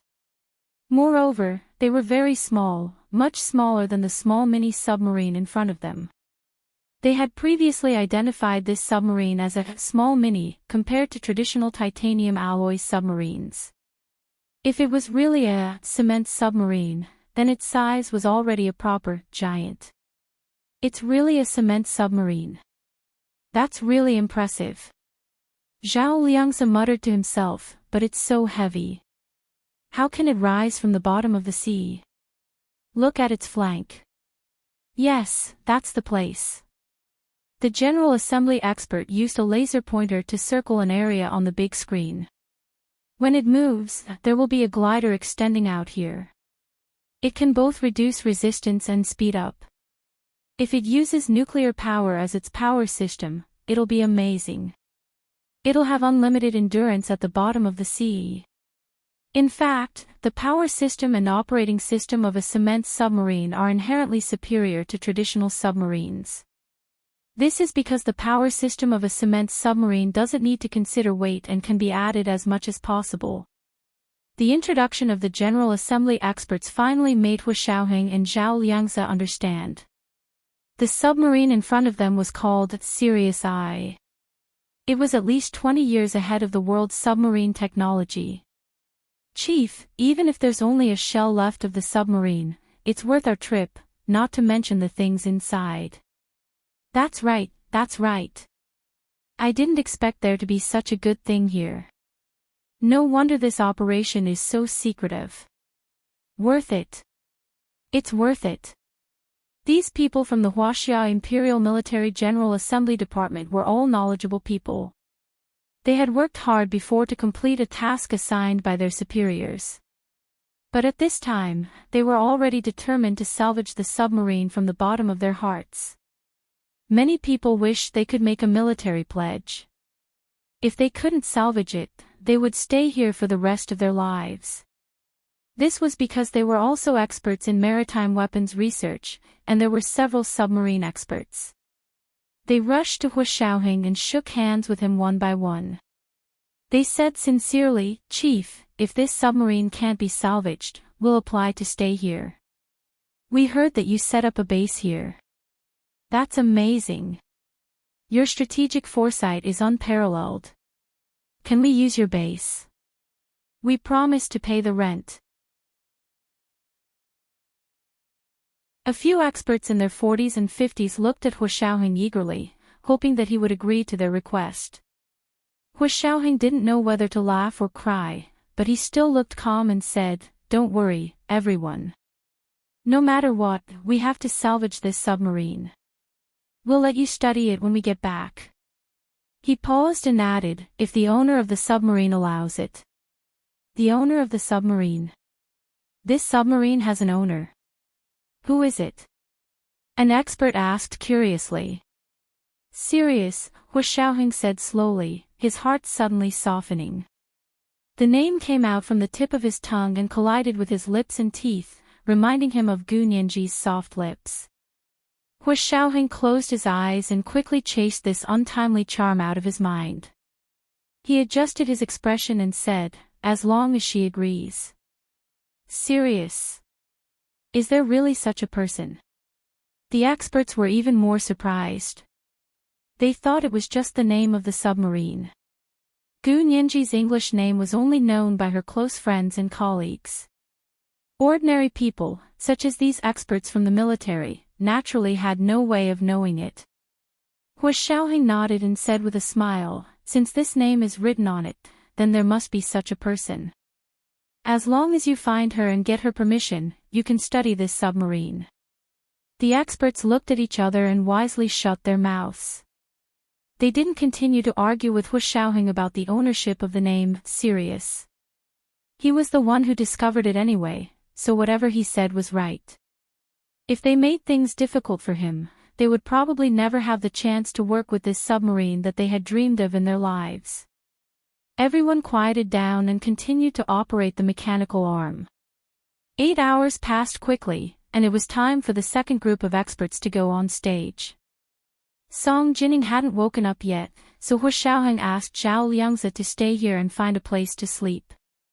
He didn't know if it was because there was indeed a problem with the magnetic field here, or if it was because he had been too engrossed in his work recently that he dreamed about what he thought about during the day and dreamed about it at night. In short, not long after Hu Xiaoheng closed his eyes, he saw a tall and thin man in a khaki trench coat standing in front of him. The man looked at him and smiled. There was deep regret in his smile, then he bowed to him and slowly disappeared. Hu Xiaoheng woke up with a start, and the man's regretful smile flashed through his mind. Wasn't that what Gu Xiangguan looked like in Yi Xian's photo? This is the first chapter of the day. Chapter 1390, The Dream. There are 2 chapters today. To remind everyone of the monthly votes and recommendation votes, tomorrow is our company's Christmas party, so I'm afraid I'll be back very late. In order to keep updating, we have to prepare the manuscript in advance today. So there are only 2 chapters today.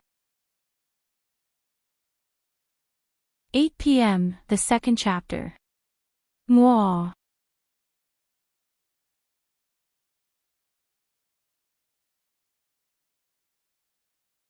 Chapter 1402.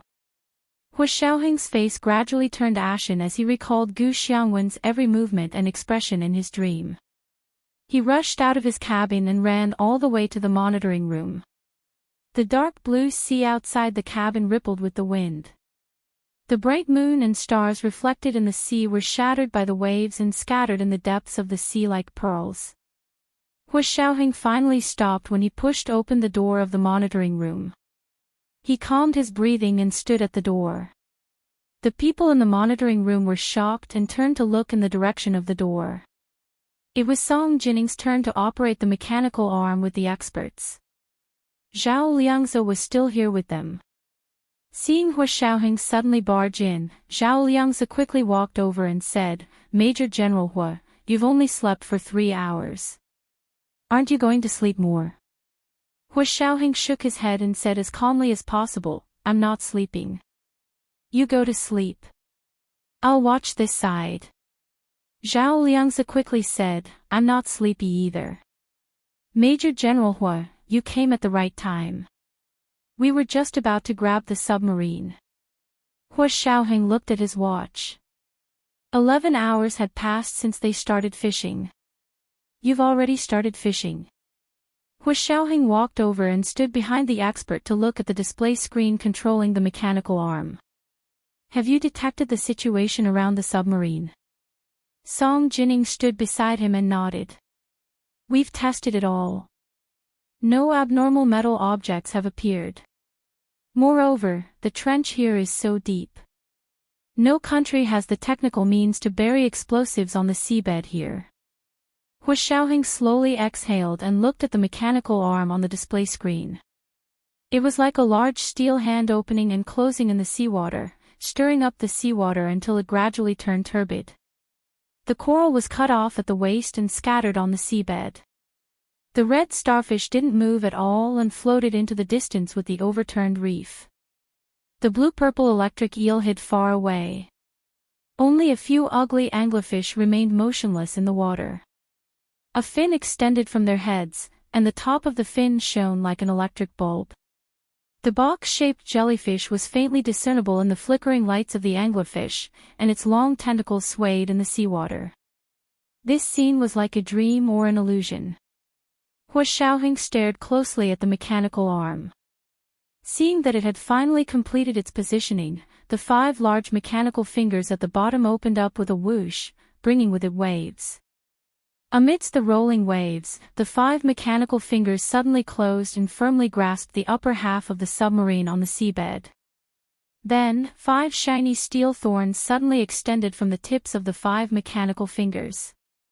This was a steel spike made of the strongest hard alloy. It could instantly penetrate the cement shell of the submarine and pierce into the interior of the submarine to fix it, making it easy to salvage. Furthermore, the 5 steel spikes were hollow in the middle. They could also sample the air inside the submarine and analyze it. Under everyone's nervous gaze, the 5 steel spikes pierced into the submarine's shell from different angles. Pest! A series of ear-piercing noises came from the monitor. This kind of ear-piercing sound was 100 times worse than the sound of a steel file grinding a hacksaw. Those with weaker hearts had their faces drained of blood and were as pale as paper. Fortunately, it didn't take long. Not long after, the ear-piercing sound of the drill disappeared. The 5 steel thorns slowly pierced through the submarine's outer shell and firmly held the submarine in place. Prepare the lift. Prepare the power unit. Rope team, get ready. As a series of instructions were issued, the submarine was ready to be lifted up. At the same time, the steel thorns that had drilled into the submarine had already sent up the air sample inside the submarine. Song Jining quickly took over the analysis. She entered the air sample sent up from the steel thorns into the instrument. Before she could start the full analysis, she heard a beep from her instrument. The analysis was completed. In less than a second. Song Jining's expression immediately became even worse than when she heard the sound of the steel spike drill. The analysis results were produced in such a short time not because her instrument was particularly good, but because the air composition in the submarine was very simple. It was so simple that the analyzer could perform the theoretical fastest analysis speed. In other words, the air in the submarine only had one active ingredient. No matter what the conditions were, if the air in a sealed space only had one component, it meant that the space was a dead space. Her hand trembled as she pressed on the air analyzer. She saw a large chemical formula appear on it, N2. N2, nitrogen. This submarine was filled with nitrogen. It was so dense that the other components were almost negligible. Song Jining rubbed her eyes and took a deep breath. She removed the air sample from the first steel thorn, emptied the analyzer, and began to measure the air sample from the second steel thorn. It was almost exactly the same as before. The air analyzer also showed N2. Then the third, the fourth, and the fifth. It was all N2, nitrogen. At this point, Song Jining could no longer convince herself. She turned her head to look at the equipment experts who were still monitoring and said in a deep voice, "The submarine is filled with nitrogen. There are no other components." Nitrogen. Are you sure? It's all nitrogen. The equipment experts were stunned.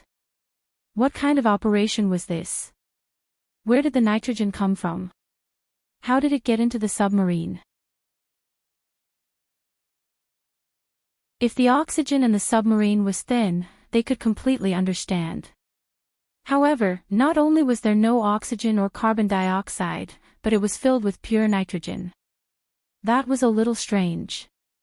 They could conclude that the pure nitrogen in the submarine definitely did not exist naturally. It must have been man-made. Although he was mentally prepared, Hua Xiaoheng's heart still felt empty when he heard Song Jining confirm his guess. It was like the strong sense of weightlessness when parachuting from a height of 10,000 meters. Then, there's definitely no one alive inside, an expert came back to his senses and sighed. They had originally held on to a sliver of hope that there might be someone alive inside. That way, they could have a good chat with them. Unfortunately, their last hope was shattered. Hua Xiaoheng's eyes were sore and dry, and his eyes instantly turned red. Zhao Liangzhou looked at him worriedly and patted his back comfortingly. He said in a low voice, "My condolences." Hua Xiaoheng raised his head with difficulty and swallowed the tears that were about to fall. His voice was especially deep and thick. "It's okay. Continue." The experts looked at each other, but none of them were gossipy people. They quickly looked away and focused on their intense work. Song Jining shook her head regretfully and turned to look at Hua Xiaoheng. She whispered, "What do you plan to tell Nianji?" Hua Xiaoheng's face was as dark as water. He walked to the window of the monitoring room with his hands behind his back and stood still. He looked out the window at the vast night sky. After a while, he said, "We'll talk about it after the submarine is salvaged. Maybe there was no one inside. Or maybe Gu Xiangwen wasn't inside. He wouldn't give up hope until the last moment. Song Jining knew that Hu Xiaoheng was just being cautious out of habit. However, the outcome had already been decided. Whether he admitted it or not, it was there. She turned around to look at the analyzer and suddenly said, "Since the steel spikes on the mechanical arm's fingers are hollow, can you put down the pinhole camera and take a picture of the situation inside the submarine?" "No way, right?" Although the pinhole camera is called a pinhole, that refers to the aperture. Its real size is still too big compared to the steel spikes on the mechanical arm's fingers. An equipment expert rejected Song Jining's suggestion. Otherwise, they would have installed cameras on the 5 steel spikes on the mechanical arm. Zhao Liang's heart skipped a beat. He quickly said, "I have a custom-made pinhole camera. It's different from other pinhole cameras. It's especially small. Maybe we can give it a try." This was the special equipment that the Special Operations Forces had equipped for field personnel. It was many times stronger than the pinhole cameras that were the size of a dollar coin on the market. Zhao Liang's pinhole camera was not only a literal pinhole camera, but he had also installed an AI system with a simple self-recognition function. In other words, this was an intelligent pinhole camera. In other words, it was a little robot that liked to peep everywhere. This was the second update of the day, Chapter 1391, N2. A reminder for everyone's monthly votes and recommendation votes moi. You're tuning in to the LoveLore Library YouTube channel. We're so grateful for your support, and don't forget to subscribe to join us on this incredible journey through captivating stories. Your generosity through donations truly makes a world of difference, as it's the primary source of revenue that allows me to expand and enhance this channel for you. Thank you from the bottom of my heart for being a part of this adventure.